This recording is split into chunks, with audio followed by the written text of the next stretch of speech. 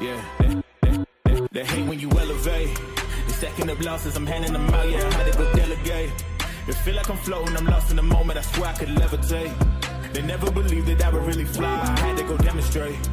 I had to set them straight. They hate when you elevate, elevate, elevate. They hate when you elevate, elevate, elevate. Yeah, they hate when you elevate, elevate, elevate. They hate when you elevate, yeah. I had to elevate. I'm way too fly. Yeah, I'm feeling myself. Ain't no chance I'm coming down, no. Got a soul view to myself, yeah. Why would I give it up? Why do they wanna come take my place? I work too hard for it, don't need a replacement. This my vocation. Now I got rollies all in rotation. Hop on a jet just to take a vacation. Remember the moments was trapped in the basement. Now the hard work is all taking me place. All right. What's really good? What's good, ATC? It's your boy Green. He's back at it again.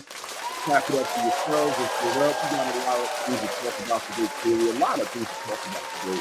I want to drop in and build on the past week. You guys know I was out of town, went to New York for the Times Square event. We're going to talk about that, of course, how the event looked.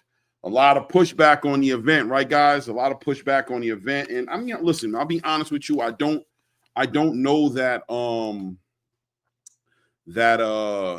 it's not warranted. I'll be honest with you. I don't know that it's not warranted, right? There was expectations, obviously, expectations on the event. That's just like anything else, right? Like any other fight, any type of event or anything, you have expectations going into it, it's build up and what it's being sold to be. And if it doesn't meet those expectations, I expect the pushback, right? It is what it is, right? But boxing still continues. We'll talk about the event. We'll talk about the week, the build-up, my experience out there. You guys saw I called a live fight with Blue Blood. I co-host on the on Blue Blood show. You guys know that. So that was awesome meeting Blue. Met a lot of people out there in Times Square. One might say making a lot of connections in the space, right? Talking to a lot of people. And look, guys, for whatever it's worth, the show is getting ground, right? People know the show. They know me. They know us. They know the community, and that's a good thing. It was actually quite refreshing to see that as well.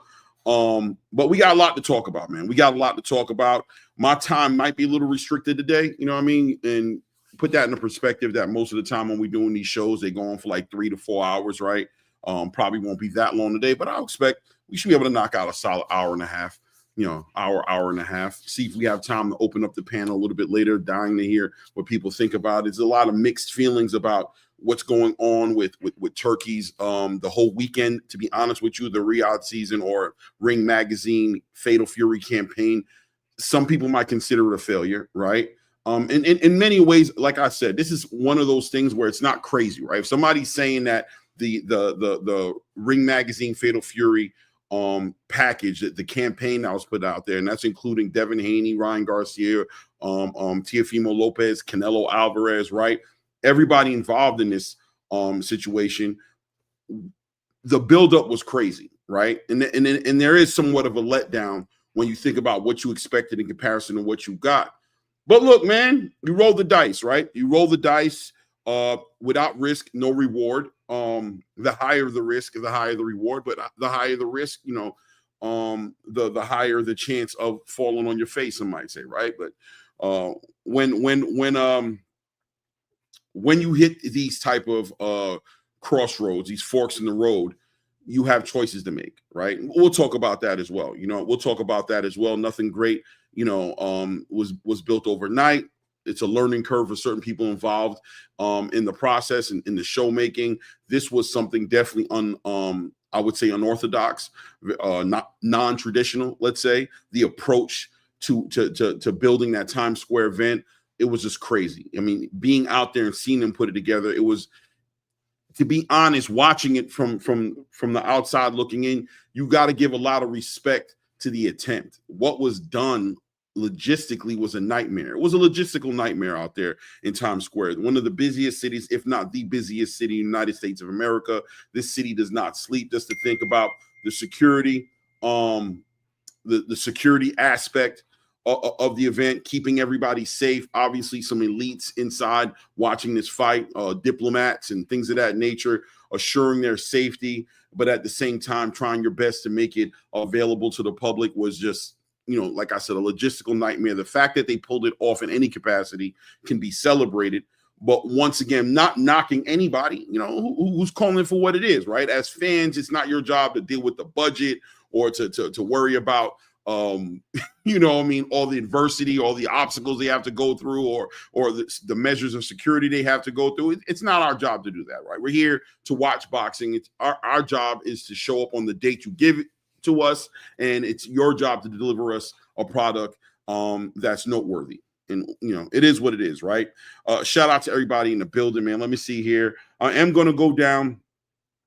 The list and shout out to everybody in here. I see Keith Tucker says, what up, Clay? It feels like I got robbed. Man, listen, man. It fell short, man. It fell short. And I would put a majority of that weight on the back of the fighter's shoulders. I know, you know, people have the issues with Turkey and the whole Saudi Arabian presence in the boxing space and in the capacity there in the boxing space. So when they get an opportunity, they're going to shoot at the whole entire event, right? There it is. That's why I told you about Turkey. That's why I tried to tell you. Now, how do you guys look, right? There's that perspective, but there's also the other perspective, right? There's the reality that if those fights would have met the criteria, if Devin Haney would have fought his heart out, if Ryan Garcia would have fought his heart out, if Arnold Barbosa would have took the opportunity in front of him and fought the living daylights out of Teofimo, and those 3 fights would have met the expectations, then we'd probably be on the opposite side of this conversation celebrating the Fatal Fury and how amazing it was and how the future of boxing is looking bright now because of what Turkey's doing, right? There's always that part of it. So a lot of this falls on the back of the fighters, right? Let's be honest. It falls on the back of the fighters to deliver a product that makes sense, that's gonna wow the fans, because that's ultimately the product, right? The platform that Turkey facilitated, the amount of promotion, the opportunity was there for it to be a big event, but the fighters fell short. And we'll talk about all those things, right? Who's in the building right now, man? Let's see. RC, salute to RC in the building. RC, and I know it's stacking in kind of slow, like I always tell you guys. It is that time of the day, right?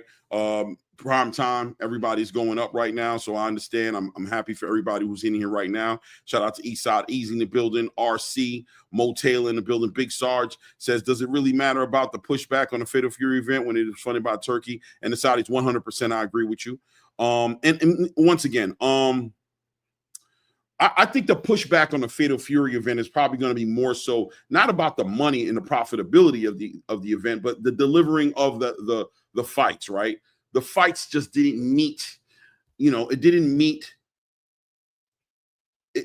fill the order in, right? What people expected, right? It is what it is. People are allowed to have their feelings about that as customers.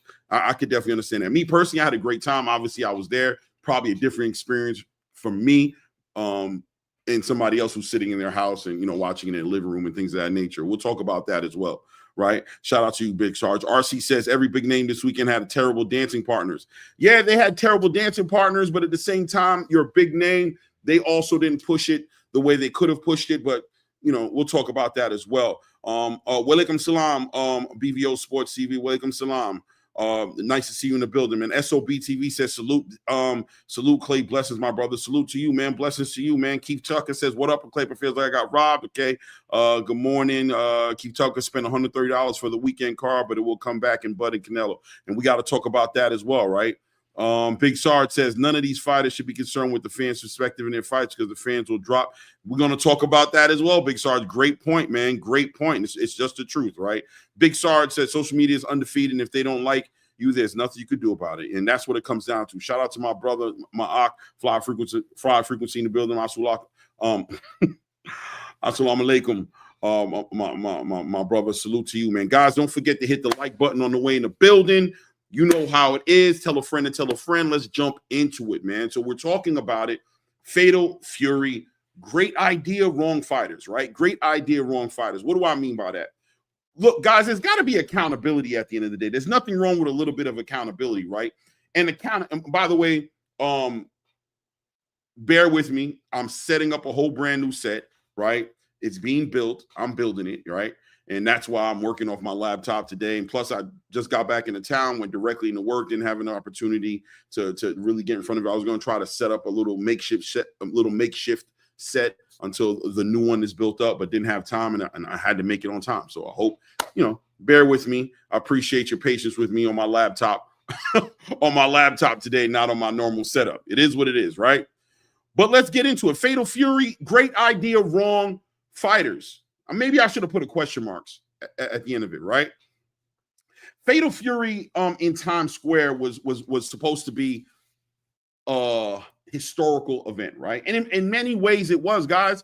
In many ways, I was out there, it was very historical. The city was buzzing. I do not think what you guys saw on camera at the actual event as far as the fights really captured the ambiance and the buzzing and the experience that was happening in the city. The city was buzzing the whole week about the event. People flew in from out of town, watching the whole entire ring be built up and the whole entire set be built up attracted a certain amount of attention within itself. It was an experience within itself just for the grand arrivals. The weigh-in was amazing. Star packed fighters like Mike Tyson, Terence Crawford was there, obviously. Virgil Ortiz, Jermaine Ortiz, Bruce Shushu Carrington, Conor Benn flew in from the UK to be in the event. It was star-studded in many ways. Plenty of things going on. A lot of casual energy in the city.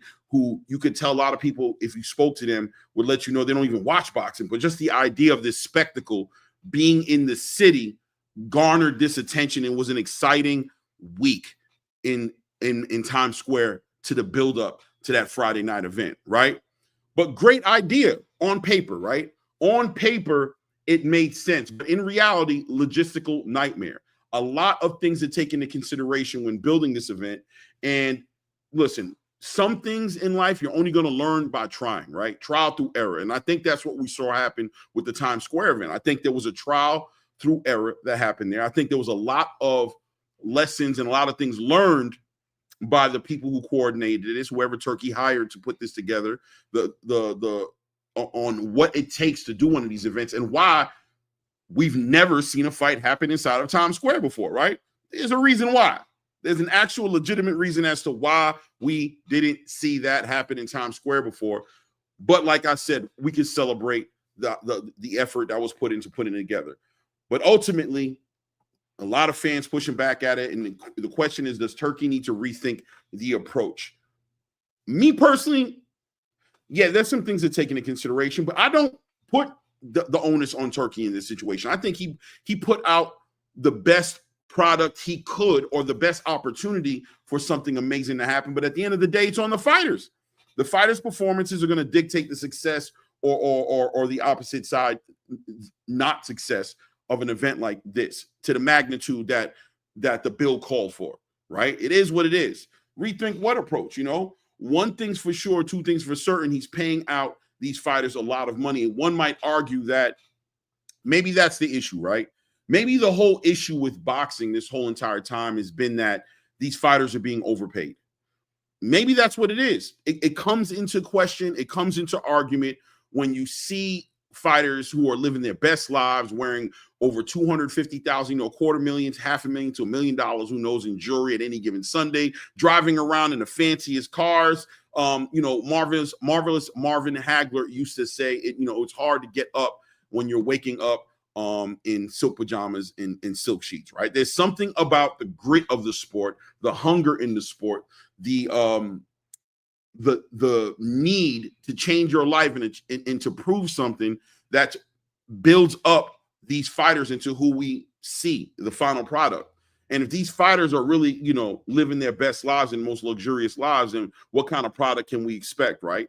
I think what happened this weekend put a bad light on American boxing. I'm not going to lie to you. And the only reason I'm going to say that is because coming off the back end of a Conor Benn, Chris Eubank, which was also part of the Fatal Fury campaign, seeing how the UK came out represented in massive numbers, 66,000+ people in attendance, the performance, the actual delivering of a fight that was considered a fight of the year candidate between Conor Benn and Chris Eubank, there was a certain hunger in there, right? And clearly the buildup is part of that. The family feud, the blood bloodline feud that was there between the Ben family and the Eubank family built up to that.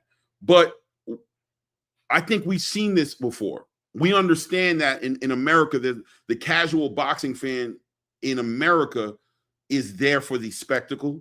They don't know a lot of the fighters. The boxing in America just hasn't, it's been pretty stagnant, right? Whereas in the UK, I would say boxing has gotten even bigger than it ever was out there, right? So it did shine sort of a negative light, a light on the American boxing, just to say that the opportunity that was there for these fighters to take this opportunity and make it into a situation in where they built their star power, where they attracted more attention. They weren't being offered these opportunities outside of Turkey, right? These fighters is what some people might consider these fighters to be B-side fighters, right? The B-side fighters, the fighters who don't get the opportunity to be on these big stage, make the amount of money that they're being offered, getting the opportunity to build their market value like a Gervonta Tank Davis or a Canelo Alvarez or even maybe a David Benavidez. Fighters who, have machines behind them who have pushed them out there. There are a lot more B-side fighters that haven't had that opportunity. And this was an opportunity for the B-side fighters who don't get the opportunity to be on these big stages in this capacity to do something. And we hope, I think, as fans, that they would jump on that opportunity and bring their best and showcase their best fights. Make this fight the best fight that they've ever fought with everything, knowing that the only thing they had to risk was to lose as far as losing the fight. But ultimately, somebody like Turkey celebrating and valuing your effort, knowing you'd be rewarded again to be on another card down the line. You'd be rewarded to be in more big events. Deliver. And to me, I'll be honest with you, it seemed like the fighters were more so concerned about protecting the bag, right? You can tell there was a big reservation in not wanting to lose, or they brought that American boxing mentality. And American boxers' mentality is, if I lose, it might be the end of my career, right? This on the back end of Floyd Mayweather Jr.'s career, being undefeated in the amount of money he made in the sport. He changed a lot of the perspective of a lot of these fighters. And that's why we see these fighters not necessarily fighting each other, right? That's why they're not fighting each other, because at the end of the day, they're scared of losing their status. One loss could be the end of their world as they know it. Turkey brings a different energy. But listen, a wise man once told me, what you do most of the time is probably what you're going to do all of the time, right? We're creatures of habits. What we're used to doing is what we're going to do. It's what we fall back on. And it seemed like somebody like a Devin Haney or even a Ryan Garcia, or maybe even a Teofimo Lopez, even though I think Teofimo Lopez, and we'll break down each one of the fights, I think Teofimo Lopez had a pretty decent outing. I'm not going to lie to you. He probably had the best outing out of the whole entire the whole Fatal Fury event for the weekend, including the Canelo Alvarez card, right? But at the end of the day, we saw what we saw. All these fighters have been pre-planned. They've been pre-planned where they know who they're going to fight next. They know the next opportunity is going to be a bigger opportunity, and losing may hurt that opportunity. And make it clear, just in case I'm word salading you guys to death, Devin Haney and Ryan Garcia understood what was on the table.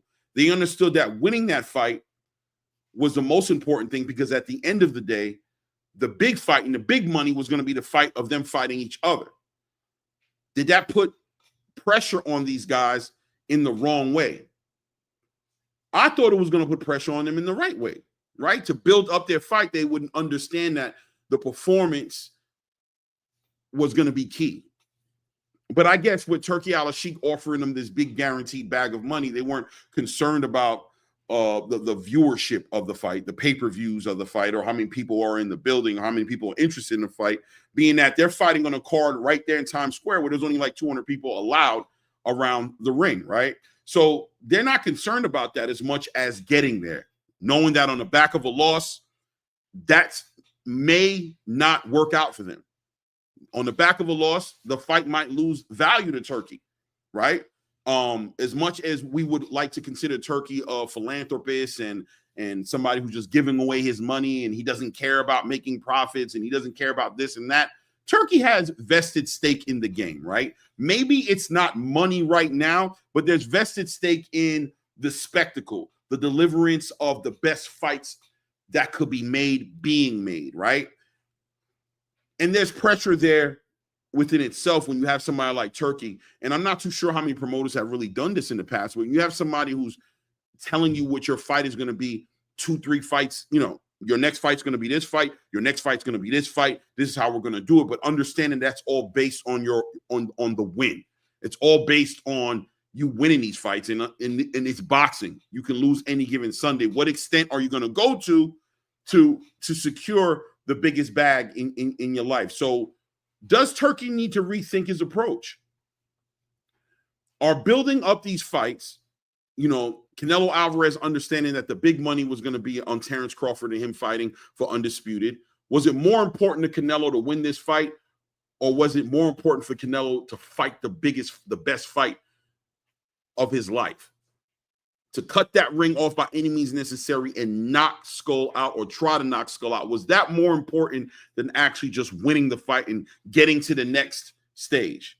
Was it more important for Devin Haney to stop Jose Ramirez, to pull out all the tools that he has in his bag, to show all the wrinkles in his game and leave it all in the ring in Times Square? Was it more important to do that, or was it more important to win the fight and make it to the next chapter, which is fighting against Ryan Garcia from what I'm understanding, somewhere in the range of $30 million, right? I think they might have been splitting it, so maybe $15 million a piece, or maybe $30 million a piece. I don't know what it was, right?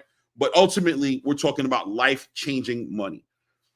And prize fighting is probably the most important part of the game, right? Prize fighting is the game.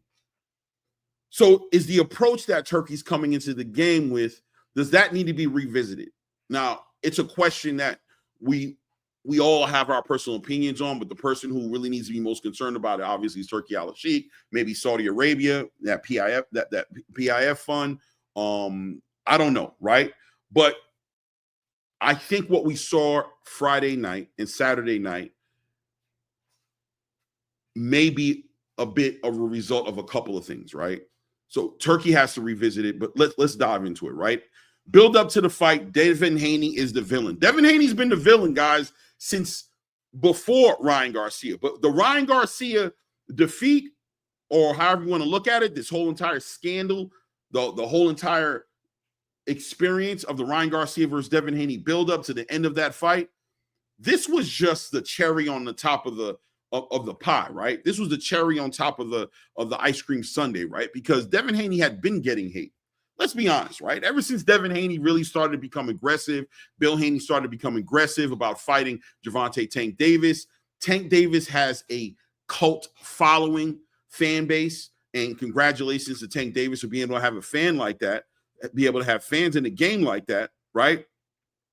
But ultimately, Devin Haney has been on the back end of a lot of scrutiny and criticism. And people who really just didn't appreciate Bill Haney's approach or appreciate Devin Haney's style of boxing, being an undefeated fighter, being undisputed, going to Australia 2 times, one time to get the undisputed titles, and then the second time to defend it, coming back, fighting against Vasily Lomachenko, defending it there, moving up to 140 pounds, defeating Regis Prograis in a masterclass fight. These things just seem to have compounded the hatred for Devin Haney. Very similar to like maybe Floyd Mayweather Jr., right? Somebody who every single win compounded hate for him. Every single victory in life and in the ring compounded hate for him. I've heard rumors of Muhammad Ali going through the same thing. If you guys want to do your history and check your notes, people were just very hateful of the winner mentality that Devin Haney brought to the space, and the fact that he was cashing out on it, right? That he was writing checks he could cash. He was winning these fights and calling out the best fights in the game. People were tired of that and were waiting for an opportunity to get a chance to tear down Devin Haney. And this is not being biased and trying to, like I'm some kind of Devin Haney fan. This is just being honest and calling it how I see it, right? How I've been seeing it for a long time. This people just didn't like the approach that Devin Haney had on wanting to fight the best fighters in the game and being a decorated fighter with a lot of accolades. And also probably maybe the most important thing about Devin Haney and what the tearing down of Devin Haney was about was his independence, right? That the father had built and tried to follow the Floyd Mayweather blueprint all the way to the T, right? and one of the most important things, being independent, being able to make fights, the biggest fights, not being controlled by one entity like a Top Rank or Matchroom or Queensberry or PBC or any one particular outfit, and being able to move around and put himself in position not only to get the fights, but also to get the biggest paydays, to get the lion's share of the money, and be able to do that without a machine like, let's say, Gervonta Tank Davis or Canelo Alvarez, or, you know, without a country behind him, or without a machine, without a Floyd Mayweather to stand next to you. Being able to do it on his own pushed a lot of people into a lot of just anger towards Devin Haney. I'm not going to go too much deeper into that and get into like the reasons behind it, but I think the obvious is Devin Haney and Bill Haney and the Haney Promotions. Devin Haney Promotions has always caught this. But the one thing that Devin Haney was always able to hold on to was the fact that he was able to be undefeated, that he did have these championships, that he was undisputed. You could never take that away from him. It seemed like when the Ryan Garcia fight happened that the opportunity was there, and a lot of people jumped on it and grabbed it right up, right? Let's be honest. They grabbed it right up, and I told you so. He's soft. He's pillow-fisted. He's chinny. He's been a weight bully his whole career. You guys can put into the chat things that I might be missing, but those are just a couple of the obvious things right there on the top of the list of things that people use to break down Devin Haney. Once this happened, this became a real uphill battle for Devin Haney now to get his respect back in the game. He put it all on the line with Ryan Garcia. He listened to the crowd. He listened to the fans. And I've called it. I had a video that I put out about it before where I felt like he had a little bit of an identity crisis, right? What I mean by that is, as much as he might be embracing the villain role, I think Devin Haney always envied a little bit of the fan base of Gervonta Tank Davis and these guys, and the way he could be celebrated no matter what he does. And he drank the Kool-Aid a little bit, right? He said, you know what? It's knockouts. Maybe it's the knockouts. Maybe it's my style of boxing that's annoying these guys. Maybe if I approach this a little differently, let me get out of my comfort zone. Let me meet one of the biggest punchers in the game with the craziest left hook, Ryan Garcia, in the middle of the ring. Let me fight him all night long, 12 rounds. Let me show them that I can fight in different ways, and maybe that'll win the people over, right? Maybe that'll win the people over. But what ultimately ended up happening? He ended up getting his brand dragged through the mud. He took Ryan Garcia, somebody who wasn't worth money. I mean, excuse me, I'm lying. Scratch that. I didn't mean worth money. Somebody who wasn't worth legacy. That's what I meant to say. Excuse me. Never got a championship. Never did anything significant in that area, but was more so just money, right? That's what he brought to the table, was a cult following of his own. He shared the ring with Gervonta Tank Davis and had a gate that broke records, sold over 1 million pay-per-views. Let me build my market value up, become a prize fighter. I've done the legacy thing at 135. Let me fight Ryan Garcia, and he went with the money. He left his path, and not only did he go with the money, but he left the style of boxing that he brings to the table, right? He left it. He didn't box. He didn't stay on his jab. He didn't hit and not get hit. He put it all on the line, and he came up short. And the boxing space really just chewed him up and spit him out for it. What did Devin Haney learn from that, right? What he learned was, what he might have learned was, there's no profit. There's no profit and there's no wins in this game being somebody who you're not. The people who hate you are going to hate you no matter what you do, right? No matter what you try to do, if somebody just doesn't like you and their chemistry just doesn't mix with your chemistry, it's just not going to work no matter what you do. You could be a what they say, a go along to get along kind of guy. They're going to find a way to hate you. You could be yourself. They're going to hate you. You could retire. That won't make them happy. They'll just destroy your whole entire legacy.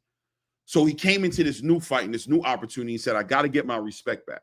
Now, on the back end of lawsuits and all those things that were involved in it that made it ugly, the reality was Devin Haney always had that. There was always content for this man and his brand and what his father brought to the table. Whether you think Bill Haney was trolling all the time, you didn't like to hear him speak, it didn't really matter, right? It doesn't really matter, because at the end of the day, it is what it is. Shout out to Cameron and Mace, right? It is what it is at the end of the day. And I think once you get into that thought process and you understand and you start to embrace and understand the position that you're in, well, you risk getting a product like what we saw happen, right? What ended up happening is Devin Haney is more concerned about winning the fight by any means, his own money. He has no concerns about attracting fans because he understands the people that hate him, the people who love him, love him. And what's more important is that if you're going to hate me either way, no matter what, well, then hate me for being me. Hate me for being the fighter that I am. Don't hate me for trying to impress you guys. Nah, hate me because you hate me anyway. And he embraced it. And in many ways, that's an admirable thing, right? You would encourage, I'm assuming most of the people inside the building today have children, right? You have people, you have younger brothers, younger siblings, and if you are influential in their lives, you're probably telling them this, right? You're telling them, be yourself. Don't let nobody push you off your square, bro. You got to learn that the people who love you, the people who hate you, going to hate you no matter what you do. Be yourself. That's admirable. But this is a business, right? Guys, right? This is a business. It is what it is, right? What comes along with these decisions that we make is consequences. And the question is, although Devin Haney's being true to himself and he's cutting out the fans and not listening, and he's closing his ears and he's becoming his own person, he's developing, is this to his own detriment? Is it to his own detriment? Does he lose when this is said and done? Is he throwing the baby out with the bathwater, approaching it this way? Right? I guess it really comes down to his relationship with Turki Al-Sheikh, right? Is he going to be given the opportunity to develop himself, build himself back up, or is the pressure of him performing at the highest level every single fight going to drown out the moment? And let me not word salad, right? Let me try to be a little bit more clear and on target about where I'm going with this. Devin Haney had to rebuild his confidence. He's going up to a new weight class, 147 pounds, to not only potentially rematch the guy who destroyed his brand in Ryan Garcia, but also fight some of the hardest competition, probably, arguably, and probably maybe not even arguably, the hardest competition he's ever going to face in his career. There can be multiple truths in the building at the same time. In other words, Devin Haney accusations of being a weight bully, and things of that nature, and at the lower divisions, that can be true, but at the same time doesn't take away from his skill set, his accomplishments, his pedigree of who we know him to be. But going into this 147-pound weight class division, that weight bully thing is out the door, right? Devin Haney is going to be operating 100% on his pedigree. And even the idea of a catch weight fight happening for Devin Haney at 144, 143 pounds, whatever it was between him and Jose Ramirez, shows the reluctant, right? That he needed that confidence boost. He needed an opportunity to get some rounds in. He needed an opportunity to feel himself back in that ring and assure himself that he's still him. Because everybody can kick whatever they want to kick to the camera. Everybody can speak as confidently as they want to speak about themselves and being true professionals and all that. And that can come off as a guy who's ready to fight King Kong. But make no confusion about it that Devin Haney staying out of the ring for a year wasn't just for fun, right? He was building something. He was revisiting his own mental strength and his own mental space. He was revisiting his own pedigree and asking himself who is he? Him bringing in Shane Mosley into the conversation wasn't for nothing, right? Bringing in Shane Mosley and going out to Big Bear Mountain and isolating himself from all the luxuries of his life that he earned, his Lamborghinis, his Mercedes truck, his mansion, his stardom, to go up into Big Bear Mountain, isolate himself in that situation. He did that for a reason. He was visiting himself, having a long conversation that took a little over a year to finish, which was, am I ready to step back into this space? Am I ready to face not only the world, but my own demons that are waiting for me inside that ring against the punchers that are at 147 pounds, including obviously Ryan Garcia, who's really just the tip of the iceberg. because there's a boxing career outside of Ryan Garcia, right? There's things happening outside of Ryan Garcia. Ryan Garcia is simply a gatekeeper in many ways for a Devin Haney. A Devin Haney who was already the accomplished fighter, who was the favorite going into the fight against Ryan Garcia. He's already was there. He took a step back, took a risk, bet on himself, bet on Ryan Garcia being honorable, making the weight, not being on performance enhancement drugs, not being full of antics on the building of this fight, not taking away and making that fight between them a whole entire circus, bet on himself and came up short and took a step back in his career, right? Right? It is what it is. So where are we at now? Where is Devin at now? What is Devin? What's the assignment? What's the game plan? What's the strategy at this point? Right? Right? Some people might want to say that, listen, man, he's making too much money, right? He's making too much money. Shout out, if you guys don't know what King disease is, and I say King disease for this whole entire show today, because I think a lot of these fighters may be suffering from King disease, and Devin might be one of them as well. He might fall right in line. We don't know yet. Time will tell what he does inside of the ring, and what he does with the rest of his career will show if Devin is suffered from King disease. And what does that mean? Back in the day, King disease was just another name for the gout, right? That's what it was. It was the gout, but they didn't know it was the gout back then. They called it King's disease because most of the people who get the gout would be the rich people, right? The people with money, the people who made it happen, eating great, sitting around in a sedentary lifestyle, being looked after, right? Served by the community, by the servants to feed them the best foods, drink the finest wines, sleep with the finest women or men if you were a queen, right? Living that lifestyle, you get fat, right? Your body would build up a lot of toxins and they would come out in your joints, right? A bunch of acid would build up and you get the gout. And they noticed that the people who were getting this disease were the kings, were the people of royalty, right? Paying these fighters the way these fighters are being paid, having these fighters only fighting once, twice a year, 3 times a year for a motivated fighter could build guys, I've always said activity, activity, activity, right? It's all about activity in this game of boxing, in the fight game, even in life, right? You sit down too long, you sleep on it, life, you take too much time not being outside hustling to make a way, you'll lose your way. You only as good as the last, shout out to Ray Davis, the last fighter you built, the last fight that you won, you're only as good as that. Inactivity kills a lot of these fighters' momentum. It just does. But what ends up happening with a Devin Haney, with the Ryan Garcia, with the Canelo Alvarez, what ends up happening when these guys aren't active and they're able, I don't want to say that they're cherry picking, that Devin's cherry picking at least, right? But at the end of the day, you may lose something. Is that the case for Devin Haney, Canelo Alvarez, and all these? I don't know. But I bring it up to say that Turkey facilitated a lot of these fighters' biggest paydays. And how much motivation are you getting if you don't have to do what a Tank has done, or a David Benavidez has done, or doing, as far as building that fan base and building that following? Do you stop putting the effort forward? I mean, I don't know. With Devin Haney, was it just PTSD? Was it really just himself building himself up in that fight and getting those rounds and getting his confidence back? And does it even matter?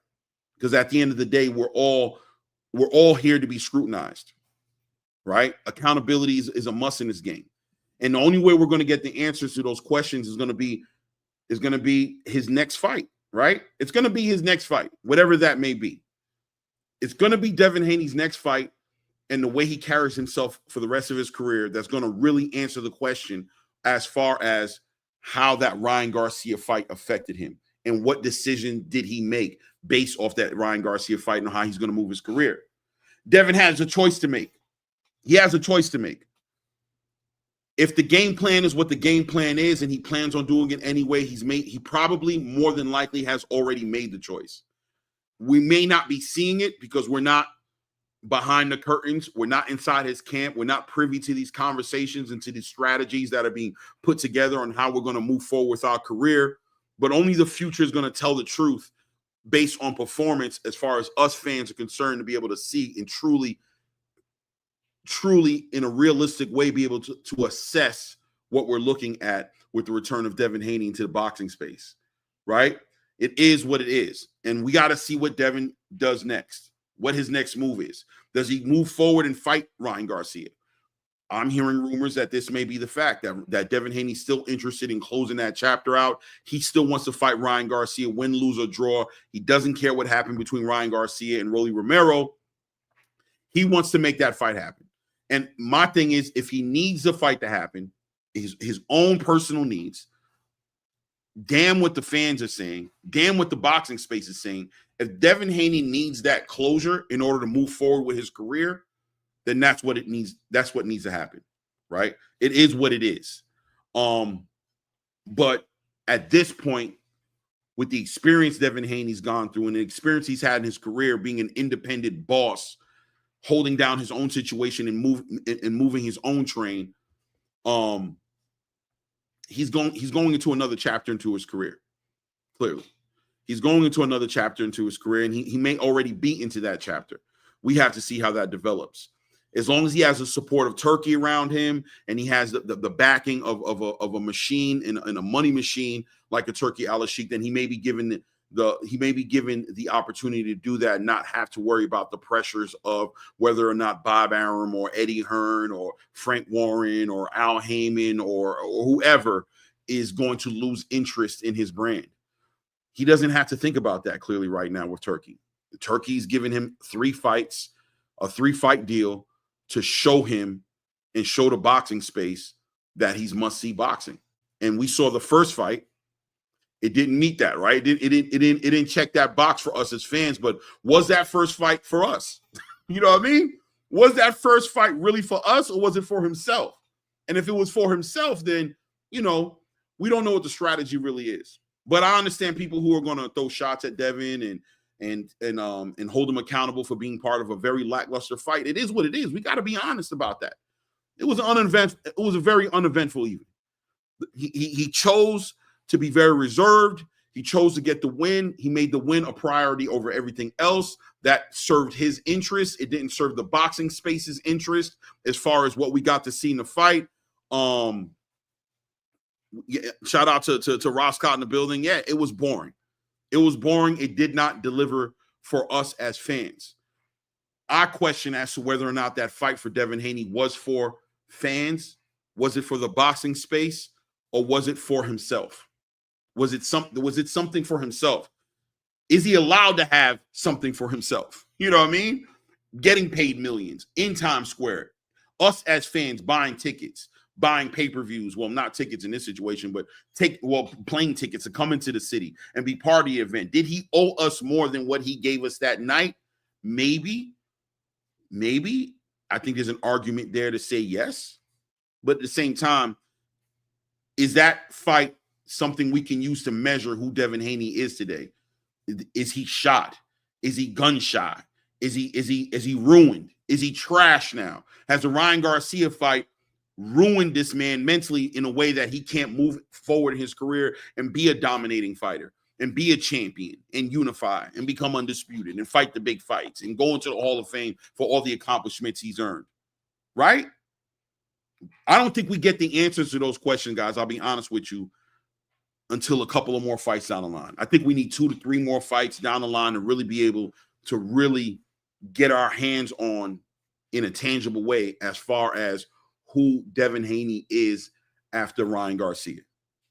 We got to find out. Pay attention to the game. I'm looking forward to see Devin Haney's next fight. We'll see what it is, right? But it is interesting, right? Moving forward. Yeah, I see Hoodrich said Devin looked crazy. Had me thinking he probably hurt his hand. So like Shakur, he said, I felt bad. RC said definitely had nervous energy. Devontre Bone said my homie said he thought he was watching Shakur shake my head. Yeah, man. And I'm being honest with you guys. Devin warrants it. He warrants the criticism. The event warrants the criticism. It is what it is, right? Nobody's safe out here.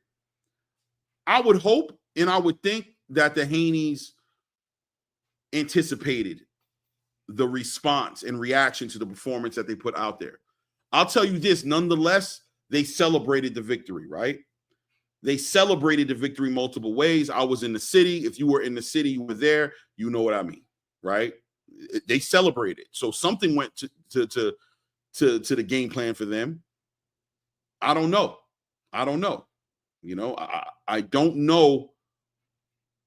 In all reality and in all truth, I don't know what their game plan was and if it worked out the way they wanted to work and what they got planned. They have 3 fights left with Turkey. We got to see. Maybe the next fight might tell us more. And by the end of the 3 fights, I'd hope that we would 100% get an answer to that question. It is what it is, right? So let's go ahead and move on to the next topic. So look, Devin Haney was a co-main event of this evening. Opening up this card, the main card at least, was Teofimo Lopez versus Arnold Barboza Jr. Going into this fight, guys, I really thought that Arnold Barboza would really I thought he'd leave it all in the ring. The buildup, the fact that we know, if you know the history of this fight, and understand that Arnold Barboza had been waiting in the shadows for a little over 3 years, waiting on an opportunity to challenge Teofimo Lopez specifically, who was the WBO lineal champion, still the WBO lineal Ring Magazine lineal champion at 140 pounds. He got caught up, Arnold Barboza, in the politics of Teofimo at that time, right? Teofimo going to war. What we come to see with hindsight with Top Rank, with the way Top Rank was pushing them, with the way he was being paid, with the opportunities he was being afforded. Teofimo was not happy in that position and wasn't cooperating. With the whole entire Top Rank situation, being very rebellious, right? We saw him fight against Josh Taylor and had a great fight. Then we saw him go ahead and fight Sandor Martin. We saw him fight Sandor Martin, have a horrible fight, question himself in the ring after the fight as far as whether or not he still had it or not. Then we seen him go in the ring with Josh Taylor and have a great night of fighting. He was able to beat somebody like that and ultimately was able to get that WBO title and continue his reign as a lineal champion. And then we saw him go into a Jermaine Ortiz fight and look pedestrian, unable to strategize, look like he was unable to cut off the ring. Just the fundamental basics that we knew Teo to be this versatile athletic fighter, to see him not be able to even work with Jermaine Ortiz, even though he got the win. A lot of people thought he lost that fight. And we started questioning Teofimo. Is it the weight class? Is it a 140-pound weight class? Is it we didn't even understand the politics that would be playing in the background. Then we saw him fight against Steve Claggett.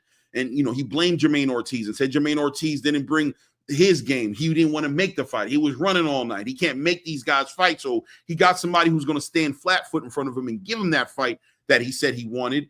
And what ended up happening, he got hands put on him. Knots on top of his knots on his head, right? Just looking like he wasn't heading in the right direction.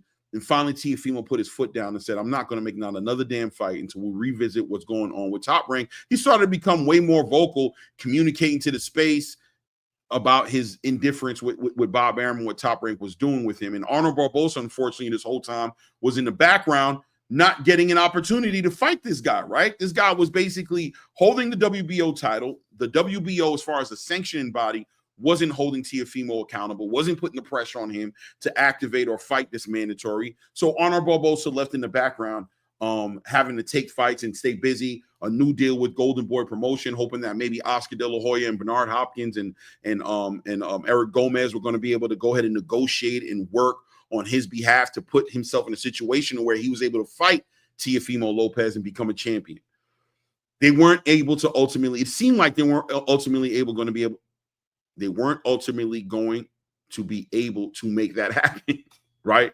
For Arnold Barboza. And you kind of felt sorry for him after a while, right? After a while, you started to be like, damn, man, it's kind of messed up for Arnold Barboza. He fights a fight against, was it Sean McCombie? Let me see who it was. Don't call me wrong, because I know y'all waiting to knock me over my head if I get something wrong. So let me just go ahead and pull this up real quick. Let's get an idea what we're looking at here first. First off, hold on a second. What's going on here? I need this to come back full circle for me. Okay. Let's get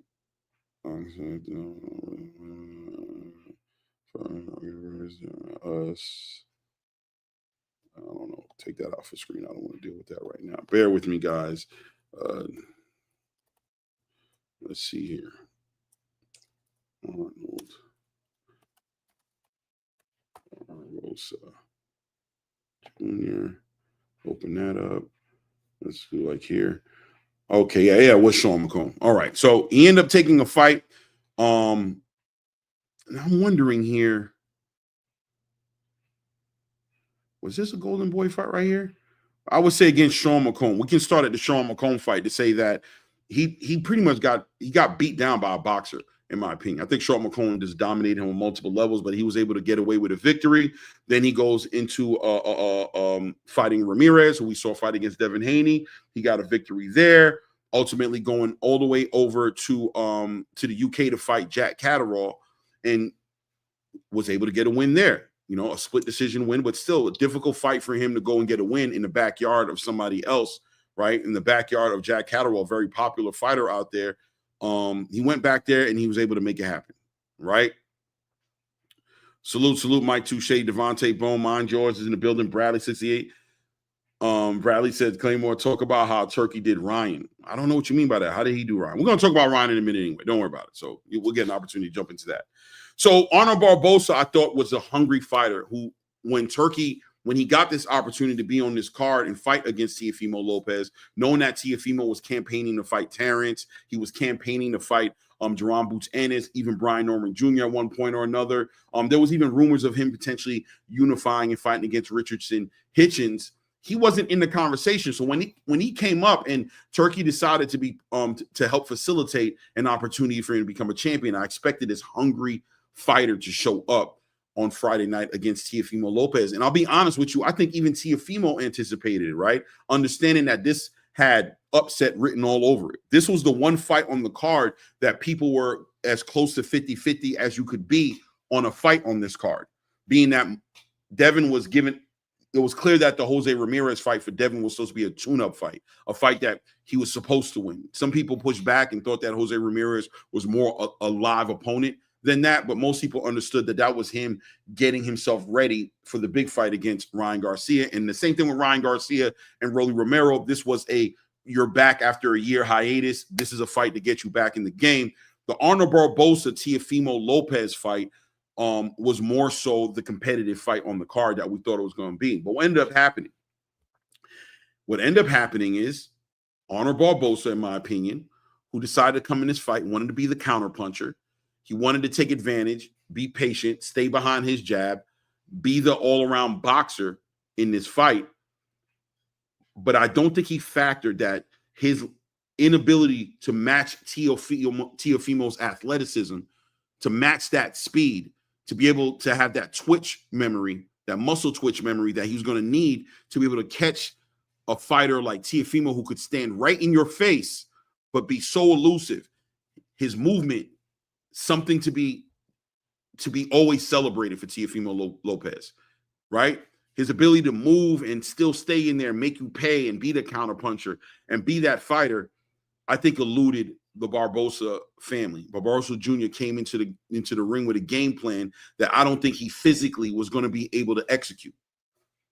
I don't think athletically he was going to ever be able to match Teofimo Lopez. So it was going to require Arnold Barboza Jr. to be more offensive, to be more aggressive, to be more pressure driven, to let his hands go, to take chances. He was going to have to attack the body. He was going to have to do a lot of things to figure a way out to neutralize this athleticism that Teofimo was bringing into the ring. And once round 3 or 4 came around, I think it became very evident that he wasn't going to be able to do this. The problem with Arnold Barboza is he couldn't adjust, right? No adjustments, no wrinkles to his game like we thought he had. Was it the moment that was too big for him? Maybe he sold us, you know what I mean? A bunch of hot air in the balloons and just a bunch of nothing burgers. What we thought was a new and improved Arnold Barboza, who showed us a lot of potential, an undefeated fighter, turned out to be a fighter who maybe never, there's levels to this game. And he's just not one of those guys who can compete at this level, right? It is what it is. It is what it is. Honor Barbosa didn't seem like he came in there ready to leave it all in the ring. He seemed to be a little too reserved, a little too patient, a little too poised.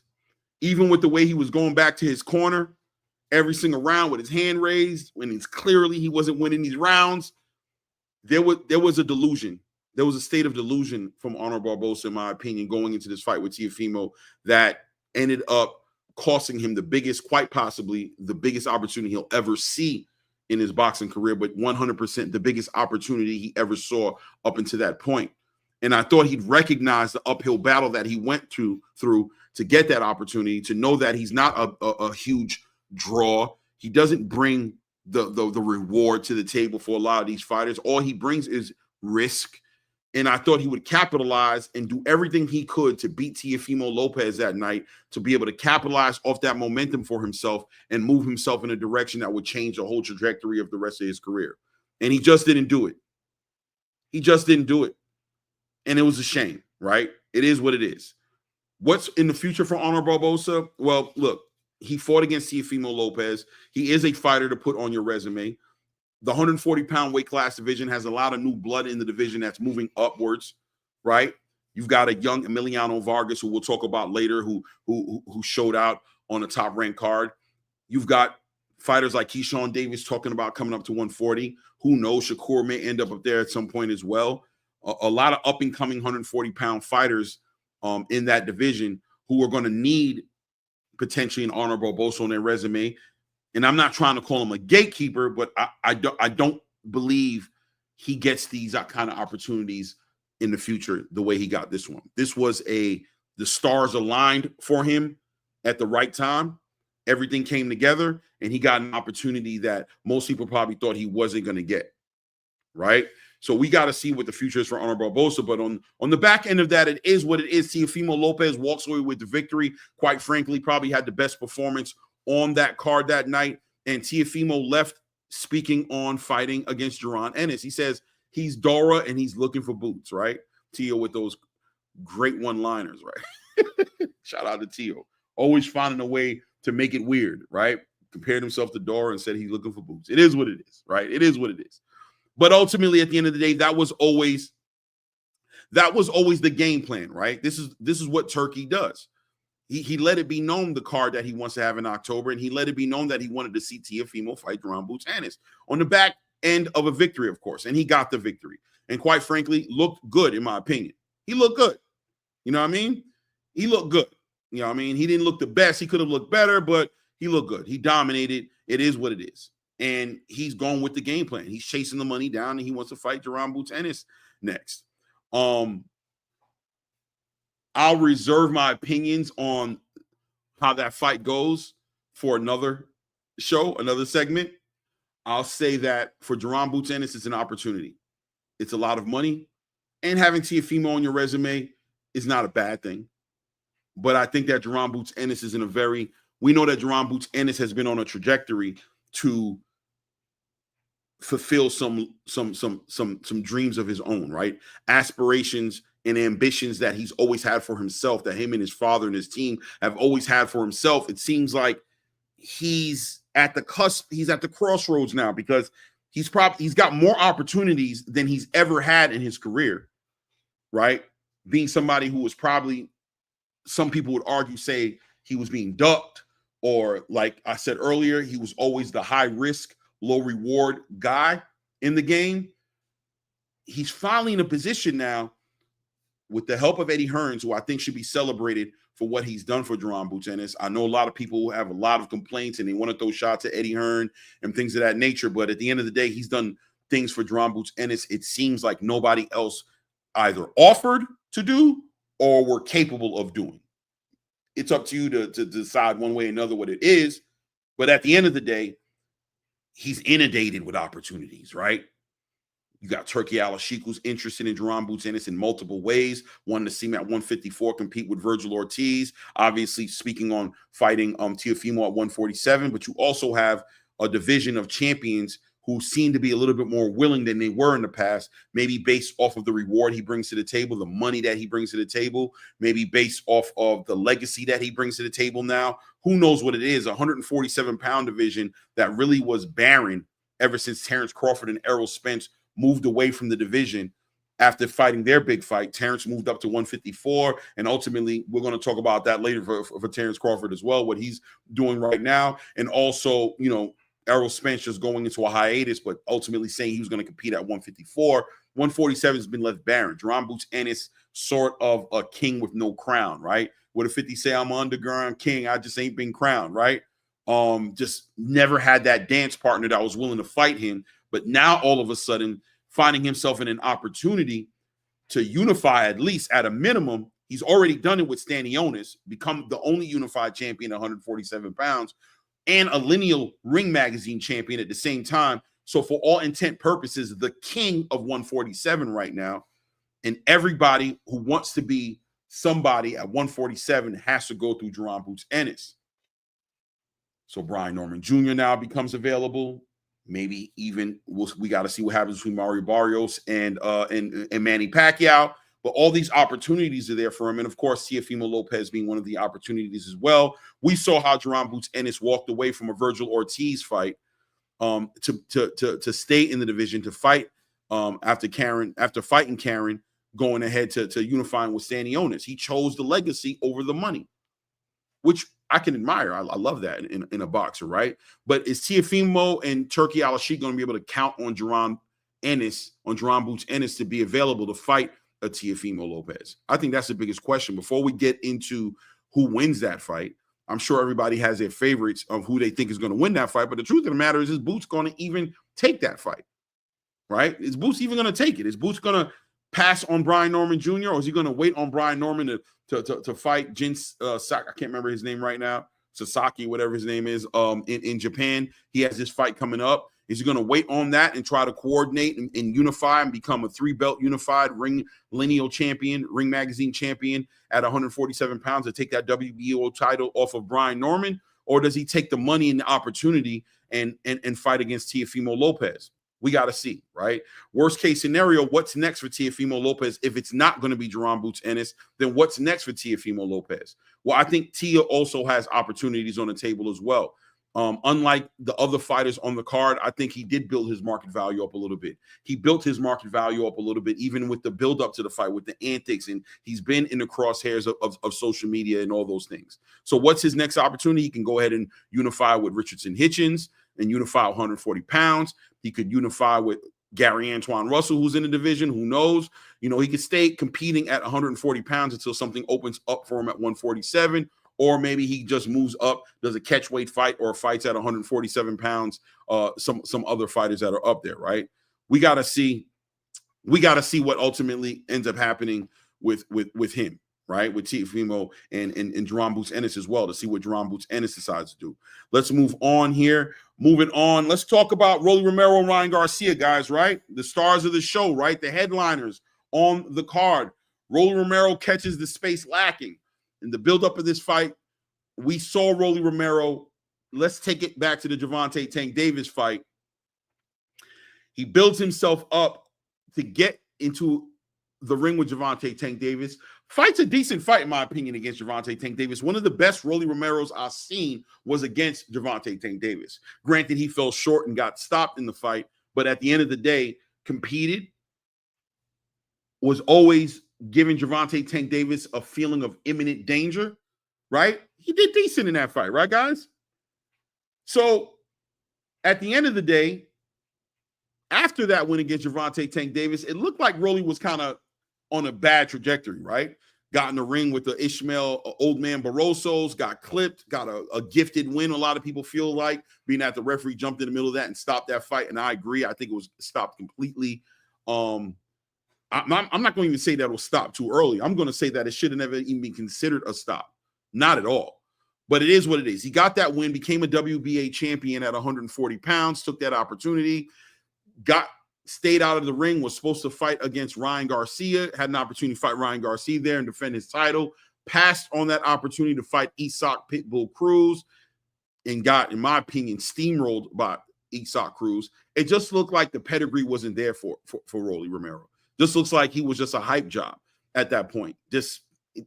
It looked like it was doodoo cookies, right? Like you thought it was chocolate chip or peanut butter cookies, but it really was doodoo cookies, right? Salute Just Do. What's good, family? What's good with you, family? Blaze pound for pound. What's good with you, King? It seemed like Rolly Romero was a hype job. And going into this fight against Ryan Garcia really never gave him a chance, to be honest with you. Really thought that this new poised Ryan Garcia, who seemed so focused on boxing, you didn't see the antics. He reunified with Eddie Reynoso for a minute and looked like that was working out. But Eddie Reynoso having a conflict of interest with the Canelo Alvarez fight that was going to happen on Saturday, couldn't train Ryan Garcia, so he reunified with Derek James. It seemed like Derek James was all in, vested into Ryan Garcia, seeing all these improvements in Ryan Garcia's attitude and energy and coachability and all these different things that he brought to the table. Even me, who had issues with Ryan Garcia based on those antics and the things he said, the racist things he said about George Floyd and about Muslims and about, you dropping N-bombs just all over the place and shaking up and tearing up hotel rooms and popping for PEDs and, just the list of things that he was doing. I can't say that I was a big fan of Ryan Garcia, right? It is what it is. But at the end of the day, seeing him focused, I had to celebrate that because I said to myself, there was a Ryan Garcia before all these antics, before all these things that happened with Devin Haney and everything he was doing and all those racist comments he made. There was a part of me that always wanted to see Ryan Garcia in the biggest fights. Just always thought he was part of the conversation when they talked about the Four Kings. And I always celebrated Ryan Garcia for being somebody who seemed to be always open to fight the best fights that were out there. He always pushed the fight tank. You never questioned whether he'd fight Devin or not, even though there was a little bit of a thing going on before where he could have fought Devin. That's another conversation, right? But for the most part, Ryan Garcia seemed to always want to be part of the biggest fights. There was a part of me that wanted to see that Ryan Garcia return, and I wanted to see those boxes be checked to get a real gauge on the kind of talent that he would be. So this Ryan Garcia that decided to be focused and dialed into the sport and said he had aspirations of becoming a champion, picked a division, wasn't fighting these catchweight fights and not making weight and getting caught up in all that, actually started to get on a path and a trajectory to be a legacy, somewhat driven fighter. Add Turkey into that conversation, it seemed like there was a maturity of Ryan Garcia that I, myself, as a boxing fan, embraced and wanted to see the boxer Ryan Garcia compete at the highest level in this sport. I thought that guy was going to steamroll Rolly Romero. I thought that guy was going to be the guy. I thought that guy was going to be dialed in, boxing at the highest level we've ever seen him box for himself. Just a return to the fold of the best fighters in America. Boy, did we get to learn something about Ryan Garcia Friday night, right? Boy, did we get to learn something about Ryan Garcia that night. Yeah, Devontre. Yeah, bro, trust me, Ray was in my ear the whole time. He called it on that Rolly fight, right? He called on that Rolly fight. I called Ray. I'm assuming Ray works at night, so it is what it is, right? But definitely had to give Ray Davis his props on calling that fight because I didn't see a way.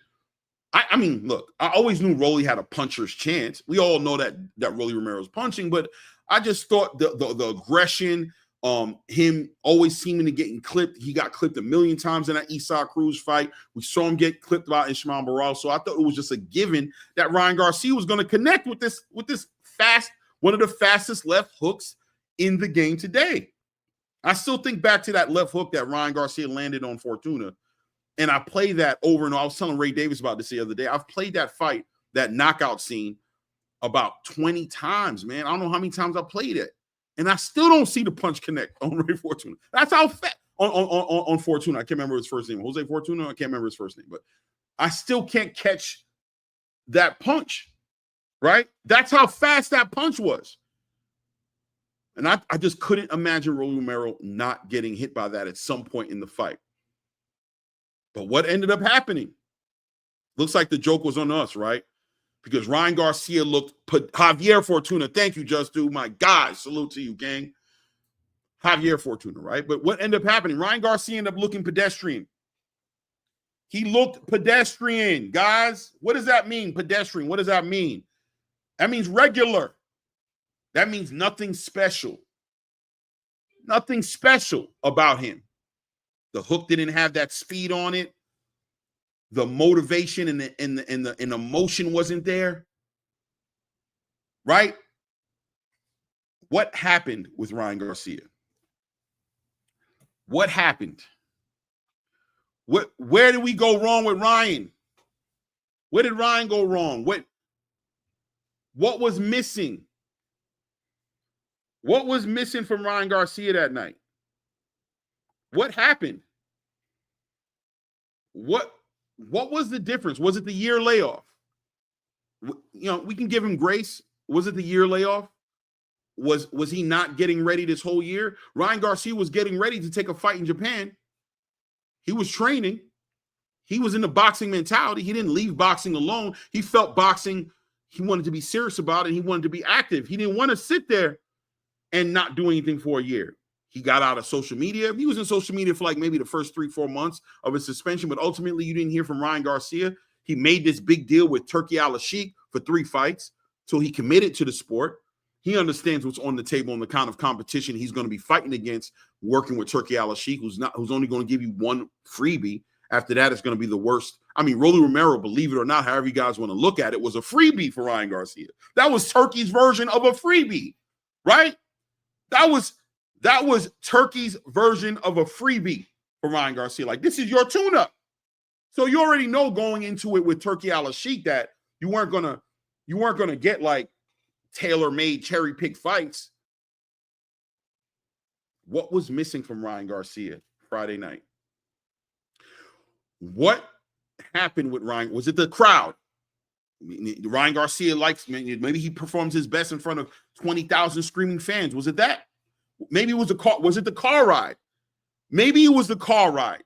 Maybe the car ride from the hotel to the ring took his legs from him sitting in the Batmobile. Ryan said that it felt like a sparring session because the energy just wasn't there. Look, guys, the energy is part of the fight for the fighters, right? I mean, what's my guy's name? Samson Leakowitz said one of the biggest things that turned him and David Benavidez off from fighting on a Turkey card to fighting at Caleb Smith for taking that opportunity was the lack of a crowd, that they love that big PBC crowd in Las Vegas, T-Mobile Arena, shaking the building, MGM, 30,000, 20,000+, 25,000+ fans screaming your name. That does something for you, right? It does something for you. Maybe that was a takeaway for Ryan Garcia. Maybe it was a takeaway for all the fighters on the card. Having 200 people watch you with elites look at you like a fish inside of a fish tank. Did that take away some of the drive that Ryan Garcia had? Because he lacked emotion. He lacked confidence. He lacked speed. He lacked athleticism. Did he lack OSTARINE? I don't got my board because I ought to hit the button. There's an argument there that the Ryan Garcia we saw Friday night against Rolly Romero was not the same Ryan Garcia we saw against Devin Haney. There is a legitimate argument there to say that the Ryan Garcia at the weigh-in aesthetically on his body did not look like the Ryan Garcia that jumped on the scale against Devin Haney. There's a legitimate argument there, guys. There's a legitimate argument there that, and this is outside of, look, I'm trying to stay professional as I can in this. I don't want to be one of those guys pushing narratives out there, getting my personal feelings all involved in it. Let's just call it what it is, what we see in front of us. Assess the data we have in front of us to get some understanding as to what we saw with Ryan Garcia Friday night. As I stated earlier, one thing that's consistent is the Ryan Garcia we saw Friday night was different than the Ryan Garcia we saw against Devin Haney. For a combination of multiple reasons, whether it be the crowd, whether it be the year layoff, whether it be the car ride in the Batmobile, and whether it be the absence of performance enhancement drugs in his system. There was a difference in the Ryan Garcia we saw in that ring. It is what it is. It is what it is. And we can call it that. I'll leave it there. I won't get crazy with it, but I'll just say that for me, the biggest question is, what does Ryan Garcia do from this point on? A fight that was on the line was a fight between him and Devin Haney. Is that fight off the table? Is that a fight he's still interested in? Does it make more sense for Ryan Garcia to take a step back and fight Rolly Romero again? And if he doesn't fight Rolly Romero again, and if he's not going to fight Devin Haney next, then who does he fight? There's a 3-fight deal with Turki Al-Sheikh. That comes with contingencies. Turki has game plan and plans for Ryan Garcia. And has this changed the game plan from Turki Al-Sheikh's perspective? Is Ryan Garcia going to be able to dial back into this game after taking that loss? And let me tell you something. You know, Rolly Romero said something very interesting. And Rolly Romero, I don't know if you guys have been paying attention. First of all, I've always given Rolly Romero his respect for being an intelligent person. He is a very intelligent person. I do believe that there's some spectrum aspects of his mentality that makes him somebody who's not quick on his toes. But if you give Rolly Romero the opportunity to speak and think and take his time and make, and really think out and use his critical thinking skills, most of the time what comes out of his mouth is pretty practical things. He uses his critical thinking skills pretty well. But Rolly said something very interesting on Ryan Garcia. He said, you know what? I'm happy it took 12 rounds to win that fight.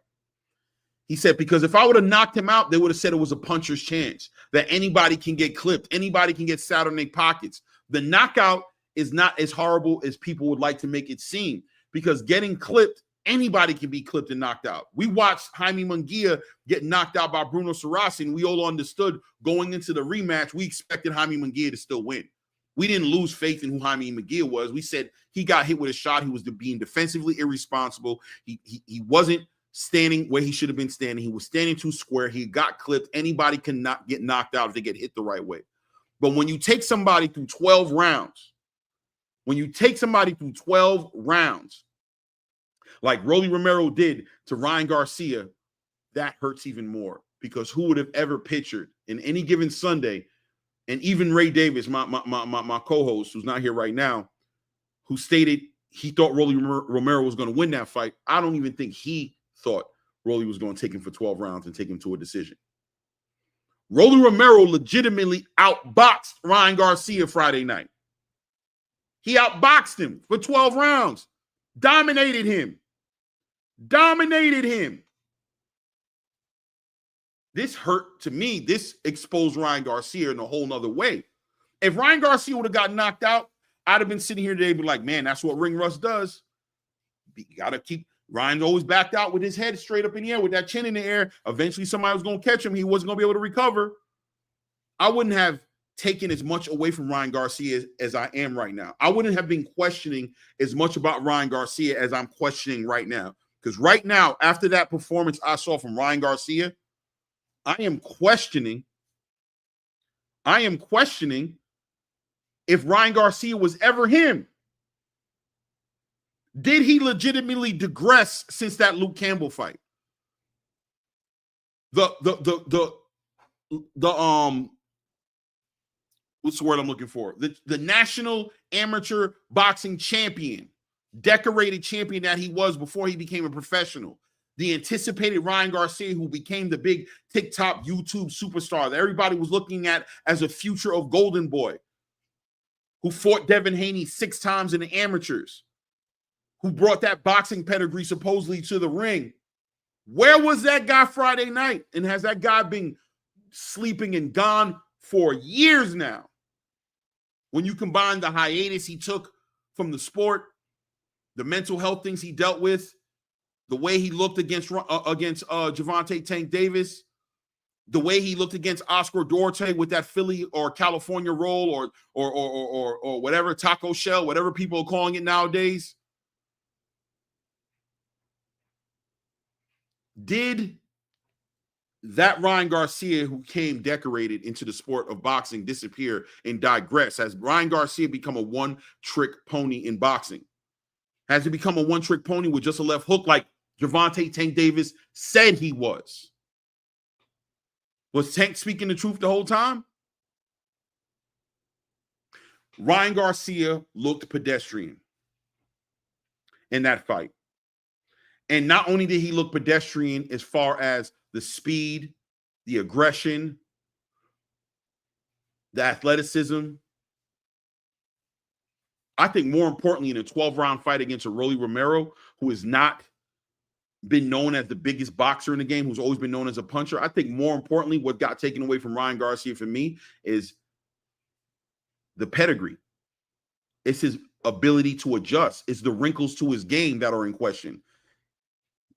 He looked one-dimensional as I was going to cuss, right?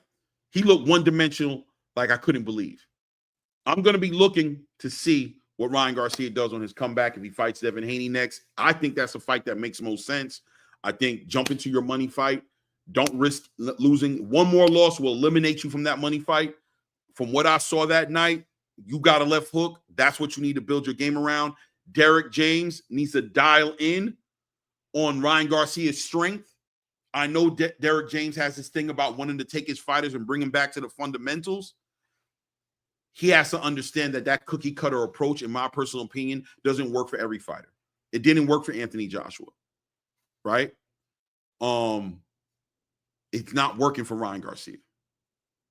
Ryan Garcia has a very, very deadly left hook, supposedly, which we didn't see either.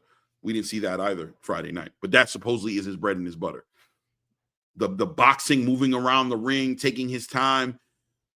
Ryan Garcia doesn't seem like it's an effective strategy to bring to the table to see Ryan Garcia be who the world wants to see him be. His fans want to see him be, who he wants to see himself be. We'll have to see what Ryan Garcia does next, interestingly enough. But there was definitely something missing from Ryan Garcia that night, whether it was the OSTARINE or not. As I stated, a combination of multiple things. Everything can coexist in the same space. But this Ryan Garcia that we're looking at in this picture, yeah, that wasn't the Ryan Garcia who showed up Friday night. That's not the Ryan Garcia who showed up on the scales Thursday morning or Thursday afternoon at the actual ceremonial weigh-ins. That Ryan Garcia didn't show up. It was a different Ryan Garcia. It is what it is. We'll see what he does. Let me take a moment real quick to go ahead and shout out. We got some super chats in the building. Shout out to the support in the building, man. RC in the building, man. I appreciate you, man. And everybody donated $1 for this real talk. I appreciate you, RC. Yeah, man. Guys, man, don't be scared to put some color in the chat, man. Show some support. What did Blue Blood say? Put $1 and refresh the chat. So I don't know what he says, but yeah, man, support the channel, man. All the color is embraced, man, and welcome, man. Keeps the channel where it needs to be, man. So, don't be scared to go ahead and hit that, man. Also, the Cash App is always available as well. I don't know if I have it on the screen. I could pull it up. That's actually where I'd rather it go. I'm going to start pushing the Cash App more. But, yeah, man, salute to you guys. Just Do, my God, my brother, man, in this boxing space, man. I appreciate you, brother. Thank you, man, for showing support to the channel. They said just adding to the pot. Build. Thank you, family. I appreciate you, man. It means a lot, man. It means the world to me, man. Thank you. Thank you. Thank you. Thank you again, man. Can't emphasize on the thank yous, man.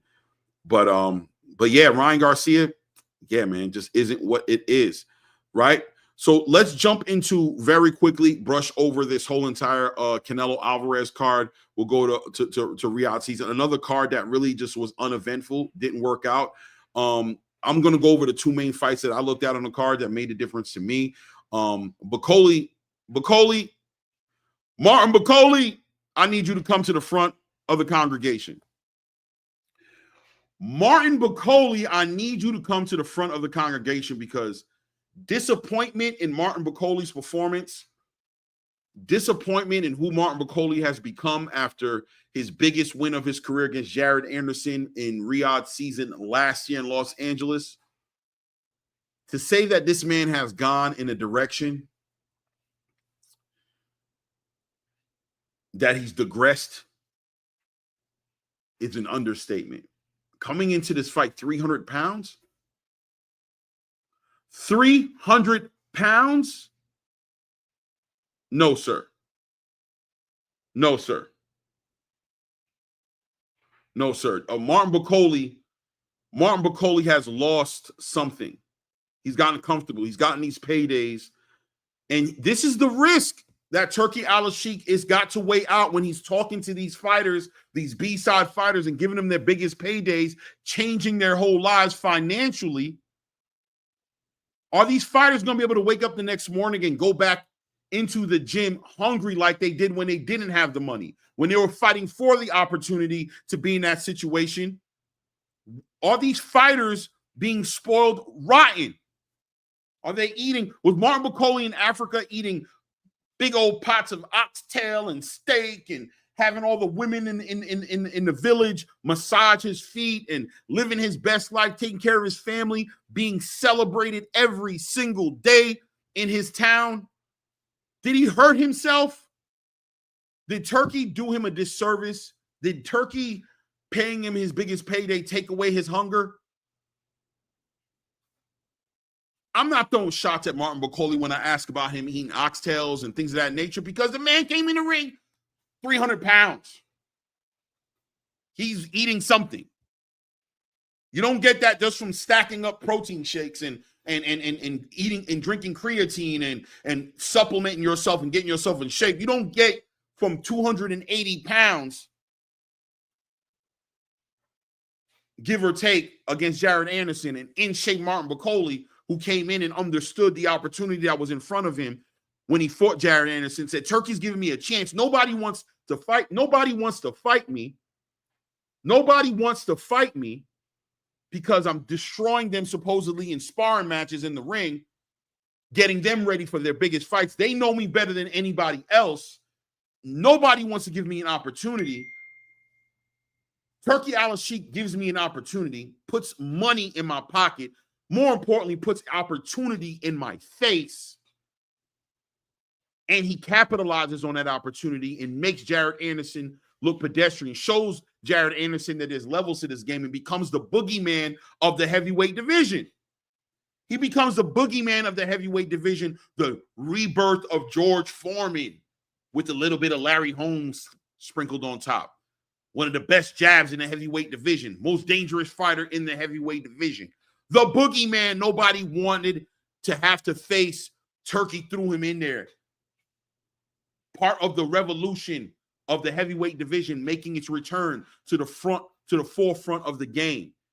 As the old saying said back in the day, where the heavyweight division goes, so does boxing. What happened to Martin Bakole? What happened to Martin Bakole? Took a last-minute fight against Joseph Parker about a month and a half ago. Got stopped, but we all gave him grace. We understood he got called out of the blue, sitting on his couch, getting ready to jump into a camp to fight against F.A. Jagba.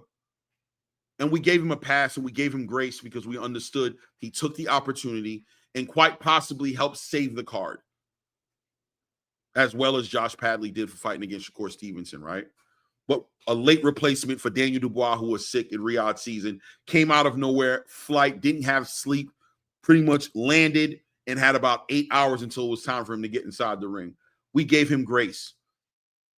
We gave him grace. Can we afford to give Martin Bakole the same grace for this performance against F.A. Jagba? And look, I want to be clear, right? It's not to say that the performance was so horrible, right? It wasn't to say that the performance was horrible as much as I would say, I want to say that him coming into the ring 300 pounds showed so much of a lack of preparation. It makes me feel like you're taking the opportunity lightly, excuse me. It makes me feel like you're not dialed in like you were when you were fighting against Jared Anderson. And how tragic and unfortunate that is, if that is the truth. How tragic and unfortunate it is if Martin Bakole has lost his motivation. And if he has lost his motivation, one might accredit that to Turki Al-Sheikh paying him his biggest bag he ever gotten paid. These fighters have to understand. Now, Martin Bakole's from Africa. He doesn't represent American boxing, but I'm going to say it for the American boxers and all the boxing in the space, that these opportunities aren't there to just change your life financially, but it's a chance to do what a lot of you guys have been preaching. But you guys might have been selling us wolf tickets, right? Let's be honest. Because you had us believing that you wanted to fight the best, that the money in the game corrupted the game and allowed fighters to control the game and cherry pick and skip over and duck the biggest competition, which was you guys, who the only thing you guys were missing in order to show and prove was market value, was the prize, was the risk that you brought to the table, and the lack of reward that you brought to the table. That was what the conversation was about. But here you go, getting your payday, showing up to the big show after your payday, and giving us not only lackluster performances, but also in Martin Bakoli's situation, who I don't necessarily think it was lackluster. I think he was trying to make the fight, but clearly that 300 pounds he brought to the ring made it to where his athleticism was restricted, to say the least, to where he couldn't keep up with an F.A. Jagba, who I've never given the credit to being the most athletic heavyweight. In shape, aesthetically pleasing to the ladies, in shape, big heavyweight, but moving around, inability to cut the ring off on F.A. Jagba, allowing F.A. Jagba to just run circles around you and just F.A. Jagba, by the way, I'm going to celebrate him and say he had a great fight. He took the opportunity seriously, but then again, didn't get the paydays that Martin Bakoli did, right? But what's going on with Martin Bakoli? What's going on with boxing in general in these paydays? Are these paydays hurting the sport? There's an argument after this weekend, a legitimate argument after this weekend to bring to the table to speak about these fighters and the money in which we choose not to. We try not to talk about these fighters' money too much, but when the money starts affecting the performance, I think it's all fair game at that point. And I think it's fair game to say that if these fighters getting their money in their biggest paydays is taking away their motivation. We watched Jermell Charlo run around the ring from Canelo Alvarez for 12 rounds and then disappear from the sport on the back end of his biggest payday. He disappeared. Errol Spence, anybody seen Errol? Doesn't even put out videos, doesn't even have a social media presence anymore. Disappeared from the game on the back end of their biggest paydays. And we can go down the list of fighters. And this is what, at one point or another, people even complained about what PBC was doing with the fighters, paying them as much as they were paying them, giving the fighters their highest paydays, but the inactivity from these fighters, the lack of motivation for these fighters to get back in the ring, to follow legacy and unify and have undisputed champions and fight the best and fight their mandatories. Always coming to the table and saying, what does he bring to the table? Right? So there's an argument there to say that Turki Al-Sheikh, as much as I celebrate what he brings to the table, I truly celebrate what he brings to the table. I think he brings a lot of opportunity, and I think boxing is a money business. And I think the lack of resources and capital to tap into to make some of the biggest fights are always going to get in the way of these big fights being made. But I think there needs to be some checks and balances taken into consideration on how he's approaching it. And I'm going to assume that after this weekend of lackluster fights, that has to be taken into consideration. That has to be taken into consideration, and there may be some adjustments that need to be made in order to protect the integrity of the sport. Right? I don't know. But Martin Bakoli, big disappointment. Let's get into it, man. Canelo Alvarez fights against William Skull. We know what the importance of this fight was. Canelo Alvarez left and allowed that IBF title to be vacated off of him because he didn't want to fight William Skull. I think he always understood, and he doesn't like the athletic move around the ring fighter, right? Even Dimitri Bivol, in his own respect, was an athletic fighter who moved around very well in the ring.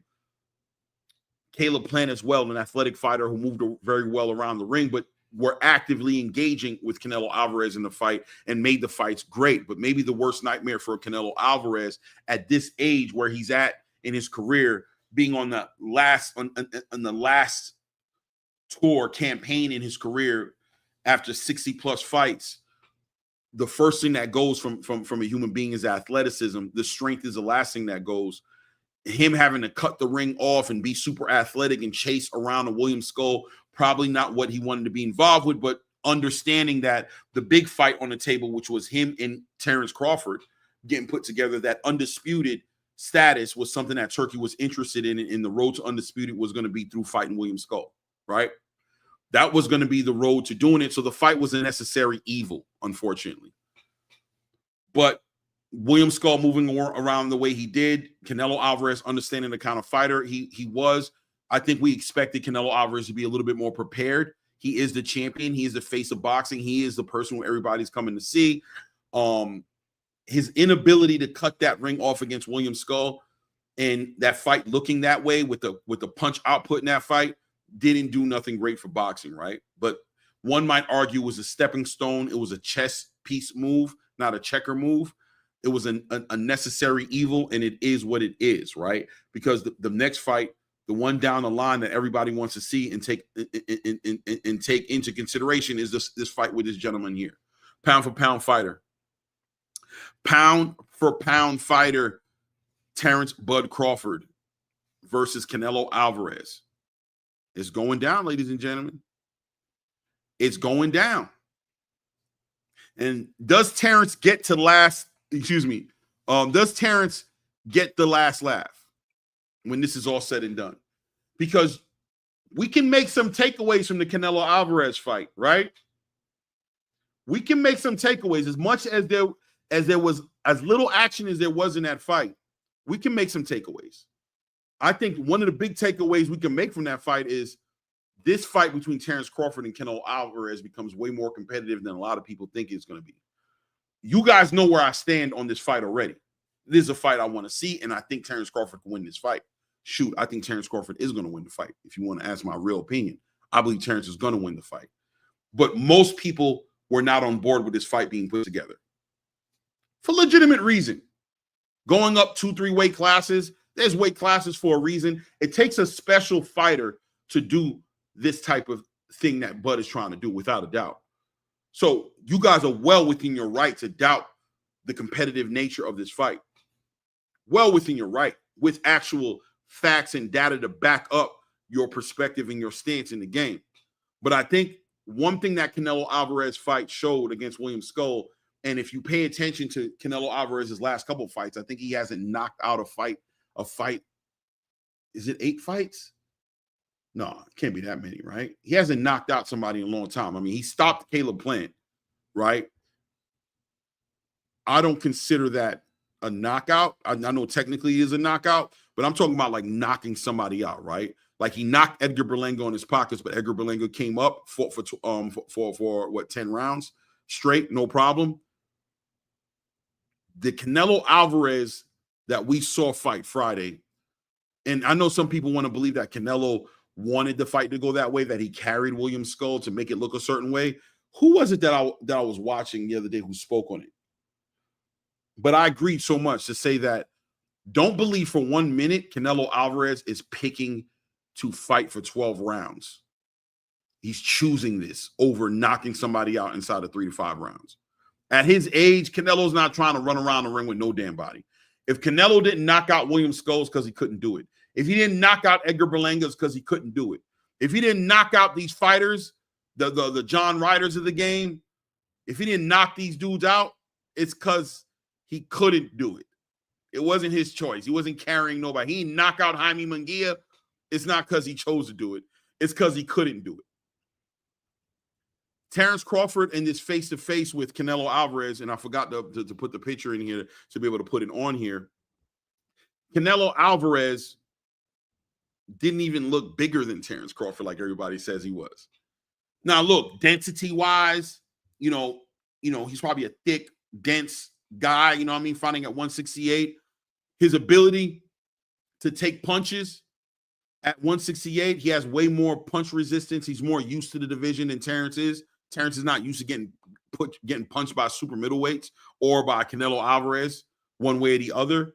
There's definitely some intangibles involved in this fight that are still going to be there and still remain to be seen intangibles. We don't know Terence Crawford, how he's going to deal with the punching power of Canelo Alvarez. We won't know until that night in the ring. But we know that the pedigree is there for Terence Crawford. We know that the acumen is there. We know that the ability is there. We know IQ-wise, he's probably got a better IQ than Canelo Alvarez. One can argue the other way, of course, and say Canelo Alvarez has an underrated IQ. I think Canelo Alvarez has a great IQ.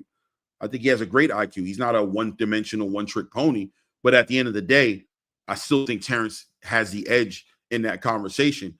And I don't know how long it's been since Canelo Alvarez has been in the ring with somebody who's made him have to think. But I would argue that, or think, and just show different wrinkles to his game. But one would argue, and I would argue that the times that he's had those cerebral matches where he's had somebody who's very cerebral in the ring who has that pedigree, he's fell short. Floyd Mayweather and Dimitri Bivol, right? Right, guys? Floyd Mayweather and Dimitri Bivol. Those are guys who challenged Canelo in a cerebral way. And he wasn't able to make it happen when it was all said and done against those guys. Am I putting Terence Crawford in the same conversation as a Floyd Mayweather and a Dimitri Bivol? Yeah. Yeah, I am. I'm doing that. Lara and Trout, shout out Denzel Horton for sure. I'm definitely putting him in the same conversation as a Floyd Mayweather and a Dimitri Bivol. Yeah. And I think if we do the research, the receipts say that those guys put Terence Crawford in that conversation as well. Floyd Mayweather has commented on Terence Crawford being the pound-for-pound best fighter in the game today, and so has Dimitri Bivol, who celebrated him over and over again. Alexander Usyk, who's a pound-for-pound great fighter in the game, quite arguably the pound-for-pound best fighter in the game right now, above Terence Crawford, says that Terence Crawford is a pound-for-pound best fighter, right? So it is what it is when it comes to that conversation as far as the IQ and the abilities and him being a special fighter. Terence Crawford is a special fighter. If you would like to hate on him and say he's not, you're free to do it, right? But ultimately, at the end of the day, I would say that consensus says majority of people give Terence Crawford the respect of being one of the pound for pound best fighters in the world, top three. Behind the only people competing with him in the conversation will be Monsta Inoue and Alexander Usyk, right? So look, man, this fight I think becomes more interesting one way or another, however you look at it. The fight Canelo had with William Skull, as lackluster as it was, did the results of that fight, did the fighter we seen Canelo Alvarez against William Skull bring more interest and more legitimacy and make the fight between him and Terence Crawford make more sense than it did before the fight? If he would have just ran through William Skull and knocked him out inside of 3 to 5 rounds, would it have been harder to make it legitimate that Terence Crawford and Canelo Alvarez fight was going to be competitive, right? That's personal opinion. Everybody can take their time to have their own opinions. Regardless, it's going down. Las Vegas, September 12th, Allegiant Stadium, expecting 60 to 80,000 people in the building. They're going to put all the promotion behind this. I'm excited. This is a fight that I wanted to see. You guys know I'm a Terence Crawford fan. I'm not like the other fans in the game. I'm not out my mind delusional and drunk with admiration for this guy, but he's a guy who I have a lot of respect for in the boxing game. I think he brings a lot to the table. I think he brings intangibles to the table that 90+% of the fighters in the game don't bring to the table. I think he's one of those guys, a special fighter. And I keep telling you guys, special fighters do special things. It's right up his alley, man. I wish him the best. I can't wait to see it. I'm going to try my best to make my way to Vegas. Probably going to be there for this fight. Probably going to be in the city. That's my goal. You know what I mean? Hopefully my brother Blue Blood is going to be there as well. You know, we'll be up there, be able to call live. Who knows? I ain't calling it right now, but this is a big fight. I think the biggest fight of the year. And, you know, inshallah, will meet the anticipation like Conor Benn and Chris Eubank did, and doesn't do what Devin and Jose Ramirez did, or Ryan Garcia and Rolly Romero did, or what Canelo and William Skull did. Hopefully this goes in the other direction, right? Can't wait to see the buildup. Can't wait to see the first press conference. Can't wait to see what Bud's working on, to see the all accesses. I think it's going to be exciting up until this point. So I can't wait to see it, man. It is what it is. And I'm sure you guys are going to be watching it as well. Whether you support it or you don't support it, doesn't matter, right? So let's go into the final topic, because the weekend was lackluster as it was. There was some things that popped off, some eventful moments, you could say. But I think the biggest thing that happened is, and we got to give props to Top Rank, shows out, saves the day, Sunday, Monsta in the way versus Cardenas. Ramon, is it Ramon Cardenas? Help me in the in the chat here. But was it Ramon Cardenas or whatever it was? I can't remember. But at the end of the day, what a card! First of all, the card was great. And look, guys, I'm gonna be honest with you. There's no secret. Top Rank is getting ready to go ahead and separate from ESPN. They're in the market right now looking for these network deals. I'm hearing rumors of them working things out with Amazon, working things out with DAZN. I've even heard rumors of HBO potentially getting back in the boxing game and working with Top Rank, but nothing has been solidified or cemented for Top Rank. So these last couple of cards they're going to have for this year on this deal with ESPN, I expect these fights to be huge. I expect the cards to be huge, competitive. The Top Rank is fighting for their livelihood right now. And just like PBC did in their final year, I think it was in 2023, their final year with Showtime, if you notice, those last 3 to 5 fights, events that they had were very eventful, right? From Terence Crawford versus Errol Spence, to David Benavidez versus Caleb Plant, to David Benavidez versus Andre Boo Boo Andrade. I mean, all those cards, right, were epic cards. One of the best years that the PBC had in the boxing space. And you're watching Top Rank kind of follow that blueprint. This card right here was super eventful card on there. Down for, I mean, there was a couple of standouts, and we'll talk about the standouts, not the whole entire card. But Emiliano Vargas continues to improve and continues to show me that he's going to be a future star in this boxing space, right? Emiliano Vargas continues to improve that he's levels above the regular guys, that he's far from pedestrian. And I think Fernando Vargas's father, I think Top Rank is earned their accolades, and they always will be celebrated as one of the best fighter development outfits in the game.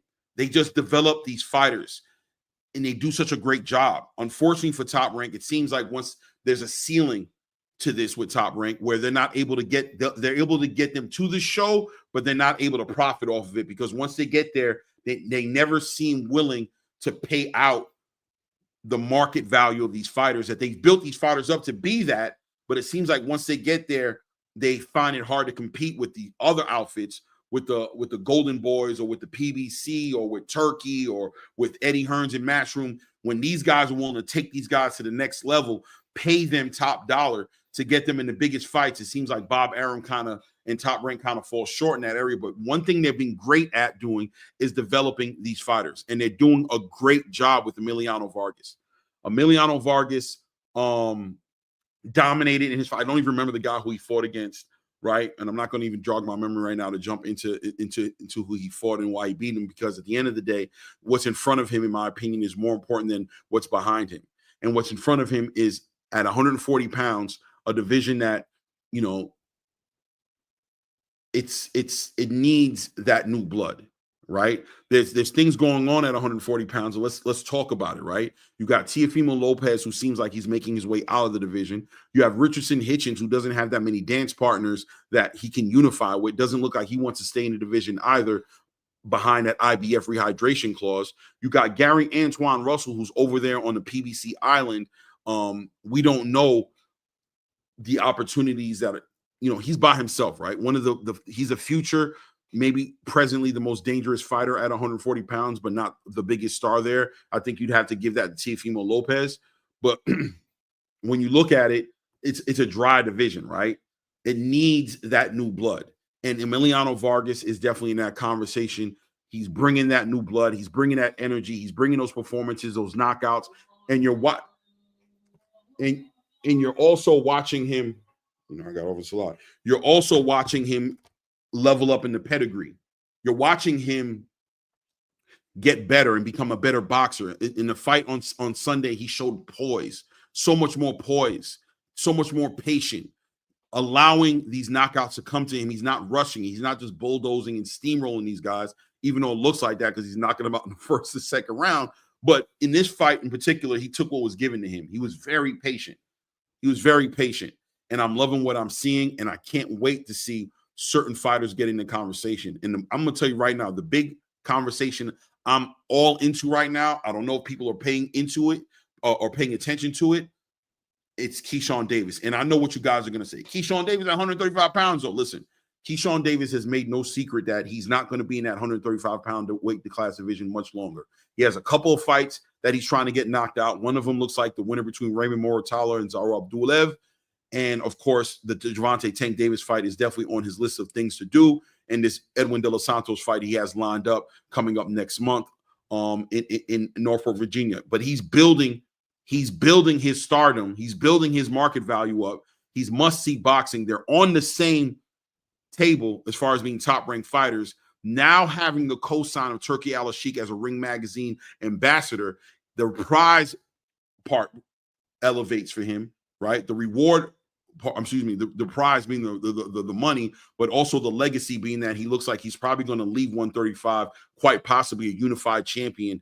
And the personal little war going on between the Keyshawn Davis as a family, him, Kelvin, and Keon, and the family of the Vargas brothers who are coming in, having their own movement as well, as far as Emiliano, Fernando, and Armando Vargas is concerned. It looks like it's a collision course getting ready to happen. And I think that's going to be a very interesting fight when that all comes and is said and done. Hopefully, Emiliano Vargas can make his way towards a title shot sometime in 2026, right? Early 2026. Let's see what can happen. Well, maybe mid to early 2026. Because I think in the ideal situation, Keyshawn Davis moves up, leverages his titles up at 140, and goes into a championship fight. It doesn't have to be going directly into fighting an Emiliano Vargas, but I think Emiliano Vargas needs to bring a title to the table. He needs to bring that prize to the table for it to make sense. And then we'll see one of the biggest fights. But that's a future big fight right there between Emiliano Vargas and Keyshawn Davis. Mark my words. It's brewing. It's moving around right now. It seems far down the line. I'm calling it. But like I said, Emiliano Vargas is part of the future of 140 pounds. Another part of the future of 140 pounds is going to be this guy right here, Keyshawn Davis. He's going to be part of that conversation. Who knows if Shakur might make his way up there. Abdullah Mason may make his way up there as well from 135. You got some fighters at 135 who could definitely make a move up to 140. You got fighters up there already like Ernesto Mercado and fighters like that 140 who are also going to make it interesting. So the future of 140 is in great hands. I can't wait to see what Emiliano Vargas is going to do. Moving forward, I don't know if you're saying exactly to me 2 cents, but moving forward to Rohan Polanco as well, man. Must see boxing, 147 pounds. The future of 147 pounds is in great hands when you got fighters like Rohan Polanco putting on performances like he did on Sunday night. What a performance he put on. I'm getting used to this. I'm getting used to this from Rohan Polanco. I hope he's not selling me wolf tickets. I hope it's not just a competition, but he fought against it was Adrian Madanos, Chico's little brother. God, I said Chico Madano. What's his first name? Oh my goodness. I can't remember Madanos' first name right now. It's crazy. But the younger brother, man, a big test for Rohan Polanco. Sat there and fought in a great fight, by the way. Great fight. Adrian Maidana left everything in the ring, tried his best to make the fight happen, but just, there's levels to this game. Rohan Polanco showed up. Marcos Maidana. Yeah, Fabian. I said Adrian. Fabian, sorry. You're right. Sorry, running and Denzel. Fabian. I said Adrian. Fabian Madanos and Marcos Maidana, right? This guy's just got all the intangibles. He's got all the intangibles, man. Comes from a amateur background where you wouldn't see him fight that. You don't see those kind of fighters coming out of the Dominican Republic fighting the way he fought. But man, this guy just sits on his punches, sits in that Philly shell. I'm loving the IQ. I'm loving his need and thirst for action. Just a violent fighter, right? Violent. ends up putting this guy away with body shots. You know what I'm saying? Or actually, I think he put him down with body shots in the 10th round, but it went to a decision. And that's just a Madonna heart that's in the bloodline for them to fight that way. But must see boxing. Can't wait to see what Rohan Polanco is doing. I believe he got himself an interim or international WBO title, so he'll be in the conversation soon to challenge for some title contention up there. Not too much in his way in a division like 147 pounds that's not there yet. So I could definitely see him in there getting into a conversation of fighting against a Brian Norman or fighting against a Boots or fighting against a Teofimo even would be a great fight. I'm looking forward to see what Rohan Polanco is going to do in the game. He had such a great performance, man. Must see boxing. Like I said, I'm getting used to this. I'm getting used to seeing Rohan Polanco give us these kind of fights. He's becoming very consistent. I hope he's not spoiling us, right? I hope we're not getting too spoiled and that expecting this from him is the wrong thing to do, right? But he's becoming very consistent. He's becoming very consistent. And of course, he would give Devin hell as well. I don't know if Devin looks like he's going to be in the title fights unless somebody derails him. He's looking to get in the biggest money fights. But yeah, the future of 147. These are the fighters that 147 is bringing to the table, man. He looked real good that night, man. The Keon Davises, what was the young bull from Philadelphia in with Jerron Boots Ennis, who's fighting at 147 too. Oh God, I can't remember his name right now. But the future of 147 is in good hands, right? It is what it is.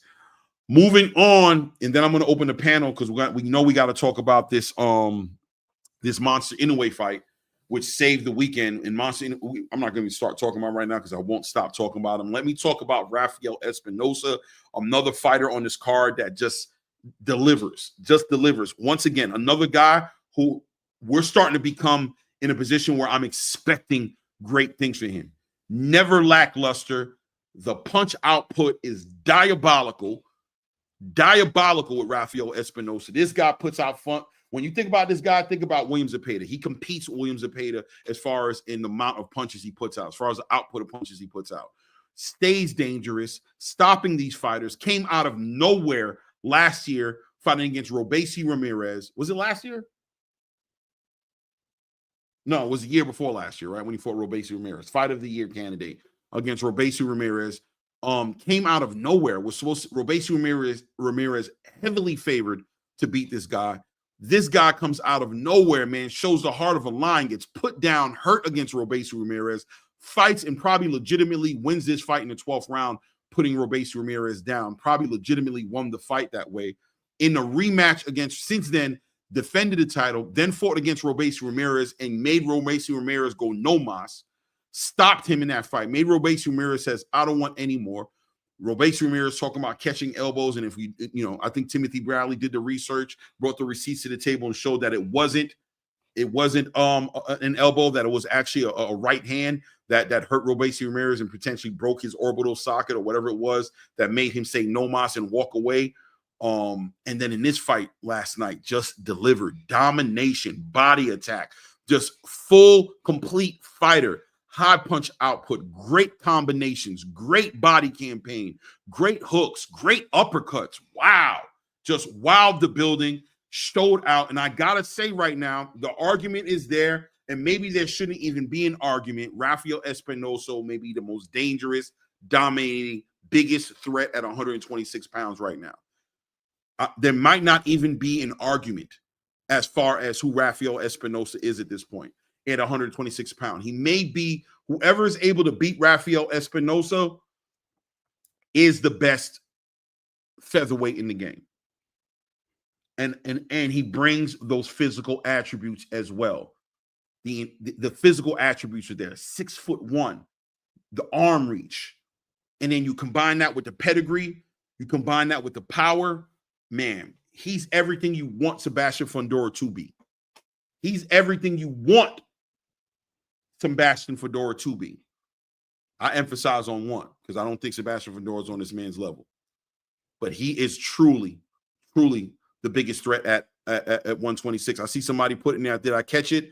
Did I catch it in my peripheral? Money motivated. Yeah, brother. Says Espinosa versus Shushu would be a great. Listen to me, man. I met Shushu Carrington this weekend as well, man. Great guy, man. Well-mannered, super articulate. He has a future in commentating without a doubt outside of boxing. When he's done with boxing, his future is going to be cemented commentating. This man is super articulate, super intelligent, man. Not to mention what he brings to the space as far as inside the ring is concerned. That right there is the best fight to be made at 126 pounds. That is the best fight to be made. Bruce Carrington, Shushu Carrington is the best fight for Rafael Espinosa. Hands down. Hands down, the biggest fight that could be made, not including Monsta Inoue, who is not officially in the division yet, right?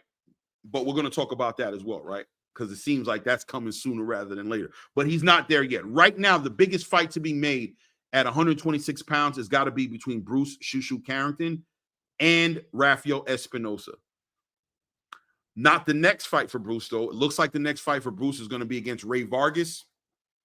Looks like Shushu's going to be fighting for that WBC title. As we know, if you don't know, Stephen Fulton is moving up to 130 pounds, according to what rumors are saying, according to what Stephen Fulton has said itself.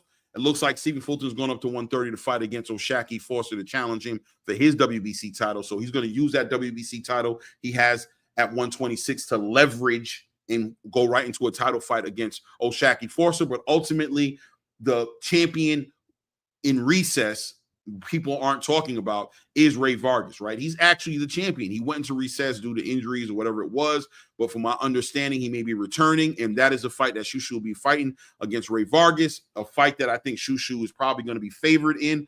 I would favor him to win that fight. That on the back end of a victory against Ray Vargas and him being a WBC title holder, a unification fight between him and Rafael Espinosa. Mwah! Delicioso. Can't wait.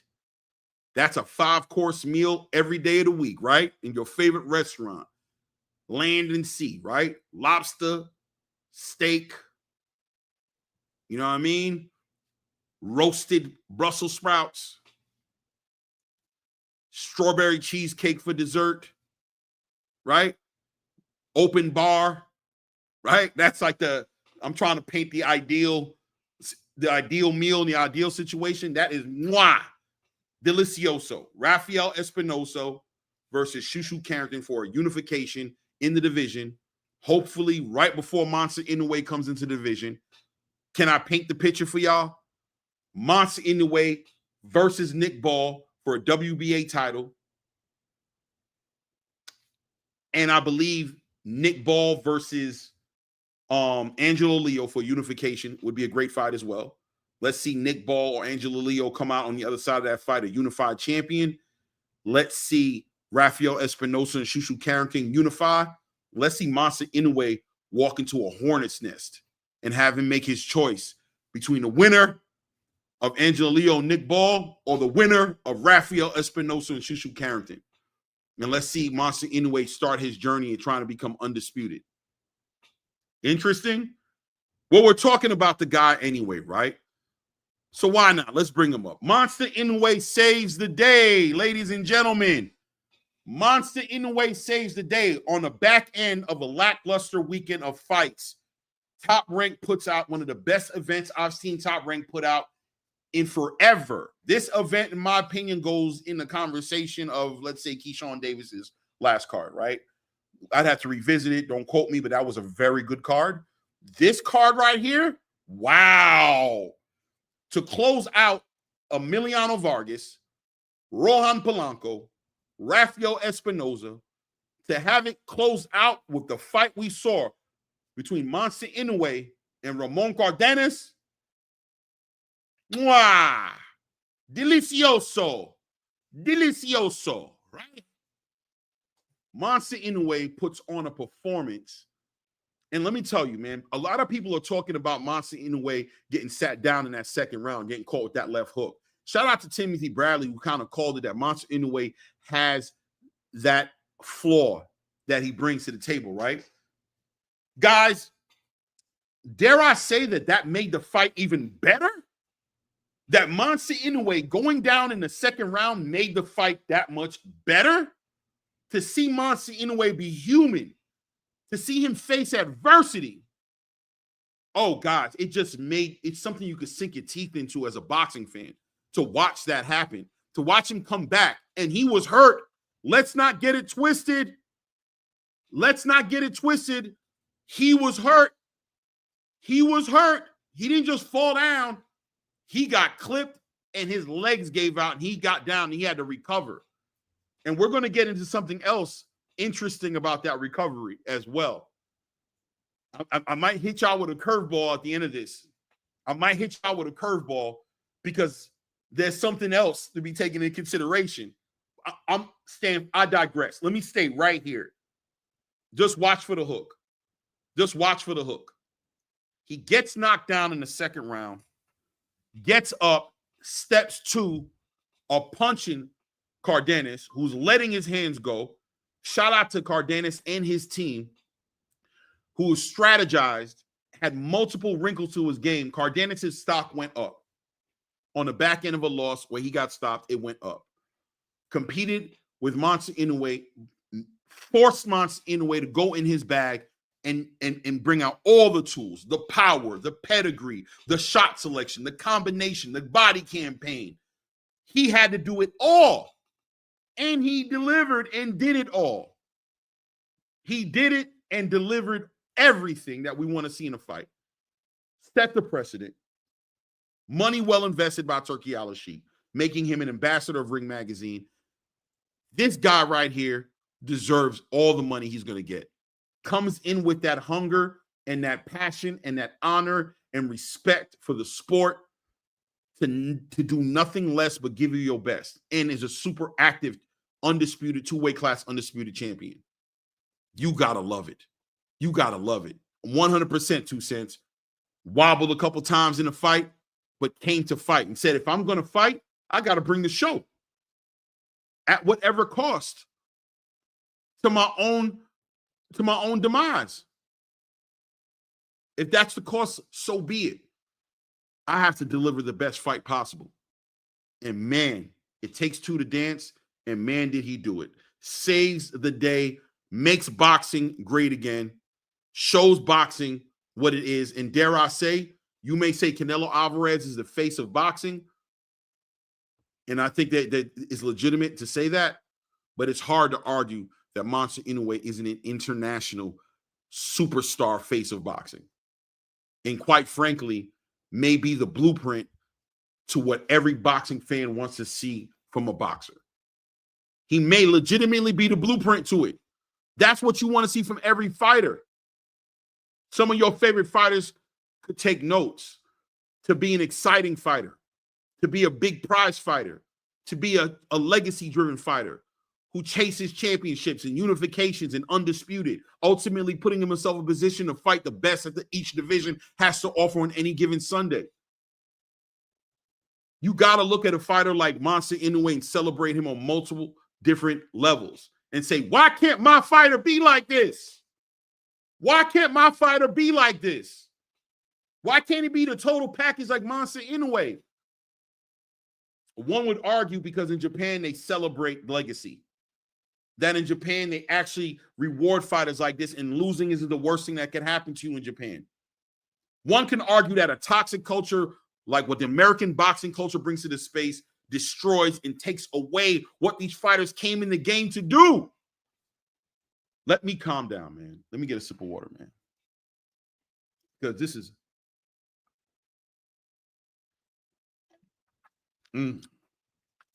Guys, always start your morning off with some alkaline or spring water. Squeeze a lemon into it. Sprinkle a little bit of pink Himalayan salt in there. Start your day out right, man. It's a liver detox. It's the greatest thing you could do for yourself. Trust me. Every morning. It's the best thing to do for yourself. Damn breakfast. Don't break the fast. Hold the fast so your body can do what it needs to do and heal itself. And instead, tastes great. Body loves it. Body loves it. Back to the conversation. Monsta Inoue is the legitimate blueprint, the ideal legitimate blueprint that any boxing fan in the space should want for their fighter. Somebody who pushes it like he does. Somebody who challenges himself like he does. Somebody who probably has the athletic ability to play the game of hit and not get hit. He could do it. He's athletic enough. He's got the leverage. The judges want him to win. He can win the fight that way. He just refuses to win that way. He refuses to play that game. Watching Monsta Inoue fight through, and guys, I make no jokes about it, he fought through. He had to fight through because Cardenas wasn't letting him have it. He had to take it from Cardenas. Cardenas wasn't laying down, wasn't just going to give it to him. He wasn't going to lay down. He wasn't scared. He didn't drink the Kool-Aid. He don't care what Monsta Inoue did in Japan. He don't care about him being a two-weight class undisputed champion and stopping his last 11 fights. He didn't drink the Kool-Aid. He said, you're going to have to show me, guys. I'm from the Texas. I'm from the show me state. You're going to have to show me. I don't believe you. I don't believe you. I don't care about none of that. This is the new day. And you're going to have to show me today. You're going to have to show me, A, you could do that to me, and B, you're going to stop me from doing that to you. Man, if that didn't make you excited, if that didn't wake up, get the juices flowing, get the mouth watering, get you back into boxing on the back end of a weekend that probably disenchanted you from boxing, discouraged you from following boxing, made you question what are you watching and what are you following the sport for, that fight between Monsta Inoue and Cardenas checked the boxes and let you know exactly why you love this sport. It lets you know. And he saved the day. And we live. Guys, we live. We live to fight another day. Boxing lives to fight another day based off of that performance by Monsta Inoue on Sunday. We live to fight another day, man. And the monster makes his debut in Las Vegas. He invades the U.S. And dare I say, he puts the United States, the American boxing scene on notice. Says there's levels to this. There's levels to this. There's levels to this game. No doubt, Isaiah. We talked about Espinosa versus Vasquez, man. Trust me. And we're going to come back to it as well because the conversation becomes interesting. The conversation becomes very interesting. On the back end of a performance like this, coming to Las Vegas, the Asian community came out and represented for him, even in Las Vegas. The building was buzzing. People stayed even after the fight. Nobody was trying to leave. They all were just getting that energy in on the back end of a lackluster weekend to see that, man, Monsta has invaded the U.S. and he's taken the spot because he's a can-do fighter. Do you know what a can-do fighter is? A fighter who's willing to fight the best. Even though he doesn't need to fight the best, that he's already a decorated two-weight class undisputed champion, he's still chasing that third weight class. He's still chasing that third weight class. Oh, my God. Woo! I love this game, man. I love this sport, bro. I love this sport, man. He's chasing undisputed at a third weight class. Man.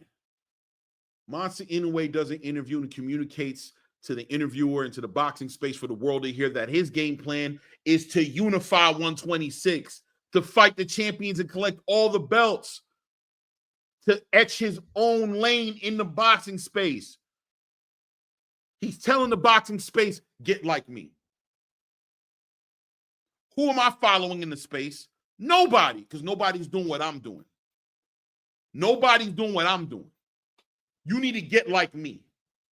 I'm bringing a whole country. I'm busting ass and taking names. Pause, if it needs be, if it fits. I'm kicking ass and taking names. I'm aiming for the champions. So now, Naoya Inoue, the monster, wants to unify 126 pounds. So what does that mean? It means Rafael Espinosa, yes. It means It means Nick Ball. It means Angela Leo. It means the winner between Stu Carrington and Ray Vargas. It means big fights on the way, guys, for 126 pounds. It's what I've been saying. I've been campaigning and letting you guys know 126 pounds is about to become interesting. And Shushu, another fighter who I'm a fan of, like I am with Terence. You need to get you some gold, man. Get in this conversation. Don't let this train leave you, and I don't think it's going to leave you, because with the new with the new alliance he's made with Turkey Al-Sheikh, use your thinking. Put your thinking cap on, ladies and gentlemen. Put your thinking caps on. Turkey Al-Sheikh has signed Monsta Inoue to an ambassador deal with Ring Magazine, and just recently signed Keyshawn Davis, Abdullah Mason, and yes, this guy, Shushu Carrington. Monsta Inoue showed up to Shushu Carrington's fight, last fight against God, what's his name, man? Who did he show up against? I can't use him. I can't remember right now. But this is a fight that might be in the making, a big fight. But Shushu has to do his part, and I got faith he will. This fight with Ray Vargas, becoming a WBC champion, you know Monsta Inoue's pedigree. You know what he's bringing to the table. You already know what he's bringing to the table. He's bringing legacy. He's a championship fighter. The money's already there for him. It's the money. It's the legacy that he's chasing down. It's the jewelry. It's the belts. It's the Ring Magazine. It's the WBO. It's the WBA. It's the IBF. It's the WBC. It's the belts. It's history in the making for Monsta Inoue. So Shushu has to go ahead and get gold by any means. And it looks like he's lined up to do it with Ray Vargas. It looks like he's getting ready to go ahead and try to do that with Ray Vargas. Then after that, right, sky's the ceiling. Sky is the limit if you know. You all right? Right. Shout out to Biggie. Rest in peace to the great Biggie Smalls. So let's see what ends up happening, how this ends up turning out. Because on the back end of a performance like that, Monsta Inoue has the American scene on lock right now. We all know what to expect from him. If a lot of you guys expected Monsta Inoue to fall short when he came over here, joke's on you.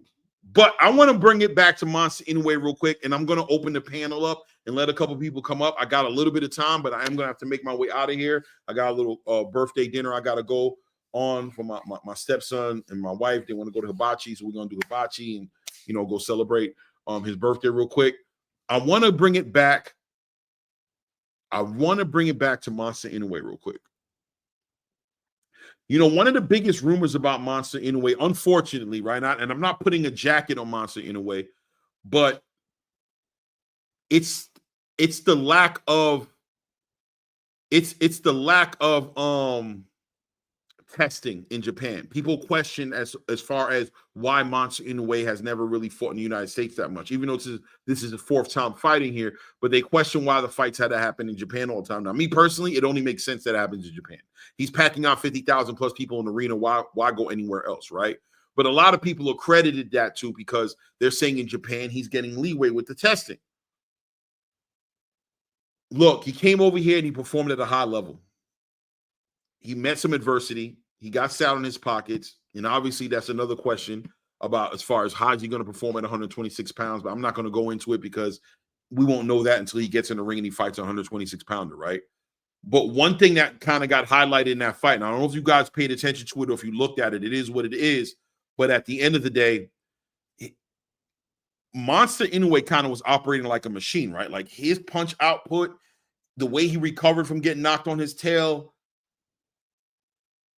very strong fighter, very durable fighter, right?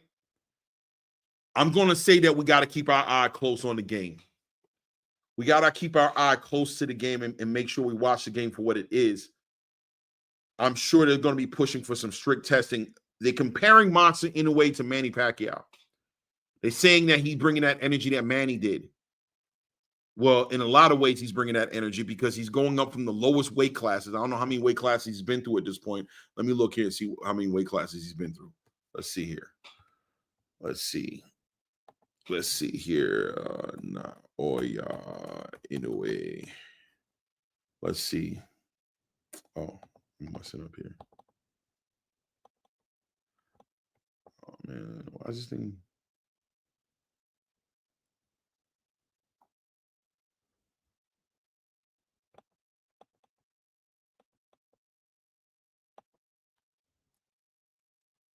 Oh, what's going on here?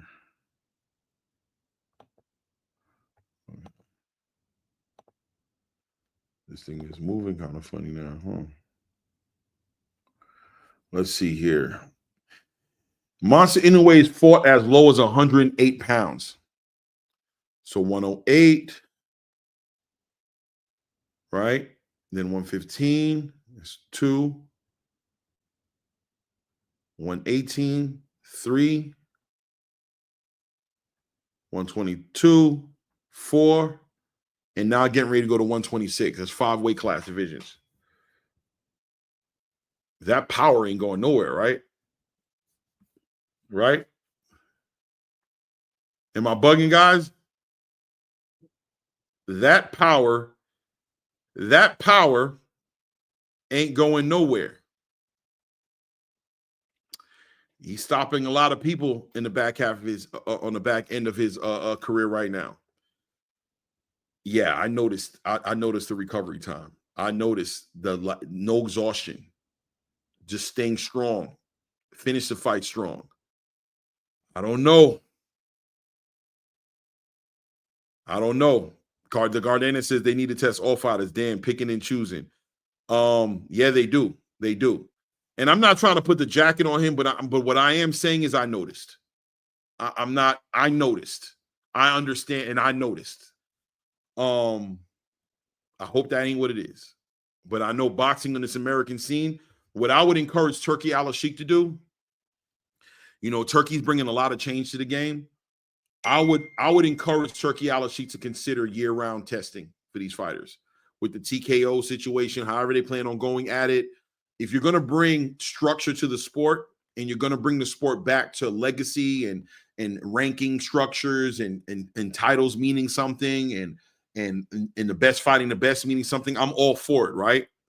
But I also think the testing needs to kind of get an eye on it. I think testing is, I think year-round testing, stringent testing is important. The UFC did it, and a lot of people got caught up in it and banned from the sport and suspended for multiple years.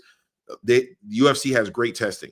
People can say whatever they want to say, but a lot of fighters are coming from the Pride fighting places and WEC and coming from all these organizations to UFC and popping because of these stringent VADA testing. Now, I know people like to throw shots at, but VADA is one of the most effective testing games in the system. And I think he might take that into consideration and bring that to the game as well. Let's make sure that the boxing space is on a level playing field, right? Make sure that everybody's coming to the table naturally who they are based off the training, based off the conditioning, based off the commitment to the lifestyle that they brought to the space, and not based on supplements and performance enhancement drugs being in the space, right? It is what it is. Manny Pacquiao, that's what I said, 2 cents. I said Manny Pacquiao and Monsta Inoue, man, have a lot of things in common. You know what I'm saying? Outside of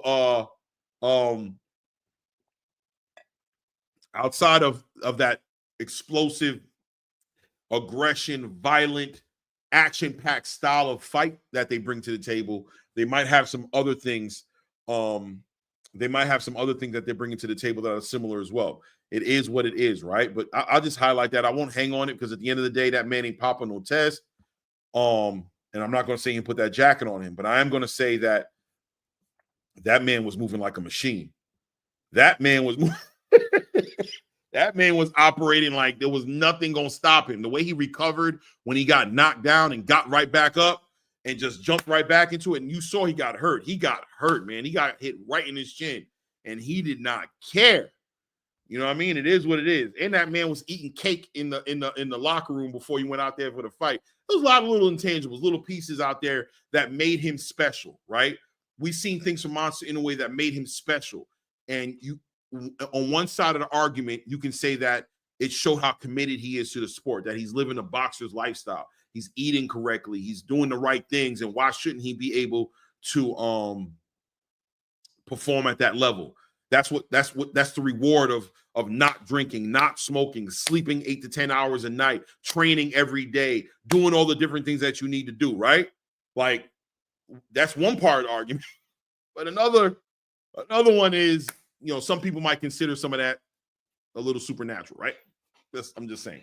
Let me shout out we got some super chats in the building. I didn't get a chance to shout out because I was sitting here cooking, running my mouth, ranting. Shout out to Jalen. I appreciate you for the $5, man. Once again, man, thank you for everybody who put something into the who put some color into the super chat. Makes the biggest difference, man. Really trying to build this channel, man, and every bit helps, man. So whatever color you put in here, trust me when I tell you, it goes to a good place. You'll see with the new setup that I'm putting together. I'm putting that together, so the next time you see me in front of the setup, that should be what you see. It's taking me some time to build it, but I have everything here. You know what I mean? We're bringing all types of cool stuff into it and adding to it, and I think you guys are gonna like it. But that comes from these super chats. You know what I mean? The support to the channel helps out a lot, man. So I appreciate it. So thank you, Jalen.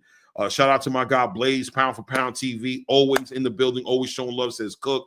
Thank you, King. I appreciate you, man. Appreciate you, man, for the most humble space, man. Thank you, man. Shout out to my guy Drew Titan. Oh yeah, man. Drew Titan. I met Drew Titan in New York, man. We hung out pretty much the whole weekend, I think, right, Drew? Like, for the most part, like most of the weekend, like, for the most of the weekend, we hung out a lot. Me, him, Blue Blood. Shout out to Sugar Free Mars in the building. I don't know if she's in the building or not. I think I seen her in the building possibly, but I met her. Beautiful, intelligent, articulate, just a great spirit, a certain light around her. She has like this aura about her that just is just, she has a great aura about her, man. Loved meeting her. Hung out with her for a day or like a half a day. We hung out. I don't know how long we hung out for. A couple of hours. We had some lunch together, and great people, man. Great people, man. Shout out to all those guys, man. I think that's it, right? Is that it? Yeah, I think that's it, man. I think that is it. Yeah, as far as that is concerned. Let me put on this link as well.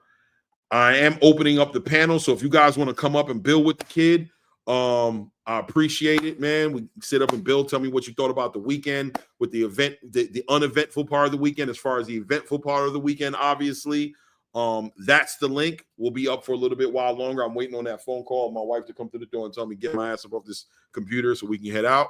So definitely down up to build with everybody, man. Yeah, Drew Titan said Martin has lost his appetite. Sheesh, yeah, 100%, man. I don't like what I'm seeing with Martin Bacoli, man. I don't like it at all, man. And this is the pros and the cons of the Turkey Al-Sheikh thing. And you guys know I'm a big supporter of Turkey Al-Sheikh and what he's bringing to the space. I really am a big supporter, but at the end of the day, what's the con? Nothing is perfect. Nothing is perfect. For every good thing you bring into the name of the game is you want the good things to outweigh the bad things, right? So I still think Turkey Al-Sheikh, the good things are outweighing the bad things. What he brings to the table still is he brings more than he hurts. He brings more healing, more structure, more good things to the table than he does pain. But one of the cons that it does seem like he might be bringing to the table unknowingly, I'm sure he's not doing this with the idea of that happening, but you have to factor in the mentality of human beings, right? Mankind, and how we are motivated, driven animals. We're animals who operate off need, we need vested interest. If we don't need to, we won't, right? Like, I would not go to work every day if I didn't have to go to work. If I didn't have a family to take care of, if I didn't have bills, if I didn't have things I needed to take care of, where would my hunger be to go and work? I wouldn't do it. Who wants to just work? I'd be in the gym and living my best life and eating the best foods and traveling the world and living like a king, right? That's what I would choose to do in my free time. So boxing is just one of those sports that there's a reason. There's no coincidence as far as why the fighters come from they have those common backgrounds, right? Poverty and struggle and need and hunger and no way out and all those different adversities that make them who they are. And, when you pay these fighters away, they're being paid. Can they sustain what made you interested in them in the first place when you decide to invest in them and put that money? Are they going to carry that same hunger? The American culture isn't a culture that celebrates that enough. where it stands alone. And I'll give you an example to say that Monsta anyway, for example, clearly he's making the money, but he's not allowed any of that to get in front of his passion for legacy, to fight the best and to fight the way he fought Sunday. The money hasn't taken that away from him. He's rich. He's, I'm sure, living a rich lifestyle, but he's not allowing that to drown out the hunger he has to be the boxer. You know what I mean? That we as fans need to see. So is that a negative? Is that a con that Turkey's bringing to the table? Is that, you know, I'm saying as far as pro and con, not con as far as con artists, as far as a negative effect, a side effect of goodwill to men. You know what I mean? You look at like a crackhead on the street, you know, you don't give a crackhead $20 unless you want him to smoke more crack, right? Like, you don't expect him to change his life. You know what I'm saying? He's gonna go find, you know what I mean? So you don't give him that money. That's not the way you help him. Is paying these guys their highest bags the way to help them?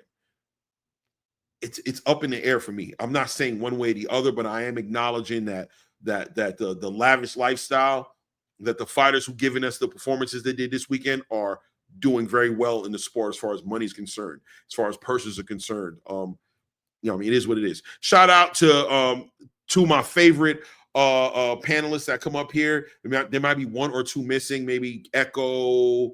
I like Fight Sports Talk too as well. Obviously, my co-host isn't here, but these two are one of those guys. Keon, Everything Boxing, but these two guys right here, Blaze Pound for Pound, Coach Eddie, two of my favorite. How you gentlemen doing? How was your weekend, man? Talk to me. Peace, brother. Peace, Clay. Peace, Coach Eddie. I'm doing great. Peace. Coach Eddie working on getting his mic on. He's working on it. He's gonna get What's up, brother? Salute, man. Doing good. How you doing? How you guys doing, man? How was your weekend? It was great. It was well. Good weekend, right? Same. Some eventful and uneventful, right? So a little eventful, a little uneventful, little mixture, man. Yeah. Mixture. And I just want to let me real quick, just my highlight, just my themes for this weekend, right? And for me, and I'll just stick to like some of the main cards, right? Three in particular: Ryan versus Rolly, Devin versus Ramirez, and Canelo versus Skull, right? And I focus on these three fights because these three fights lined up to be main events is not good for the sport. In the sense of all three of these fights were set up in which boxers were already looking at their next opponents. Mm-hmm. And so it's a very bad look. And not only is it a bad look, even if you telegraph it and let us know, is how those fighters approach them fights. And that's what we've seen. So when I start with Devin, right, you know, obviously, you know, we come off of his last fight a year ago, getting his ass kicked by Ryan Garcia, you know, who ultimately pops for OSTARINE, right?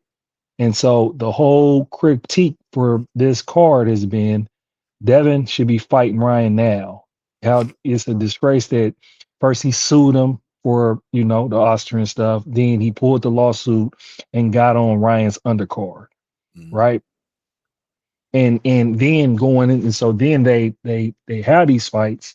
And for me, with a Devin it's a mix for me because when I'm watching the fight in real time, I'm looking at him fight and I'm like, is he got PTSD from that ass whooping? And then today, though, I think about, hey, did he, you know, run, you know, clear, do what he had to do to win, pull a Shakur to get fresh to Ryan? Like that would have been the plan. And that brings me to my last point where I'm gonna wrap up right here is getting into, you know, the Canelo Skull match, because that's exactly what that looked like. That's clear as day. You got the Canelo Bud fight, and as me wanting to see that fight, right? I really didn't watch this fight because I knew what it was. I looked at the tape on Skull. My thing was I thought Skull would get clipped by the left hand, the lead left hand, Canelo, but he didn't even engage. So what we had was we got a Canelo unscathed, fresh for the Bud fight. Now I don't mind that because I want to see the Bud fight, but it's a bad look for the sport when you do this because these fights almost look like they're fixed. You see what I'm saying? And I would say Ryan, like I said, it's unfortunate. He got a lot of shit going on. I don't know what's going to happen with him because it's interesting that everybody dismissed, except for Ray, like you said, dismissed Rolly coming to that fight with Ryan, and Rolly wasn't part of the plan. See, Ramirez is part of the plan because if you watch Ramirez versus Barbosa, his last fight, he fought the exact same way. He didn't punch. He just stayed in front in range close enough for Barbosa to hit him. That's why he lost the fight. You know, and he did that same thing against Devin. So that was obvious. But with Ryan, there's this idea with his hype and what his name was and all that, him coming off of the OSTARINE, everybody saying, oh, it wasn't that much controversy or whether or not he should be in the sport, not be in the sport. And then Rolly, you feel me, really coming to work and really showing the box. And then it creates all these question marks about, is Ryan even Ryan without the juice? And maybe he got popped for OSTARINE, but he was on more shit than that because he looked hella buff going into the heavy fight. Then he looked kind of soft going into this fight. And then he just didn't look like he had any type of aggression. And so I would just end with that part and just say, I'm glad that we got to see Inoue stateside live, one of the arguably number one pound for pound fighter fighting for free on ESPN and fighting how you see dogs fight, right? That's what make, you know, him engage and how he engages. That's what the fans want to see, whether or not people were smart or not. I like boxers, so I like the science of hitting and not get hit. But this is what we want to see. We want to see aggression. We want to see press. You know, in a way, I love his style because he leads with a stiff jab. He comes behind a stiff ass jab, and he engages and he stays in range the whole fight. And like I said, it was when he got clipped. It's like when you're watching it in real time, you know he's 2-time undisputed. You're knowing what's about to happen. He gets clipped. He gets rocked. He gets put on his ass, and then he taps in and sits still, takes the full count, and gets up and turns the knob up and breaks it off, bro. And at the end of the day, that's what saved us from this weekend. Because if we don't get that fight, and then we don't get the undercard with Inoue, then this shit that we just watched on Friday and Saturday, man, really leaves a bad taste in fans' mouths because they've set these cards up to look through the opponents that they were seeing to script out who was fighting next. And so I just thank y'all for letting me, you know, cook. No doubt, Blaze, man. I appreciate it. Yeah, man. I think all those points were great points, man. And you know, like I said earlier when I started the show, the events warrant the criticism. You know what I mean? Is there reasons behind it? Like, I'll give you an example and I'll pass it on. When you look at the Shakur Stevenson fight against Edwin De Los Santos, right? Shakur's hand being hurt is a legitimate reason as to why he performed the way he did, right? But the performance still warranted criticism because of the punch output and the way you were selling the fight and saying you were going to hurt Edwin and he better stand in there fighting. You know, Shakur may have looked at it like he finessed Edwin and was getting in his head, and that was part of his strategy in order to make the fight go the way he needed to go. But as fans of boxing, we can acknowledge an injury, but it still warrants criticism because the performance was still what the performance was. And I think Devin Haney, I'm bringing it full circle to say that Devin Haney, although he was dealing with some PTSD probably, right? Being gun shy, and he also had a big bag that he was trying to protect with the fight with Ryan Garcia down the line. So he performed and did what he needed to do to win, right? For argument's sake, he won every damn round. You know what I mean? Maybe a 1 or 2 rounds could be swing rounds if you want to look at it like that. The fight wasn't that eventful to say that he was just beating up Ramirez, but I think he was handedly handling Ramirez through his movement, through his foot movement. He won every round and dominated in his own way the fight, but the performance wasn't worthy of the platform, of the event, of what people wanted to see from him. So it warrants the criticism of the fans who wanted to see a more violent fight and wanted to see a more exciting fight and a return that was going to be worthy of building up the anticipation of seeing him against Ryan Garcia. So it warrants the criticism, but at the end of the day, I also empathize with Devin and his team as far as wanting to get the 12 rounds in and wanting to get the fight as a win and protecting the bag. So, balance, checks and balances and all those things. Shout out to Coach Eddie in the building. Coach, what's good, man? What's on your mind, man? What was the point of the weekend that you kind of was on? How you feeling? Oh man, I'm good, brother. I'm just gonna first of all, I'm not a T.O. fan, but I'm gonna give him credit. He looked out of the Friday night fight, he was probably the most polished guy. He looked halfway decent, to be honest. I'm not even gonna take anything away from him. I think he was on his way trying to stop Barbosa until Barbosa hit him with that straight right hand and straightened him back out. He said, "Hold up, this dude does have a little bit of crack." I think he cut T.O. and he kind of buckled T.O. And T.O. said, "Hold on, let me take it easy before this guy puts me on my backside." T.O. was having too much fun in there. Devin, I did expect more based off what he said. That's what I'm not I guess that's what I'm not a fan of. If a fighter is talking like he's King Kong and Godzilla, and then gets in and does that, I think that's an injury to insult right there. The way Bill was speaking before the fight, and the way Devin was speaking before the fight, even at the weigh-in, Devin was telling the dude, "I'm going to hurt you. I'm going to hurt you." So when you say that, I expect you not to go like all kamikaze, but still go out there and try to, inflict some type of damage, or at least stand on what you were saying, not to deliver that type of performance. And when I know that you can do better. I've seen you do better. I know he could have made the fight a lot easier if he would have threw more punches instead of using up so much energy just moving around. I mean, the movement was erratic at times. It was over movement. He moved a whole lot, more than he should have. It was unnecessary. Ryan Garcia, after the second round, everything went downhill. I think that left hook hurt him pretty bad. I think he was afraid of getting knocked out. Didn't want to become a meme, because I think with him, it was kind of like all the crap that he talked about Devin that whole year, it got heaped on his head in that second round, right? They like, oh crap, now it's my turn. And I think he had like an omen, like felt like something bad was going to happen. So I think he just played it safe, tried not to get knocked out, didn't want to become a meme, didn't protest, the decision or anything. Just kind of like, hey man, good job, and that was pretty much it. It's almost like he felt like he deserved it, if that made any sense. Like he deserved what happened to him. That's the feeling that I got with Ryan in that Foley performance. Like I deserve this. I've been a prick for a whole year. I deserved everything that's happening right now, like a karma type of situation. As far as Canelo and Skull, everybody's putting on its own Skull. Me personally, I thought Skull won the fight, and I'll stand on that, and I'll debate anybody who, I thought Skull won the fight, for the simple fact that Canelo only threw 158 punches. This dude said, and that goes back to having that guaranteed money. Oh, well, all I got to do is show up. We already got a fight signed. There's no way in the world that they're going to give this guy a decision, so I can literally just sit in my corner and fart a couple times, and they'll give me the decision. I mean, Canelo did absolutely nothing. This dude he set a record for the least amount of punches, the second least amount of punches thrown in a heavyweight, in any championship fight, 158 punches. Skull threw more punches, and they landed identical punches. That's why one judge had it 7 rounds to 5. They actually found 5 rounds to give the Skull. I mean, the fight was there for the taking, and Canelo looked amateur at that time. He looked slow. He couldn't cut the ring off.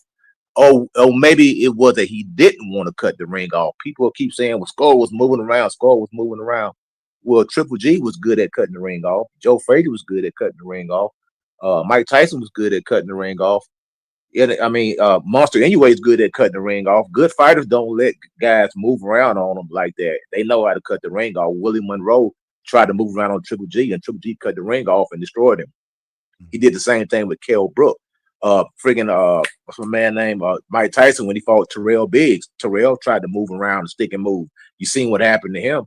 Right. So everybody's putting it on Skull. No, I'm saying Canelo. You're supposed to be the hunter. You this big time killer. You this destroyer. You this knockout artist. You this Mexican legend. Why can't you cut the ring off? And I seen the bud that's sitting there just licking his chop like, oh, this dude is food for me. He's food. Canelo looked like he was 42 years old. Physically, his face looked old. His body looked old. His feet look old. And I think Crawford's going to have a field day with it. Yeah. I thought on, Coach. I thought that was the one interesting thing about the fight, right? Because the fight was an uneventful, uninteresting fight. But what it did do was it did put some perspective, I thought, on the boxing space's view of how competitive that fight was going to be between Canelo and Crawford. Like I said, I've gone on record to say that I think Crawford's going to win. I've been saying that, right? But I'm part of a minority, right? That thinks that. Most people think the other way. But I wonder if the performance that Canelo had with William Skull added more interest to the fight between him and, as crazy as that might sound to some people, but did that make the Terence Crawford fight a more interesting fight based off of Canelo looking pedestrian in a fight against a William Skull who was able to do something that, most people would say, I think Terence Crawford has got a way higher pedigree than William Skull. So yeah, I thought that was interesting, man. I appreciate your perspective. Shout out to Boxing Hacker. I haven't seen you in here in a minute. What's up, brother? What's up? Been a minute, man. Yeah, man. Good to see you. You sound like you in good health and good spirits, man. Always, man. Definitely. Yo, I guess I'm always like a little bit different. I actually enjoyed the card. I really liked the Fatal Fury Part 1. Part 2 was with Canelo was a little bit but I really liked Part 1, right?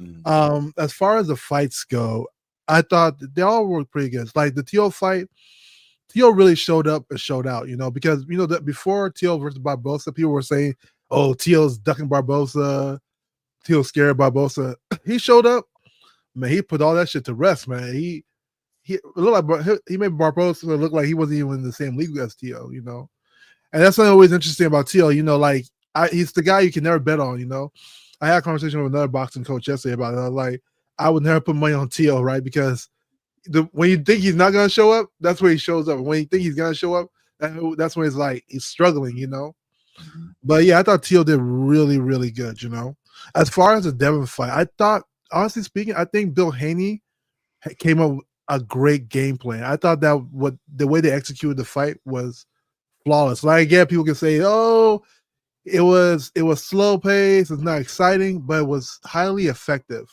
And the reason why I say this is important because remember, it's not really about Ramirez; it's about Ramirez's coach, Robert Garcia, and his fighters have been winning. He's become an excellent game plans from the onset.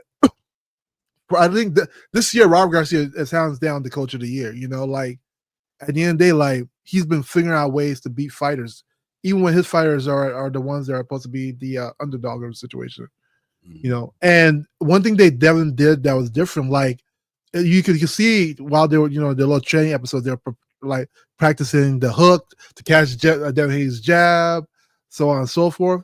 Devin fought completely different than he ever fought before, and that threw them off completely. It was slow pace. I get it, there was a lot of moving. There, whatever times he could have done more, probably. But guess what?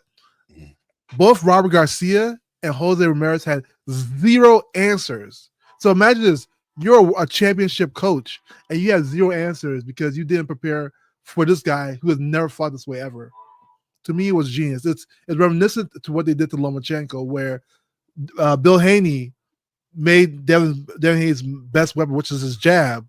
He said, "Don't even use the jab as much in the Lomachenko fight," and that threw Lomachenko off as well. Like, it's things like that. You can say, is Bill Haney a good coach? Like, figuring that shit out, I thought was very, very interesting.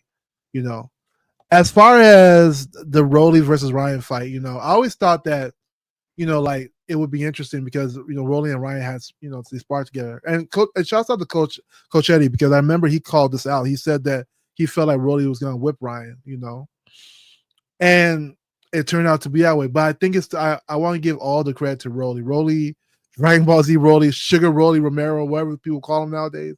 Like, he really showed up for that fight.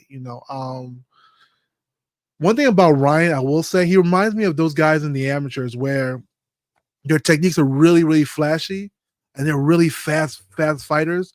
But when they get into gunslinger fights, like close action fights, they sort of shell up. Like, they like this stuff to look good, but when they stop looking good, they don't really know how to fight on it. Ryan sort of reminds me of that. Like, if you could get him to a place where the fight just looks dirty, he looks like he struggles a lot. I think Rolly took him there. But unlike the other fighters, Ryan couldn't just push. He tried to do when he did to that gold medalist he fought that knocked on the first time, where he started trying to press back, but it just didn't work with Rolly. Rolly was, I guess, ready for him. And shouts out to Salas, Rolly changed his style up, man. People were saying Rolly beforehand. People were saying Rolly couldn't box. Rolly couldn't do this. I mean, if you look at it, out of everybody that fought on that card, his story is the most inspirational because he got beat up. He got beat up by Pitbull. He got knocked out by Tank. But yet, and people were always shit on Rolly's skill set. But yet, here's this guy coming to outbox a guy who used to be like a 15-time national amateur champion. So like, you gotta give it to that brother. Salute to him. As far as the William Skull card, I expected William Skull to fight that way. I don't know what else people expected. William Skull learned from the Cuban system. Cubans are known for doing less combination and more movement. That's literally what they're known for. Plus, the fighters that Canelo has problems with, like Arizona and Laura, they're movers. So I expect if you're this Cuban guy to be a mover in the ring, I don't expect you to try to go toe to toe, make an action-packed fight. No.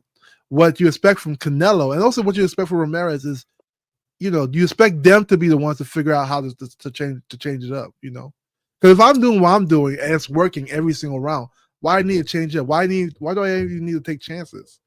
If I'm winning cleanly and you have zero answers, I'm not changing nothing. I'm gonna get the decision. I'm not gonna take a chance that might put me in a worse position. No. It was Canelo's job to make it look better. I see Canelo was upset. He was hooping and hollering after a fight. Oh, I don't like chasing runners, this and that. If I'm Bud, I'm doing the exact same damn thing. You don't like it, I'm gonna do everything you do not like in that fight. Because guess what? The stuff you don't like is probably the stuff you don't know how to handle. The same thing with Tio. Tio don't like people who move a lot. And guess what? The people he struggles with are movers. It just be like that. As far as Inoue's fight was legit fire. I thought that was good. That was a really good fight. I will say I do agree with Shakur Stevens' outtake about it. When he said the person Inoue fought was literally a Uber driver, and nobody criticized Inoue for even getting knocked down for somebody who's supposedly not even on his level. However, Shakur fought Padley, who was an electrician. He washed him all the rounds, but the criticism never goes to Inoue. Yeah, and I agree with that. There's a double standard that happens with black fighters. I've always said it. Even when you look at the stuff about people saying that people are boring, these fighters are boring. I remember one Shannon Briggs was like, oh, back in the day, we never had fighters like this. Who the hell was Willie Pep? Willie Pep was a dude who won the whole round without throwing a punch, had 200 or something fights, and he's known for running. His favorite quote was, what was his favorite quote?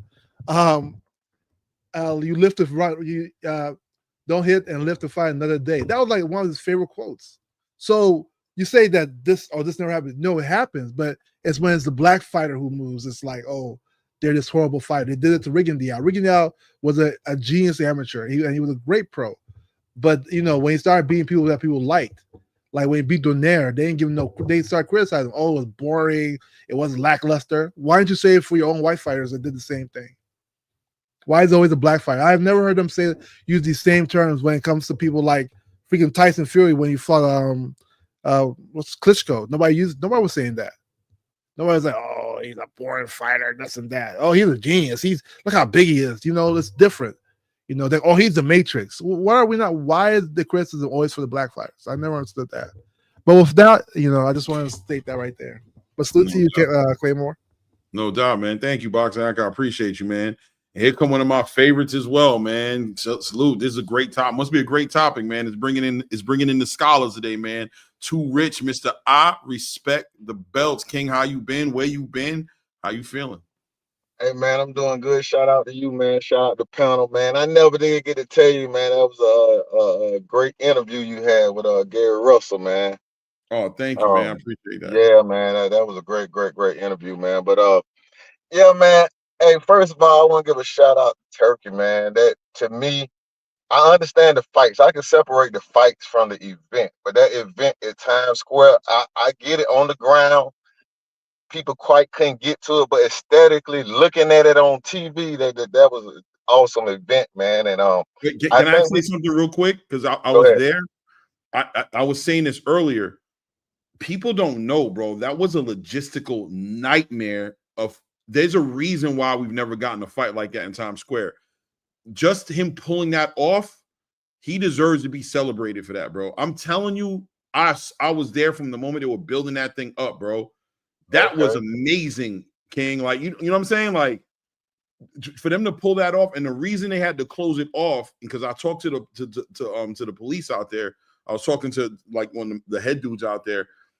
They had to. The police made him do that. He didn't choose to do that. They told him that we can't assure we can't protect you.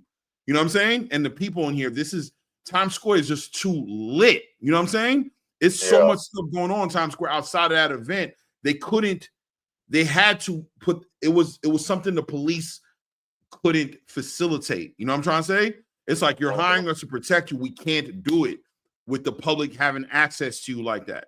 You know what I mean? We're not in Okay. a building. We don't have we don't have control. This is not structured enough. Something's going to happen. Not to mention, you have people like Sean Zytel pushing out like 9/11 energy. You feel me? Talking about how Saudi was involved in that. So it was just like the chance of something crazy, diabolical happening was just so much higher. The security threat was too high. It was New York City who was like, you guys are going to have to cover this up, bro. Like, put it on the camera.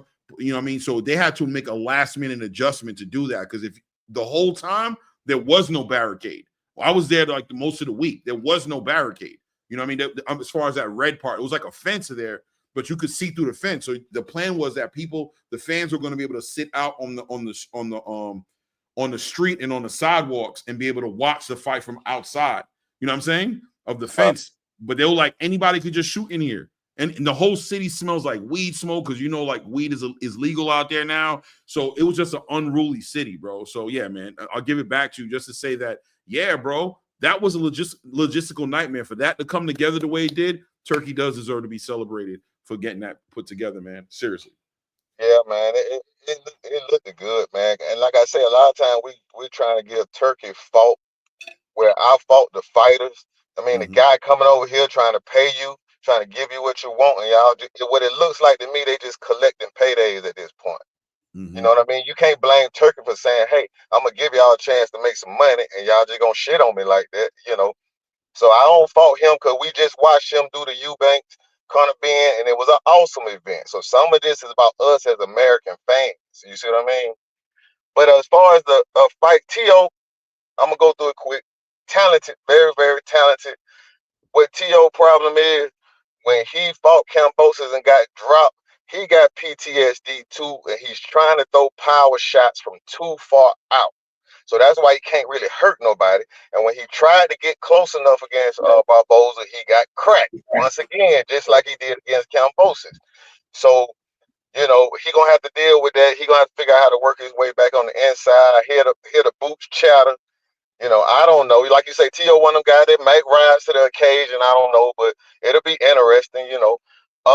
Devin, now you know me, Clay, by now.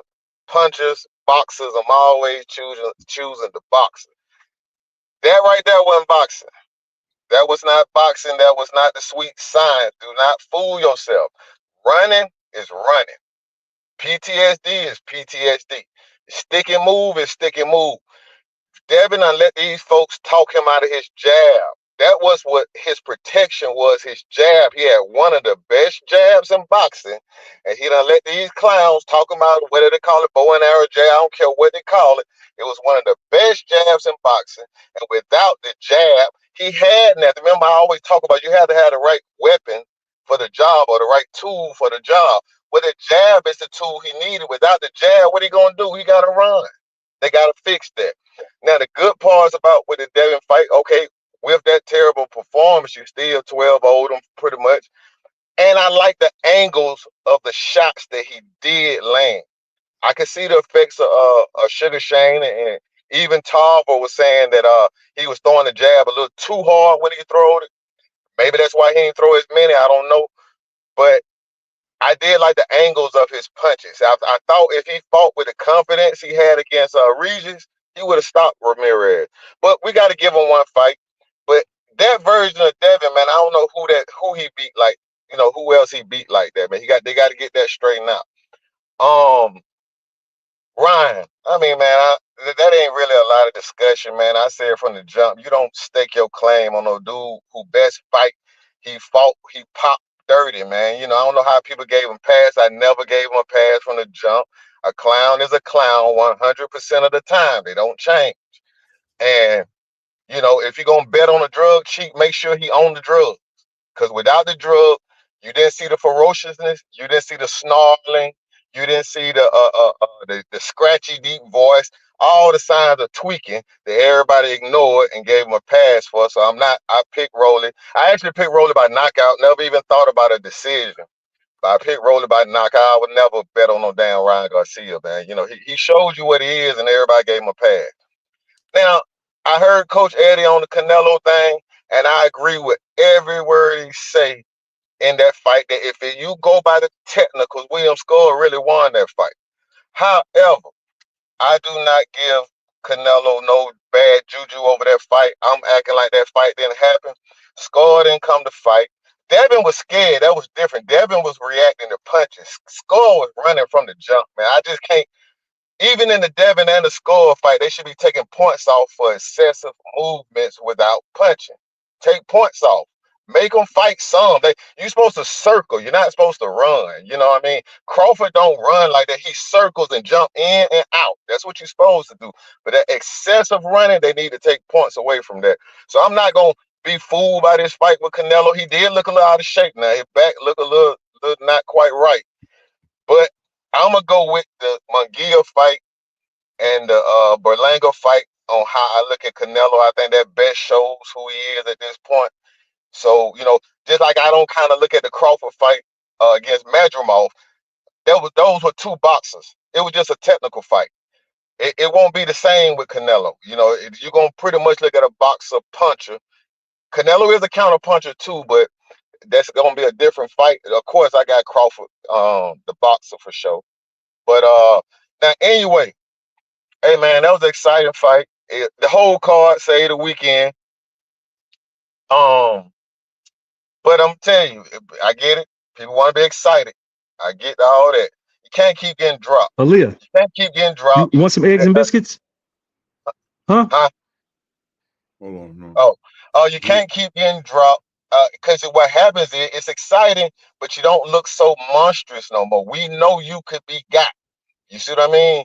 So I guess that will make it exciting if you go up to 126 with Carrington and some of those characters up there. But, with that said, though, he a dog, man. But like you say, that we don't see a loss of energy. I don't want to put that jacket on him. I really don't, and I'm not. But I see it. I see what everybody's saying. And I guess we got to, let it play out. If they got a drug test him, they got to do something. But if all is square, that dude's, he is a monster. Don't get it twisted. But he can be got, man. Everybody scout card on Anyway should say he's susceptible to left hooks. Last two knockdowns came from left hooks, and he got his orbital bone broke from a left hook. So if Devin's susceptible to left hooks, Anyway is susceptible to left hooks. So but other than that, Anyway, that card was great though. Don't get me wrong, the card was great. Anyway, he's really good, and yeah, that's all I got. No doubt. No, at some point, I think everything. That's why I love this panel. Like these people on this panel. Like I said, only missing like maybe Echo, Ross Clark, or two. Yeah, Ross Clark. But Ross Clark don't really come up on the panel that much. Not anymore. Eat somebody's food and he dip out. But Ross Clark's definitely always welcome for sure. But yes, always super informative. But yeah, man, what you said about Monsta anyway, as far as that jacket, I brought it up not to put it on him, but I'm glad you kind of like co-signed and kind of noticed what I noticed as far as, you know what I mean? He might legitimately be a monster. He might be legitimately be a whole Frankenstein out of, you know what I mean? He might be a lab creation because he got hurt. When he got knocked down, he got hurt. He got covered so fast and so well that it was just like, if it's natural, bro, I'm going with it's natural. I don't want nobody to get it twisted before it start going away that we're saying this man's using something, but we're just trying to say it's amazing, and not many fighters bring that type of stamina to the game to be able to be on that level for that long. Getting clipped, he got hurt a couple times, stumbled a couple times. Cardenas was a game fighter, bro, and he never put his foot off that gas at all, bro. Anyway, never pulled his foot off that gas, and it was entertaining as hell to watch. But I'm not blind to it. So if something comes up 2 years, a year from now, I'm not gonna be like, what? I'm like, you know what I mean? Like, can I speak on that a little bit? Can I speak on Anyway's performance a little bit right there? Wait, hold on. Let me let Ray get in here real quick, and then oh yeah, popped up. Peace, Ray. What's good, Ray? Peace, everybody. So where am I starting at? We start with Anyway, or just recapping kind of just the highlight of the weekend, however you feel, you know what I'm saying? Whatever you so yeah. I actually commend everything True said. I haven't seen True in a long time, so salute to True for making it back to the panel Salute, what's going on? Coach Going Eddie. on? I be checking y'all out. Just schedules. I couldn't ever come on. I've been Yeah, checking it out. yeah, and seeing Coach Eddie just bouncing around, man, and talking his good stuff on the other networks, man. I be checking it out, man. But listen, at the end of the day, man, and sorry about me being late. I had to go to MBC or motor vehicle. You know what I mean? I had to handle some stuff. Clay know about it. But yeah, for the most part, man, the Devin thing, I really respect everything you said. You nailed it. Me and Clay had a little small debate over this yesterday, and I agree with everything that the criticism. He's got what he deserved because it's the expectations. I think that's really where the criticism comes from. On top of everything, is the expectations, the false beliefs of where we were led that this is going to go. It did not go there, and me as a fan, sort of Devin, I really say supporter. It was lackluster. Yeah, he and like you just said, like you hit a key point. And I was telling Clay that I said, "Yo, he just like they threw. Maybe it was frequent flyer. I don't know." But I was like, "He threw away the jab. Why he threw away the jab? I don't know." It looked like he was, in my opinion, and I'm, being as a boxing pundit, I'm like, it looked like he was trying to bait Ramirez in to engage more so he can use power shots. And that's why he landed so many power shots. That's why he was throwing combinations and power shots. He wasn't throwing anything that was like set up for the power shot. And I thought when I talked to Here for Boxing, he was like, yeah, man, same thing. And I said, where was his plan B, his plan C? You couldn't get him to engage. Your plan B should have been, okay, well, let me move forward and engage him. You couldn't get, certain things to come out. You should use a plan C to set up your defenses, on the response. There was none of that. It was just, hey, I'm going to stick with plan A. It's an easy win. It's horse and carriage. Let me just go around this ring and rock the trailer. Safe bet to get to the next fight, right? Collect the bag. Unfortunately, that's not what the fans want. I get it. But that's what he had to do. You know what I mean? I'm on the defense of, hey, he did what he had to do to get to that fight. I get it. You know what I mean? It's two fighters in the ring. But at the same time, I'm not mad at anybody that rained on his parade because it was wrong. As far as Inoue, man, Inoue is the guy that I recognized 3 years after Stephen Paul fight, not during the Stephen Paul fight, the fight after. I said, this guy's really mean business, man. This guy, I think it was Mark, what's the dude named Martello or something like that, Mateo. And when I seen that fight, man, I was like, yo, this guy's really serious. This guy's really about his stuff, man.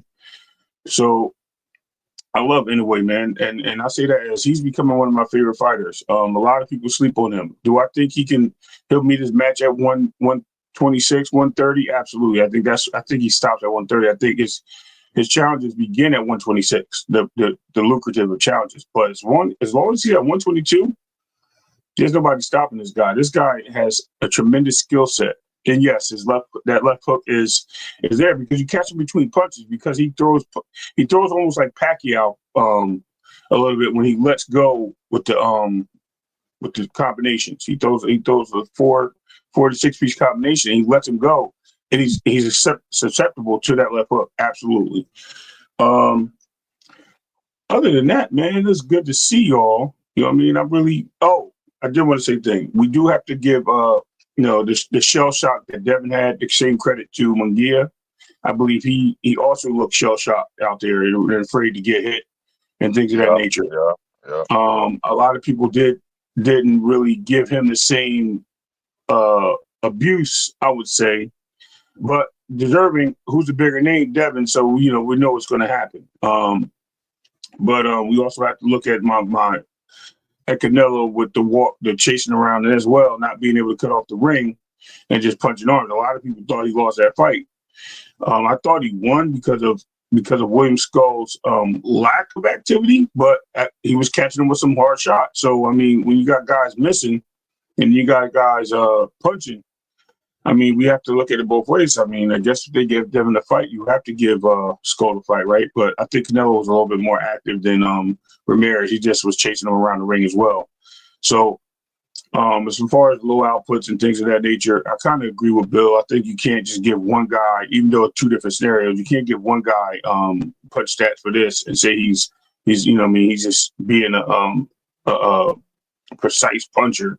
And then the other guy, you tell him he's a runner, he's a track star, which they, you know, one was chasing, one was running. You know what I mean? One was playing the cop, one was playing the burglar.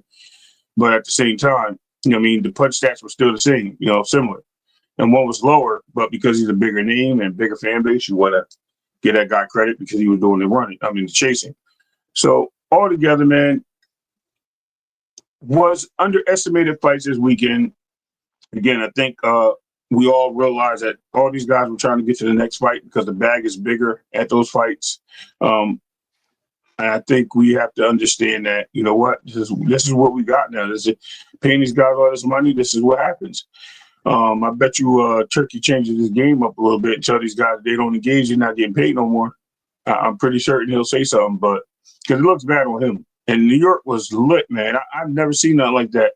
Very video game, Street Fighter vibes. You know what I mean? Fatal Fury, whatever they're promoting. Straight vibes. Like travel around the world, fighting in the streets, and people just cheering on. Unfortunately, I had to block it off due to circumstances, but you know what I mean? It is what it is, man. Look, at the end of the day, I was entertained, but you know, subpar entertained, but I was entertained. It was exciting to me. You know, I just don't like the commentary. I mean, I thought they kind of told the story of the fight before. That was my biggest thing. Like, they were telling things that happened and looking at everything negative.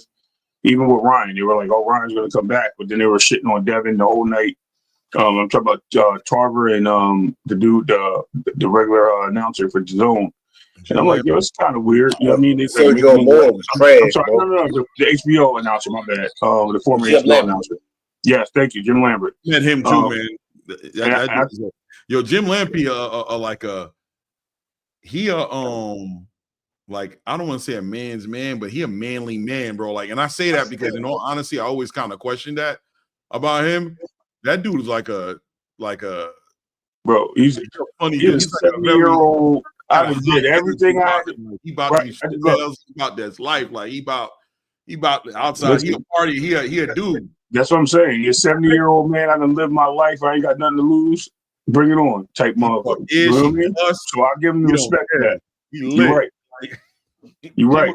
Wow, bro. But look, man. Hey, man. At the end of the day, yeah, they need better. I think maybe Tarver's not. You know, I don't know. Like I said, I want to say he. It was just he was like they were missing the punches, the combo. You gotta listen to it. They're like not counting the combos and the land shots for Devin, respectfully, but then they were criticizing all the movements, shaky legs, this and that, blah blah blah. And they're painting a picture. You know what I mean? That's their job, to paint a picture. And they painted that picture well where if you listen to it and really didn't watch it, you're like, dang, like, yo, Devin really looked bad. And then you look at the one with what's homeboy? With Brian, he's like, darn. It was Tarver, right? It was Tarver. Tarver, yeah. It was really bad the way they painted the pictures for the fan base. And I think that's what we're getting. I haven't watched the fight with the commentary yet. I gotta watch it. But you're gonna be like, wow. You're like, yo, they did them dirt. You'll see it. And you know, I watched it. People were telling us, like when me and Blue were doing the show, they kept saying it, like, man, listen to how they call, like they were complaining about it. So I know it's it during the live. Yeah, they were doing them dirty, man. Like I said, and I think I painted a lot of pictures in the fan base's eye of how bad it was. I don't think it is as bad as they said, because I watched it afterwards without the commentary. I watched it with the commentary. I was at work, I had to listen in. That's why I wasn't up there with you, you know that. But yeah, man. Salute to everybody. Blaze, my man. I didn't forget to shout you out as well. I mean, shout out to everybody in the building, man. But yeah, it was like I said, was lackluster, but to me, I just thought the environment was exciting, man. I can live with the event. Live with it.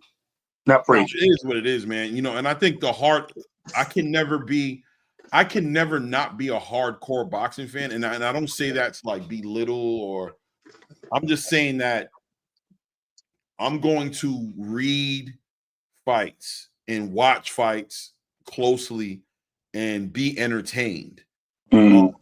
And maybe because I was there, like I said, maybe because I was there, I had a great time.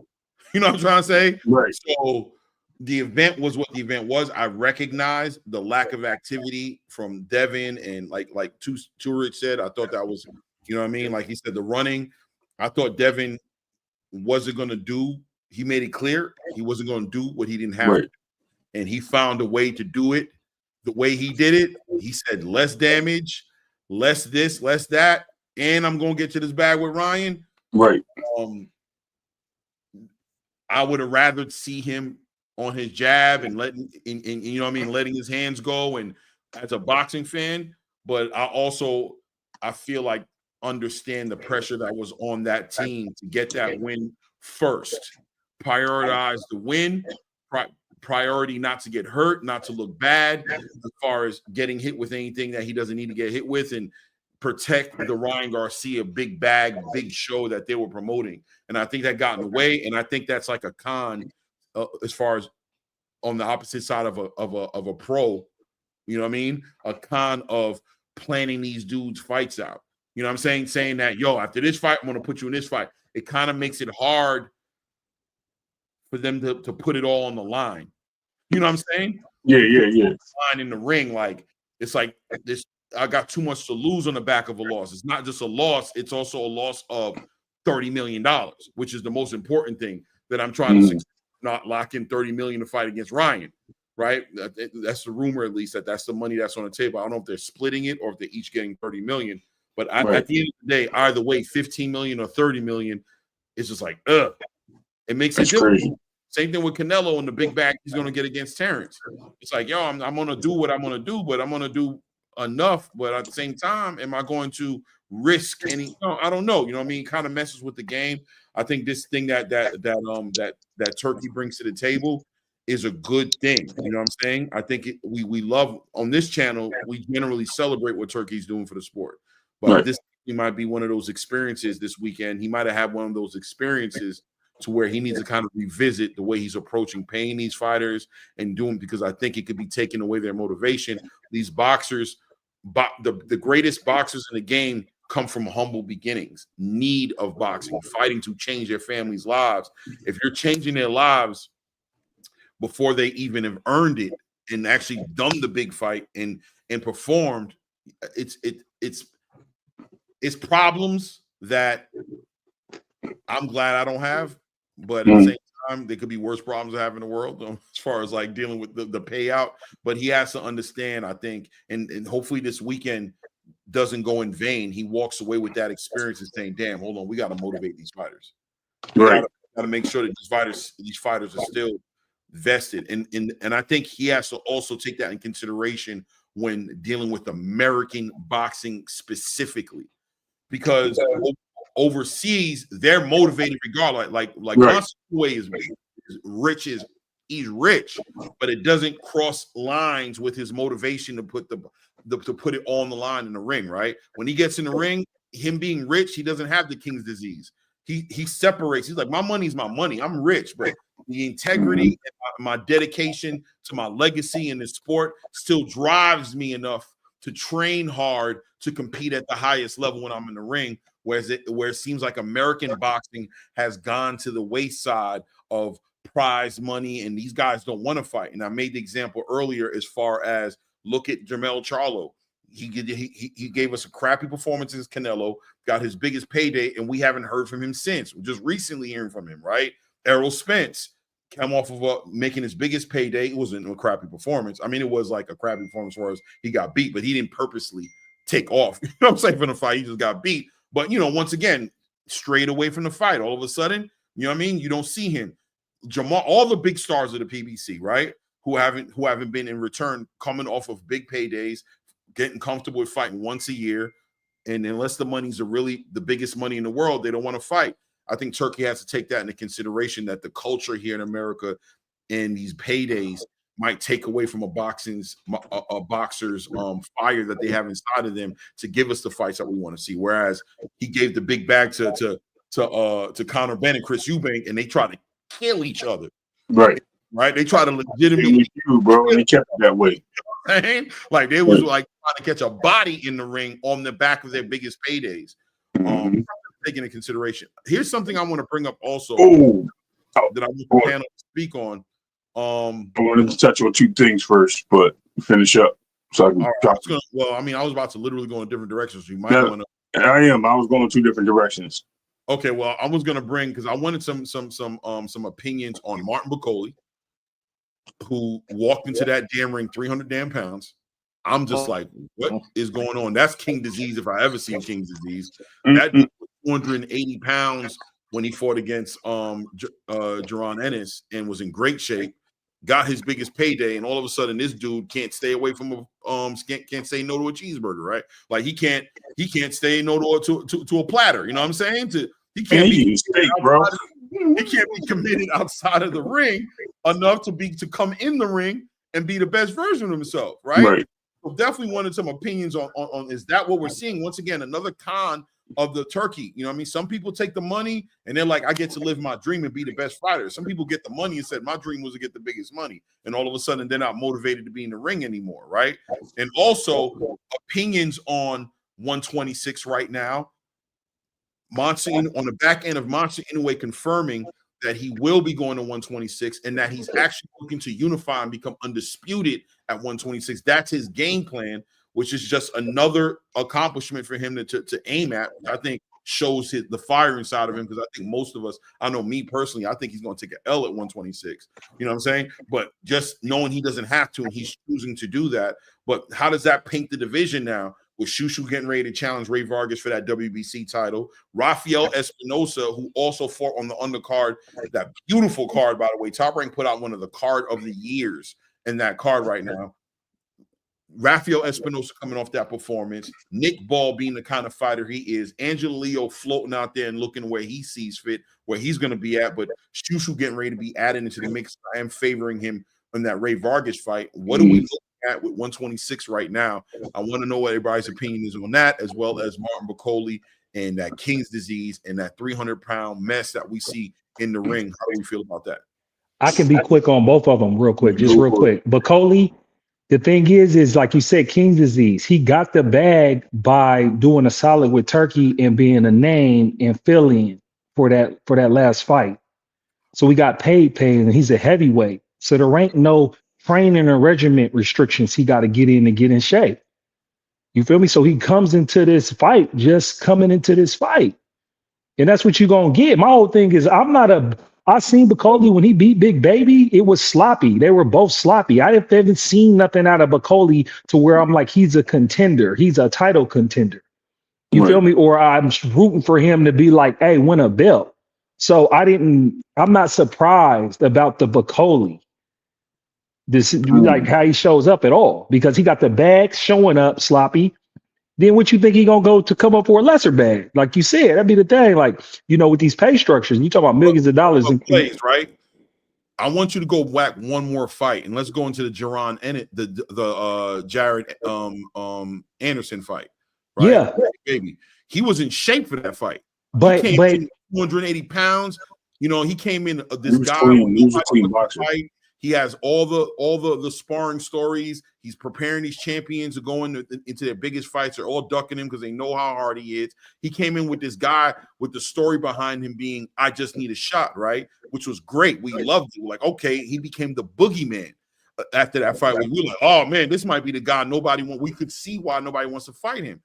Even with the Joseph Parker fight, it was a last minute thing, right? So we gave him great. Yeah. We said, okay, you got him off his couch. He wasn't getting ready for the fight. He was just getting ready to start a fight camp to fight F.A. Ajagba. But there's absolutely no excuses in this fight with F.A. Ajagba. I know, but you prove your own point, which you talked about the general assertion earlier, to where you overpay fighters. Right. And then the next fights that come down the line, you're not showing up right. So the stars aligned for Bacoli. Bacoli was hyper motivated because he didn't downplay or underestimate going in there with Big Baby. Mm-hmm. And so he really handled his business and pressed the issue on him. And everybody was like, oh, he got uppercuts like Foreman, right? Mm-hmm. That was like one of the takeaways that was, you know, that they were saying about Bacoli. But then you got to realize, look, his stars aligned by doing what he did, getting that short notice fight because of how he handled his business against Jared Anderson, because he was the actual name and he only was a name by beating Big Baby. So then he gets a bag that he couldn't even imagine. He could have never imagined negotiating getting a bag like that. That shit dropped out of thin air and said, hey, bro, 3 days, we got 3-4 million for you. So, yeah, bro, what you think he did with that money in Africa? You feel me? He went and bought a grand buffet chain. Man, listen, man. But that's what I'm saying. The economics is different. It's different. You got to really, like, you Clay, you already broke down what happened. You feel me? He went got that money, and then he was like, "Listen, man, the next fight coming up, the bag ain't that big." Then he's like, it's like the Emperor's new clothes. Listen, I got a bunch of yes men around me. You can't tell me shit. The champ is here. The champ is here. I'm eating fried chicken and all that coming into the ring and all that. Like, fuck what y'all talking about. I'm rich, bitch. You feel me? Proprietor, he hit that lotto 3 times. He hit the lotto, exactly. So boom. And that's what it looked like. And then hold on, let me get out the way real quick because I'm brief on 126. So boom, listen, I like I said, and I'm just tying Inoue. Inoue's a dog in a sense of that whole fight. He pressed the same way. His conditioning all throughout that fight, he looked the same all throughout the fight. He pressed him. Even when he got dropped with the boy on the ropes, exchanging with him, swinging for the fences to get Inoue off of him. Then when he gets dropped clean, sits right on his ass. He sits still like he's Bruce Lee or something in Enter the Dragon when they had a block to the thing. You feel me? Yeah. He took the full 8 count and he got up and then he looked the same, but just with the knob turned up. So it was like, hey, bro, fans and us, we like that. People want to see that. Me, I'm with the Sweet Science. I can't say nothing about the man. He's two division undisputed. And he took the drop and then he ate the boy. Now with me, I believe in the Sweet Science. They showed when he got dropped in between those rounds, they showed he got his drop the exact same way before. But obviously he ate him too because he's got 11 straight stoppages. So you feel me? Listen, bro, Inoue's a monster. And I'm glad with us see as American boxing fans, the experience with boxing for us, a lot of it, even like with me, I didn't pay for these fights because they wasn't my fights. Right. Ryan and Devin was supposed to fight. I was like, I'm gonna wait for that. I'm not paying for that shit. And then Canelo and Skull, I'm like, I'm not paying for that shit. That's not a real fight. They're getting a bud. This shit's, I know what's about to happen right here, right? So I watched the replay so I can come through and give an analysis. Now, when we're talking about when Inoue, right?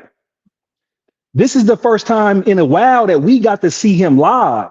That's the thing with us. Seeing him live in prime time. We be like 5 o'clock in the morning. I don't chase it anyway. I like Inoue, but I'm not getting up to watch that shit live in Japan. I'm gonna catch the replays. You feel me? So it was a beautiful event. You got to give a shout out to Top Rank ending their contract with ESPN, going out with a bang. Because not only did they give us an Inoue, they gave us that boss ass undercard. But what I like, like I said, with Inoue is that he chewed through him. He looks like he's fighting through this division of 126. And that's what I love, where it'd be like, hey, right there, Espinoza, is he top ranked too? Then they got the fight. They got what they want. They got a great fight. You feel me? If Inoue moves up for 126, with everything he's done, two division undisputed, and then he's going to fight somebody where your arms might be too long to box with the guy with Espinoza. That's a good setup for them guys at top rank. And then everybody else that you mentioned at 126, and even like what you say, Clay, hey, I think he can lose. You feel me? So that's what we love. We love when we're going and seeing fights where we don't know who's going to win. That's what makes boxing great, because when the greats fight each other, we don't know who wins because they all have intangibles. They all have, very good gifts that we say, hey, man, we don't know. Both of them got action. You feel me? And then I would just end like this. Turkey got to be, and them guys got to be diabolical if they set up that skull fight to like first, the theory is Bud didn't fight as good as he fought against Madronov to bait Crawford, to bait Canelo into fighting, right? Then everybody, like you say, I've been with you, Clay, everybody that's saying Bud don't have a chance, Bud don't have a chance. They got to be absolutely diabolical if they literally scripted that to make it look like, to change the fans' perception to sell this fight. Because it definitely going into this fight, people believe it's more 50-50 now than anything. You got a whole bunch of us Buzz fans like, yeah, you see that trash, he gonna knock him out. I'm not going for it like that because I respect Canelo's left hook when you exchange with him. So I'm not going for the hype where it's like, I'm going for Bud, but Bud got to handle his business, because if he don't run, he can get caught like the rest of them. Canelo ain't been stopping nobody, but he been dropping people with that lead left, bro. So you feel me? He dropped Mangia, he dropped Edgar, he's dropped people. You feel me? So it's not like, he's past his prime and all that, but we're getting to where we want to get at. And so I just want to say 126 is lit. Especially if Inoue go up there. And with that said, I'm complete. Okay. Listen, who could follow that, man? No doubt. I'm pretty sure one of the brothers might drop right there, baby. That was. I like it. Everything you said is true, and then some. Go ahead, Hey, Coach. one thing I want to, could I kind of piggyback? I'm gonna work it backwards. He talked about the Canelo fight. This is just me with my tinfoil hat on. But I watched the fight again. I wanted to see it, and to me, it looked like Skull tanked the fight. Somebody tanked it. I think because everybody keeps saying that Skull ran all night long. Why when and counted the amount of time that he stood right in front of Canelo, no movement, stood there right in front of him and dared Canelo to do anything. And guess what? Canelo did absolutely nothing. And I'm talking about it's probably 60 or 70 times where Skull stopped dead center, feet nailed to the ground, and dared Canelo to do something. And Canelo did nothing. He looked at the dude. I think the punches are starting to hurt. And the reason I said when the punches starting to hurt, that means you don't have that same fire. Because it's like Sugar Ray Leonard mentioned, he knew he didn't have it when everything started to hurt. I think those punches are starting to hurt right now. And Canelo had no interest in getting hit because I think Skull had enough pop on his punches to keep Canelo honest. Well, he didn't run in because when Canelo did try to engage with him, Skull was hitting him with uppercuts and hooks and running combinations on him and sliding out the side door. Yep. And all those body shots that they were saying were landing were hitting William Skull in the thigh and in the buttocks. These are in the elbows. So that's why I say I know what I'm looking at. I'm not being hated. Put it like this: if nobody knew fighter A, fighter B, just put the fight on, and they looked at it, no commentary, they'd be like, "Hey, that white dude ain't doing nothing." That's what they would say. Cinnamon. You know what I'm saying? They would say this white dude ain't doing anything. He's letting this guy hit him and move around the ring. Because, like I say, Canelo set a record. See, people keep talking about records. He set a record for the least amount of punches thrown in a championship fight. That is held by Canelo Alvarez, which is 158 punches. Right. I didn't even know that even existed. I didn't even know somebody actually threw 100 and some punches in a 12-round fight. But guess who did? Canelo Alvarez did. Right. But they don't call that one, right? They don't want to say anything about it. Oh, they're blaming it all on Skull. Oh, it's Skull's fault. It's Skull's fault. I agree with Bill and his comments on that, man. And thank you, 2 cents, for the shout out. Yeah, I 100% agree with what you just said, and it's crazy to say that the counters were there for Skull, and you could see getting up and we got to give Canelo 70 fights, man, on his way to 70 fights, bro. Like, yeah, it's going to start hurting, and yeah, you're going to start feeling something. Crawford picked the right time. He picked the right time, man.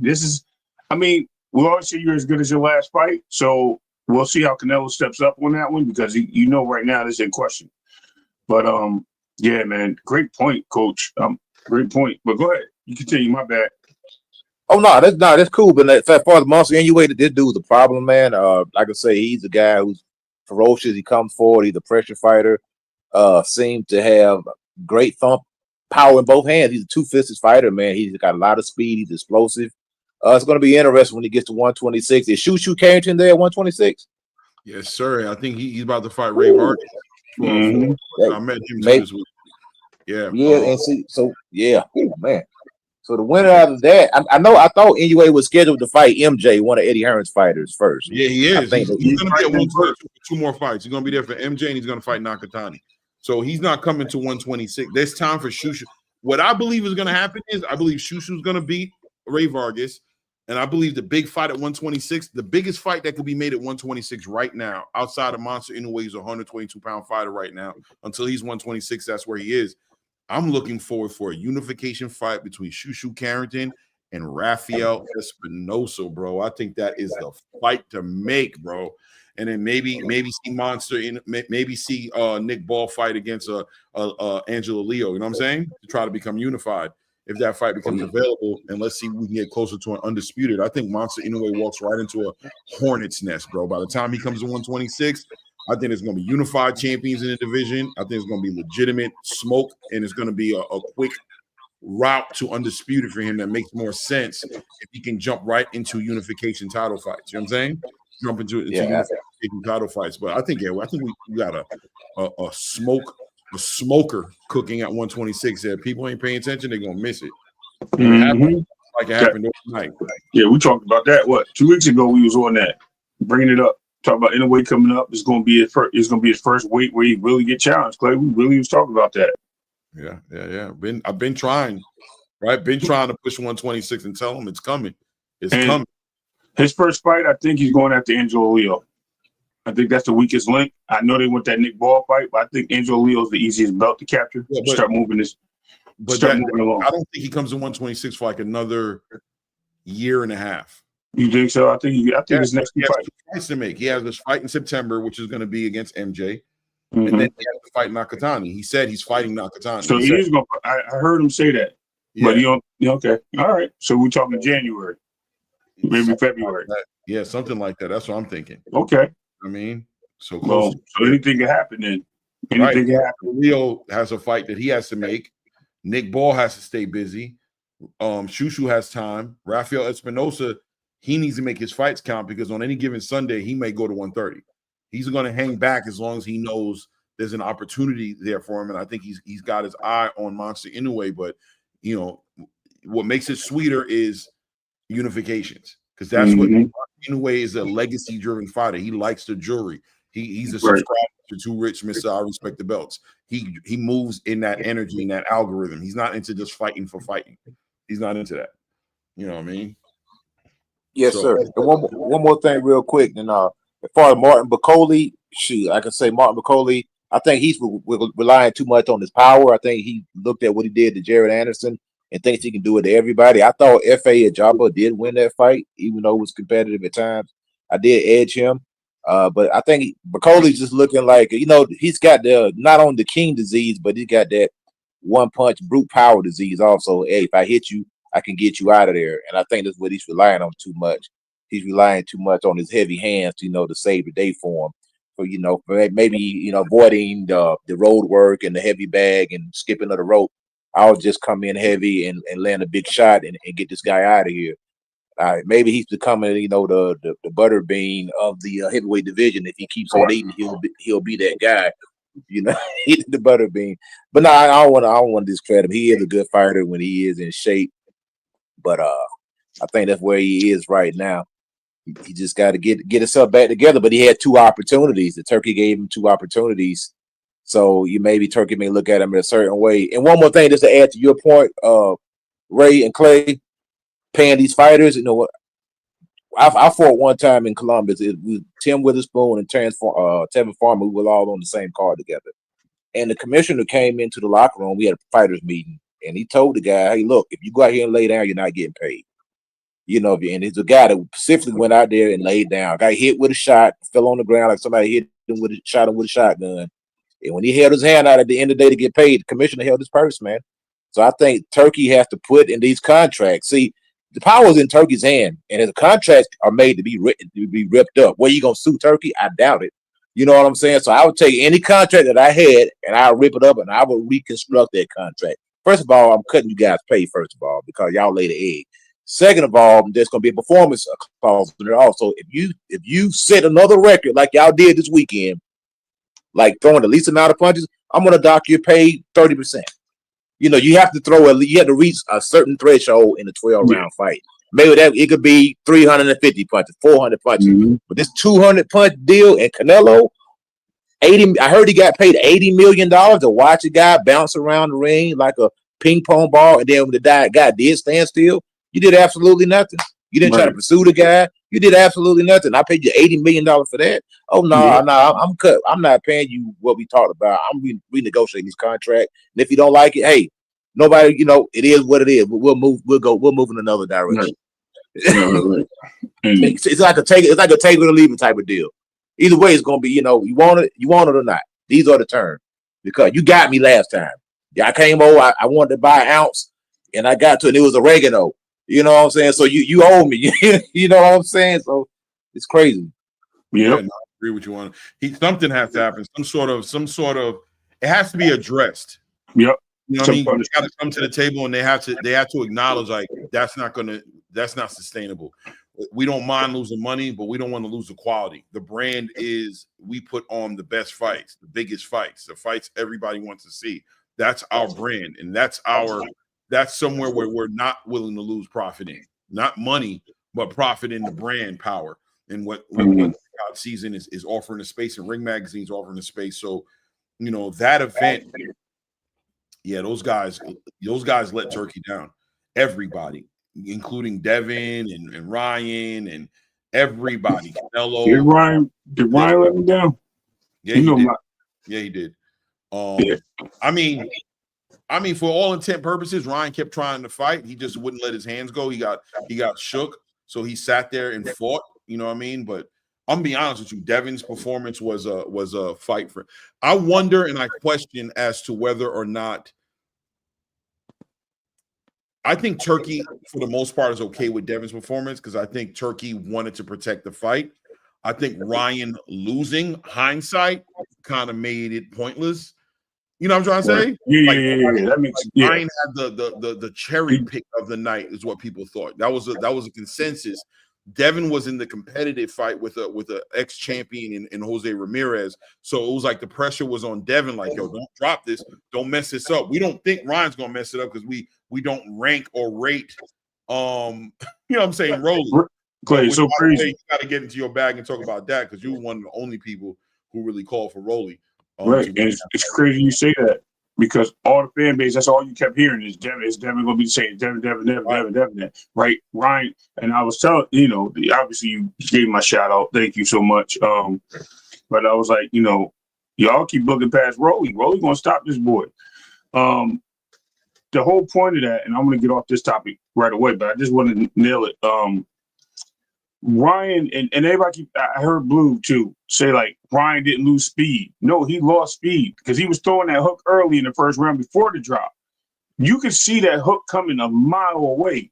You can see it where you never seen his hook. You know what I mean? Except for the landing, except for the Fortuna fight. The Fortuna fight, and we talked about this. You never seen the hook land. You know what I mean? I thought he threw it right that quick, and I was like, what? But the fact is, you can see his punches. You can see him, and then he utilized a jab, and he's a flat-footed fighter to try to use that extended jab the way he was using it, and it looked bad for him. That's why he was getting caught. Now, did he use the jab correctly? Yes. But as far as him moving his feet and all those things, Ryan had no opportunity. He had no idea how to use the jab personally. Usually he uses his hands to extend and measure, and then throws a left hook or the right cross. He never did that. And you've seen those punches. So it just goes to show you, since he lost to Luke, got dropped by Luke Campbell, has he been on some type of enhancements? Because his jab just increased out of nowhere. And that hook was just lightning fast, super lightning fast. I don't remember it being that fast prior until I seen the Fortuna fight.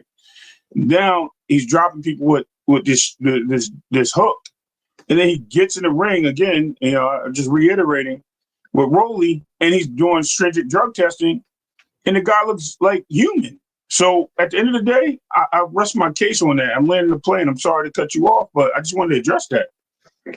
Yeah, we definitely talked about it a little bit earlier as well, man. I agree with you 100%, man. I think, like I said, you can have whatever reason you feel like Ryan was different Friday night than he was when he fought against Devin. But one thing I think is consistent no matter who you are is Ryan Garcia was a different fighter than he was when he fought Devin, and he looked and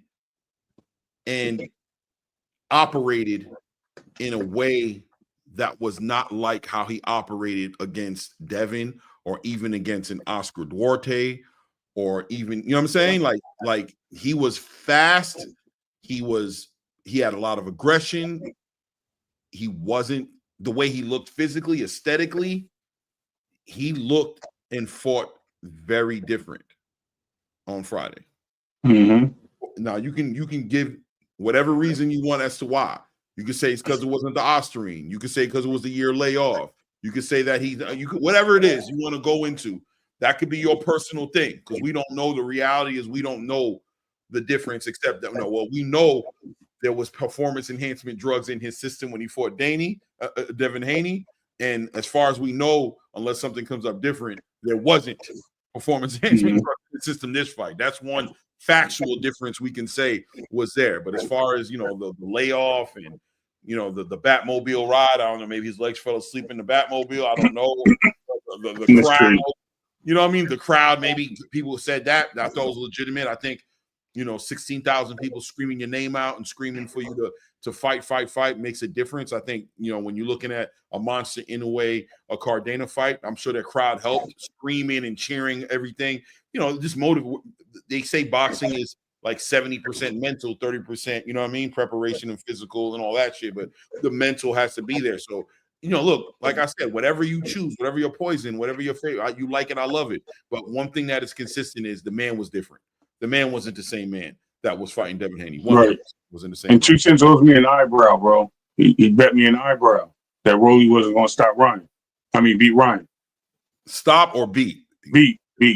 Because I said Ryan. I said Rolly's going to win. I said he's going to drop him with a. I said he's going to drop him with a body shot. But the hook was just.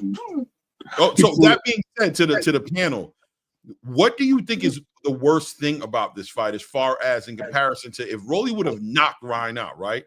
Would that have been more palatable? Like anybody can be knocked out in comparison to the 12-round schooling and Rolly Romero not being known as the boxer outboxing Ryan for 12 rounds.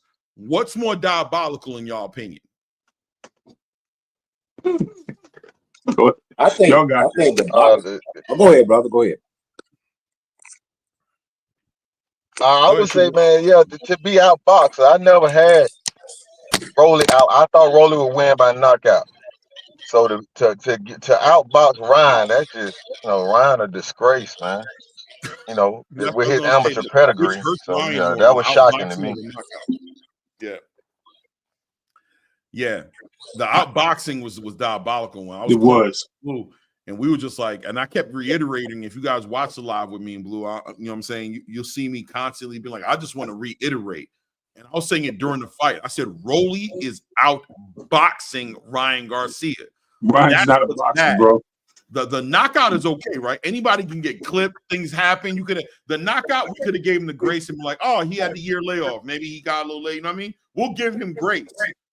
The 12 rounds just beep, beep, beep, beep, beep, beep, beep, beep, beep, every round. Like, nah, bro. That throws shots at your whole credibility, your whole pedigree. Everything gets a shot at when you get schooled for 12 rounds by a Rolly Romero. Respectfully, like, because we got to give Rolly his flowers. You know what I mean? Shout out to him and Salas. You know what I'm saying? And the work they've been obviously working on, keeping that right hand right by that chin, like it was duct tape to his chin. Like just the discipline and the poise and the sticking to the game plan and the strategy that they implemented to fight. Rolly deserves to be celebrated, but nobody in their right mind has ever given Rolly Romero super boxing accolades. We know who he is. He's a puncher. He punches really hard, and you don't want to get hit. He can knock anybody on any given Sunday. Tank was like, yeah, he this, he that, but he's also the hardest puncher I've ever been in the ring with. That's for, right? Yo, he put that boy in the air, bro. He threw him across the ring with a punch, bro. Yeah, man. Did you see him? Did you see how far he flew? Feet up in the air and everything. That was he doubled up, and it was a beautiful shot. It was a beautiful combination that he was working on, even in the back. Did you notice the body shot first, though, Clay? Yeah, the body shot to the head. And then he went straight, fast left. And Rolly was telling everybody the whole time, he's like, everybody keep talking about Ryan's left hook. What about my left hook? He said that. He said, what about my left hook and my right hook? And he showed. Yeah, he did. He showed up, man. It is what it is, man. Rolly's defense was on point too, man. You see how he was in the like the Philly shell almost, you know, and he was using that shoulder and ducking down to avoid a lot of those shots, man. So I was like, dang, Rolly. Maybe the losses helped him out. Losing a couple times, he went back to the drawing board. He got better because Ryan really couldn't land anything of note on him other than the jab. And that was it. Also, I wanted to ask that question as well, as far as Rolly Romero is concerned. Are we sold on the Rolly Romero show and excited about the future of him? Like you said, he improved and all those different things. or was Ryan Garcia really such a hype job that to some degree we can't even give Rolly? You know what I'm saying? Like, what is Rolly at 147? You know what I mean? Where he is now, holding this interim, regular, whatever we want to call it, WBA title he's sitting on. He's in line to fight a Jerome or any of the champions in the division. He's one of those guys now in the division, right? So where do we rate Rolly Romero now on the back end of this performance? I think I'm going to start real quick, Clay. I think it's a combination of both. Number one, I think Rolly has shown that he always had some fighting skill. I'm going to use the word fighting skills. As far as boxing, I think everybody recognizes him as a power puncher. But I think him going through a new trainer and learning some footwork, that's what I seen, believe it or not. Well, so when I seen it, I seen him work, and I was watching his footwork. I was like, yo, he's walking down. He's cutting off. I could see it. He had his hands in the right place. He had his elbow up right out in front of him as a target, and then he would lean it out and coming back, right? Actually, it was his other hand. I'm not lefty, but I'm just closer to the camera. But I was watching it, and I'm like, yo, this is crazy. Like, Rolly's going to beat this dude because he's measuring up. He's doing everything he has to do. He's in the gym hitting the bag with the hook. I mean, yo, he's going to get him. So now, on top of that, yes, I do think that Rolly is more fit at 147. I think he's always been draining himself. Rolly's been known to go up to 185 in fights.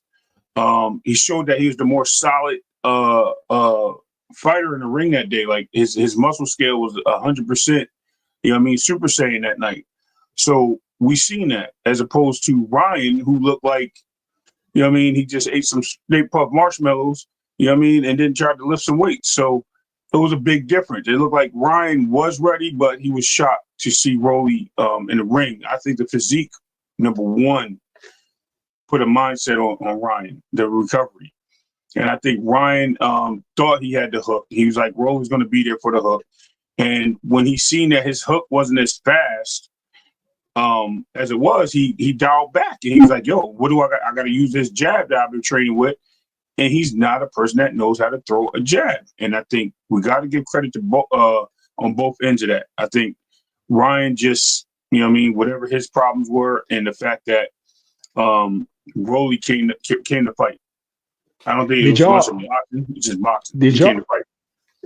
Did y'all notice that Rolly used his lead hand to continue to disrupt Ryan's lead hand the whole fight? Mm-hmm. Like, that's the first thing that stuck out with me with the fight. And like I said, he looked sharp in the sense of the left hand. He kept touching his glove, so Ryan couldn't set up nothing leading with his left hand.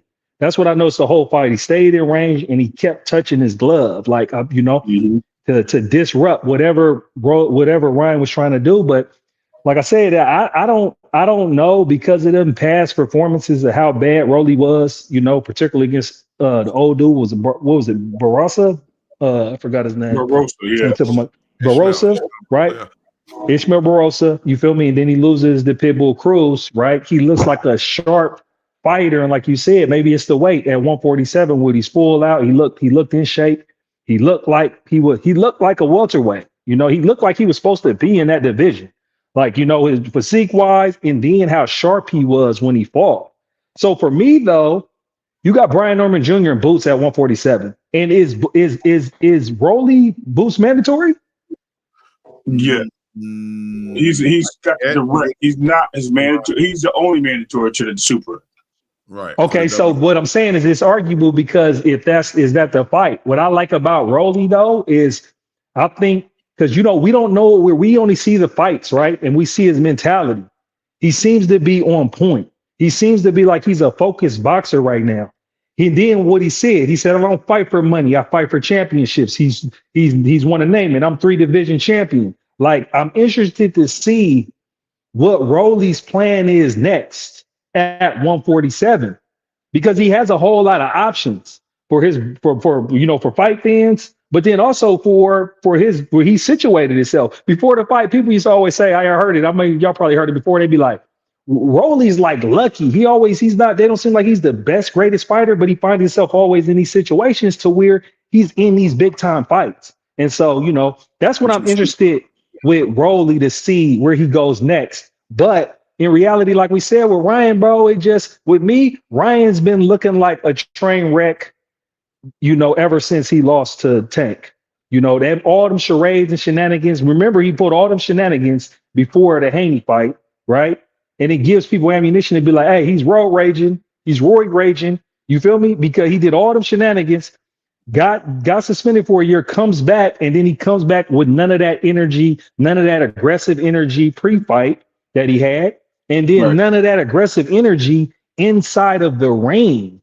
Because like y'all said, like you said, when Rolly knocks him down, and it looks like Mike Tyson punch out on how he falls, you know, dramatically and epically, and slides, right? Who felt and like hit that? Was his that demeanor. Glass Joe? That's Glass Joe. You already know. Glass Joe's That's fault, Glass right? Joe. Glass Joe. He felt like Glass Joe, right? And then look, we can see the experience of a contrast between knockdowns. We see Inouye's knockdown. We see how present he was and sharp when he got back up. And we seen Ryan literally on the ground looking deflated, getting up, looking deflated, and then looking deflated the rest of that fight. You know what I'm saying? So it's like, I'm interested to be like, hey, where's Ryan's head at? Because this right here exposes what I always disliked about Ryan is he's a fucking spectacle. And he does way too much shit to make you question if he's serious about boxing. And this is a continuation of that narrative. Because like with me, I'm a paralegal, I do legal work. And so, you know, I'm a critical thinker. And so, you know, I'll have strong opinions, you know, but I'm fact-based. And so there's so much speculation behind Ryan. There was so much speculation behind his mental health issues. There's so much speculation if he was using cocaine or how much was he drinking. There's so much speculation when he pops for OSTARINE. And my speculation where I be always questioning is, hey, he got popped for OSTARINE, but he might have been taking more shit than that. And then how long has he been taking stuff? Well, because he looked like Bane when they pulled the plug on him. You know what? The Batman with Bane. Remember they pulled the plug on him? This is that type of shit.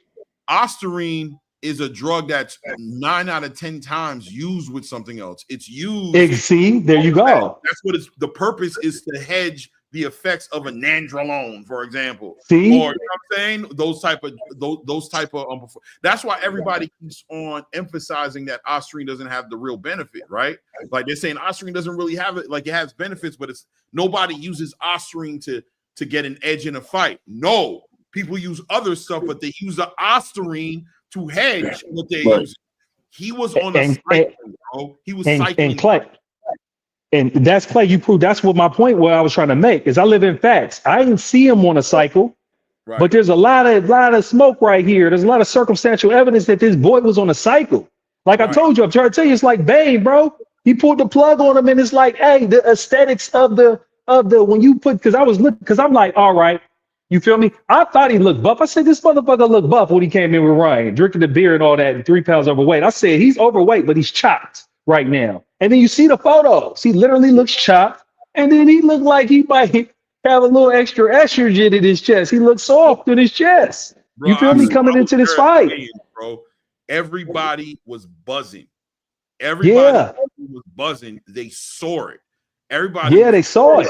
Like everybody who was there was buzzing, like you could hear the talking, like people were like, he looked mad. You just heard it buzz. You know when you're in a room because it was quiet. I'm not talking about the ceremonial jump off. You know what I'm saying? But even at the ceremonial jump off, people were buzzing. Like you just heard everybody just like everybody. And when you put the pictures beside each other, you feel me? You see a major difference, and it's all tied into them PEDs. That's what's so unfortunate for Ryan because all these things they are like factors with PEDs. So it's like I said, his crazy erratic behavior, that's known for steroids. You feel me?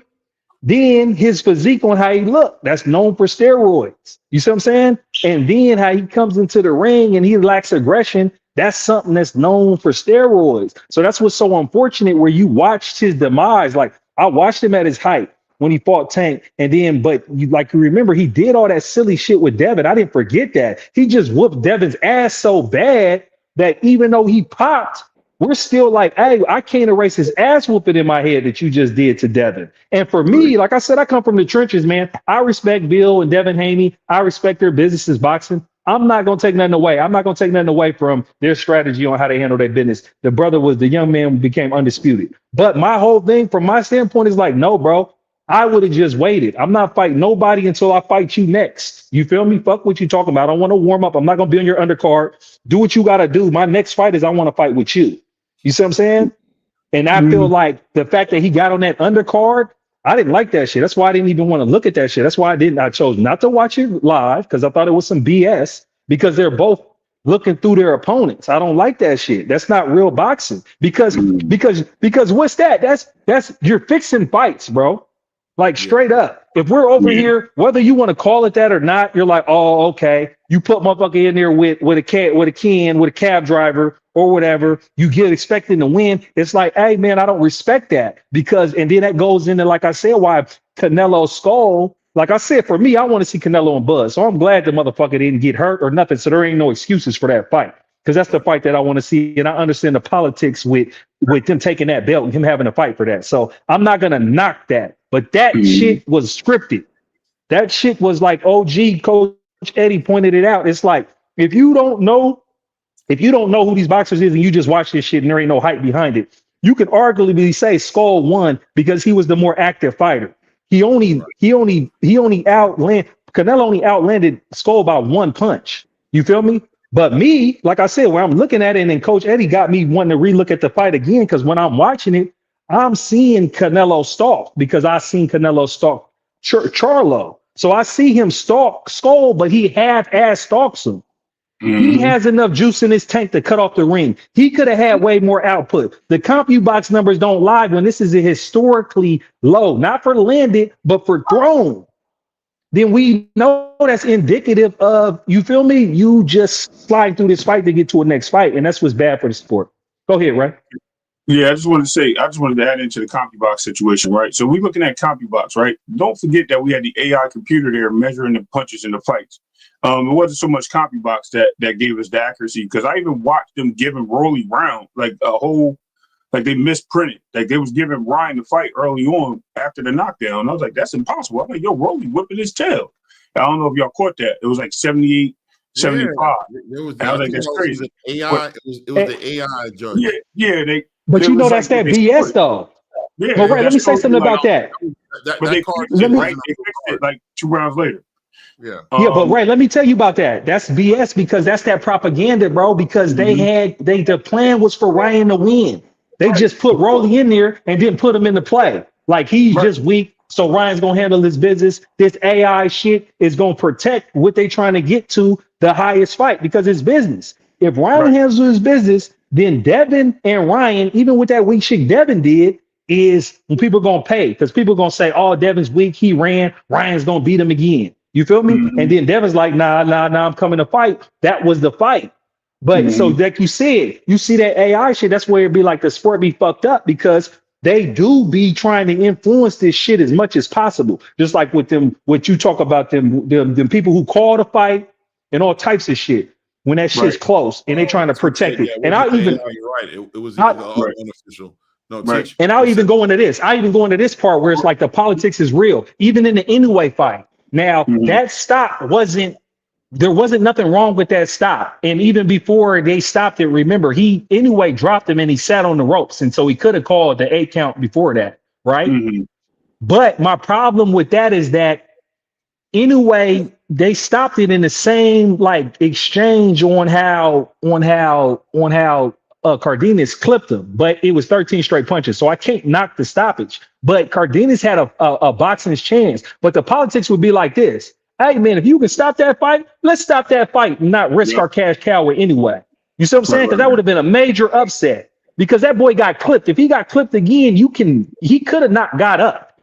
You feel me? Catching another one like that. You see what I'm saying? And so that's where like the conspiracy theories and you see these politics where if you don't totally dominate, where perception on what they'll tell you or these judges fuck the game up where you know they got some stuff scripted because big money's on the line. And I just wanted to put that out there. I'm not taking away nothing from Inoue. He like that was right, but it leaves that open to be like, hey, why does ref stop it when he didn't stop it before? You feel me? Right. And before I get back to how far the refs can go in the tank fight, right? We know these refs are super by the A-side privilege inside that ring. And before I get back to the 126 and Bacoli question, I do want to touch on something that I don't think anyone has touched on. They keep saying, well, Devin was off a year, and Ryan, I talked to Clay about this too, and Ryan was off a year too, so what about it? And I'm like, but y'all don't remember, Ryan was training for a fight that Oscar didn't approve. He almost got sued for it. Ryan was in fight mode once before. Devin's been in training, and he didn't train, like we didn't see him significantly training until like November.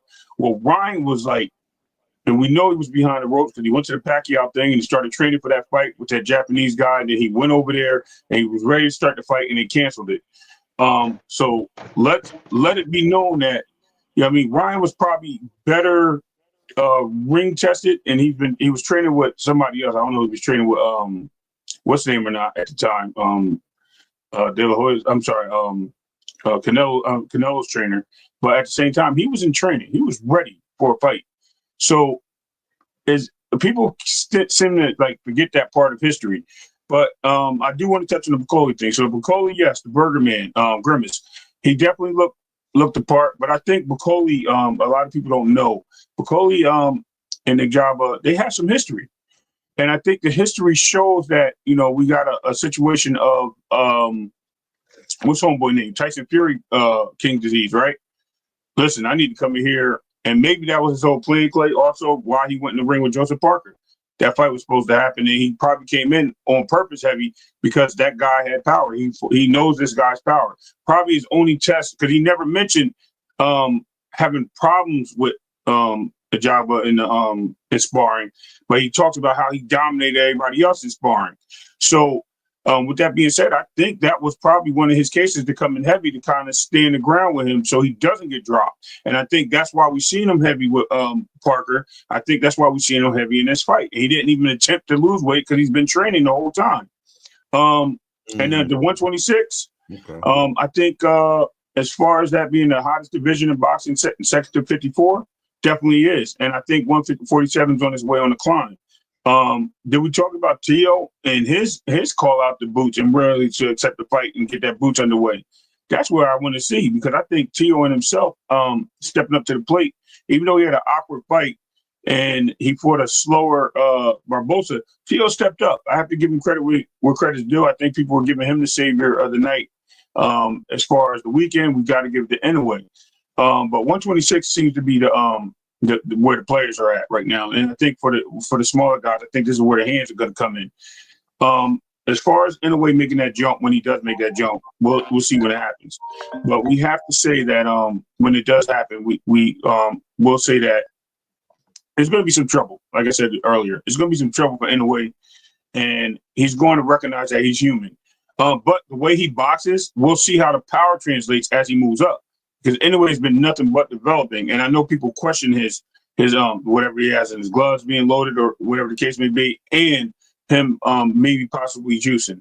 Whatever the case may be, it's going to be strenuous, and we're going to see it. But his skill is definitely an anomaly. So I'll give credit to where credit's due. I'm landed.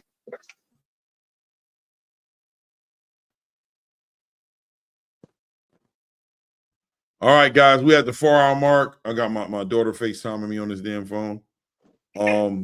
I appreciate you guys, man. Great show, great panel today. Yo, Mello, Clay, how did you score the Canelo skull? I gave it to Canelo. I felt like I had a hard time taking away the Terence Crawford fight and the undisputed from, I don't feel like William Skull beat the champion, so it's hard for me to give him that win. I just can't do it. I know Blue feels like Canelo got robbed. I don't think that Skull got robbed. I don't think so. I don't think you go in and become undisputed champion of the world with those kind of performances. I'm sorry. You don't just come in and grab 4 belts and become the guy to beat in the super middleweight division on the back end of a performance like that. I didn't score it round for round. You know what I mean? I just walked away from the fight feeling like Canelo won the fight. You know what I mean? I watched, there was a late fight. I had to watch it. I had to replay watch it. I wasn't sitting there with no pen and paper scoring no damn rounds. It was a boring fight on top of that. Shout out to Boxing Actor, said it's Sugar Rolly Romero. Put some respect on his name. Yo, we're going to have to, right? We're going to have to put that respect on Rolly Romero's name. And I'm excited to see what fights. He's a great dancing partner at a minimum. He's a great dancing partner. So I want to see him in the ring with some of those dudes at at 147. I'm saying I want to see some of those big fights. I do think that the PBC is going to put him in protective custody. They're going to try to contain and have him be an in-house fighter. They're going to want him fighting PBC fighters. I think there's more likely an opportunity to see him fight the winner between Manny Pacquiao and Mario Barrios. I think that's probably what's going to end up happening. He's going to sit out and wait for that fight. When that fight happens, he's probably going to line up to fight the winner of that fight. But we'll see what ends up happening. You know what I mean? But outside of that, it is what it is, man. Guys, I appreciate you guys being up here today, man. Salute to all you guys. Once again, this is going over 4 hours. I didn't plan on doing that. Wifey let me cook because she said we ain't in no rush. But I got stuff to do today, and I probably got to go live again with Blue a little bit later. So, you know, my day is all crazy. Thanks for being patient with me. My new look right here, as I'm working on the new set over here, that'll be getting done. It's gonna be a good looking thing. I appreciate everybody who support the channel today. All the color in the chat. Shout out to Boxing Hacker, Mello, Drew Titan, Show Love, Blaze Pound for Pound. Thank you for the love. Just Do, Jalen, RC, everybody who put the color in the chat today, man. Thank you for the support on the channel. If you forgot to do it, feel free to do it. You know what I'm saying? Feel free to put the color in the chat. Shout out to everybody who was in the building. Nick J, freaking Flyer, Blaze Pound for Pound, Mr. Big Play Bray, all the people on the panel, Coach Eddie, Too Rich, I Respect the Belts, Noah, my Mile, Teach in the building. Anybody, if I ain't say your name, you know what I mean? You know how it is, man. Salute to all you guys, man. This is one of those shows, man. And Ray, if you want to close it out, do your thing, man. Yeah. Listen, man, today is a special day. Oh yeah, happy birthday to Ray Davis for show, man. Man. Listen, this is the day the champ was born, bro. You know what it is. So, you know, but I just want to say, when I sit out here and I particularly watch these shows, I respect everyone's opinions and thoughts. But I think in the boxing space, man, and I'm just going to say this to our crowds, and I know a lot of you guys do, hold everybody accountable for things they say, even us. If we say something wrong, hold us accountable, because I'm seeing a lot of misinformation being put out there, and it's not good for the sport. In general, like, opinions are opinions, but delivering opinions as facts and narratives is terrible.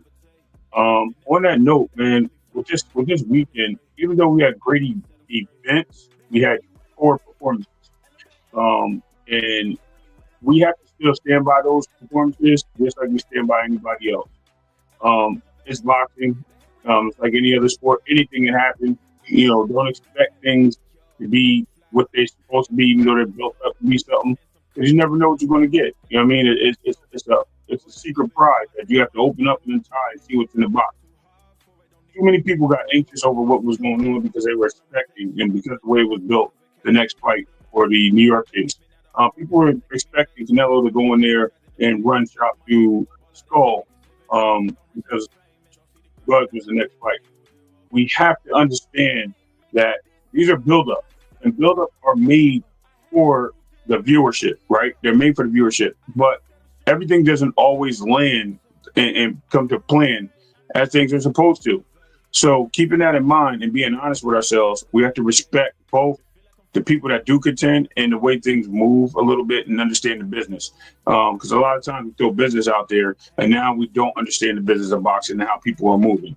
So at the end of the day, man, many blessings to y'all. Thank you. I mean, shout out to the queen that's in the building, and Fly Frequency, my brother. Please, thank you. Coach Eddie, Too Rich, man, long time. But shout out to you guys, man. It's been a blessing. Roskla, I can't forget, my favorite bums teacher. But yeah, man, thank you. And Clay, appreciate it, man. Appreciate the wishes. Yeah. And everybody else, Rick Timms as well. Long live the king, brother. Happy birthday to you, man. Long live the king, man. Thank you. Thank you. Yes, sir. Salute to all you guys. Happy birthday, Ray. Peace, y'all. Let's build. At this point, we out. Yeah.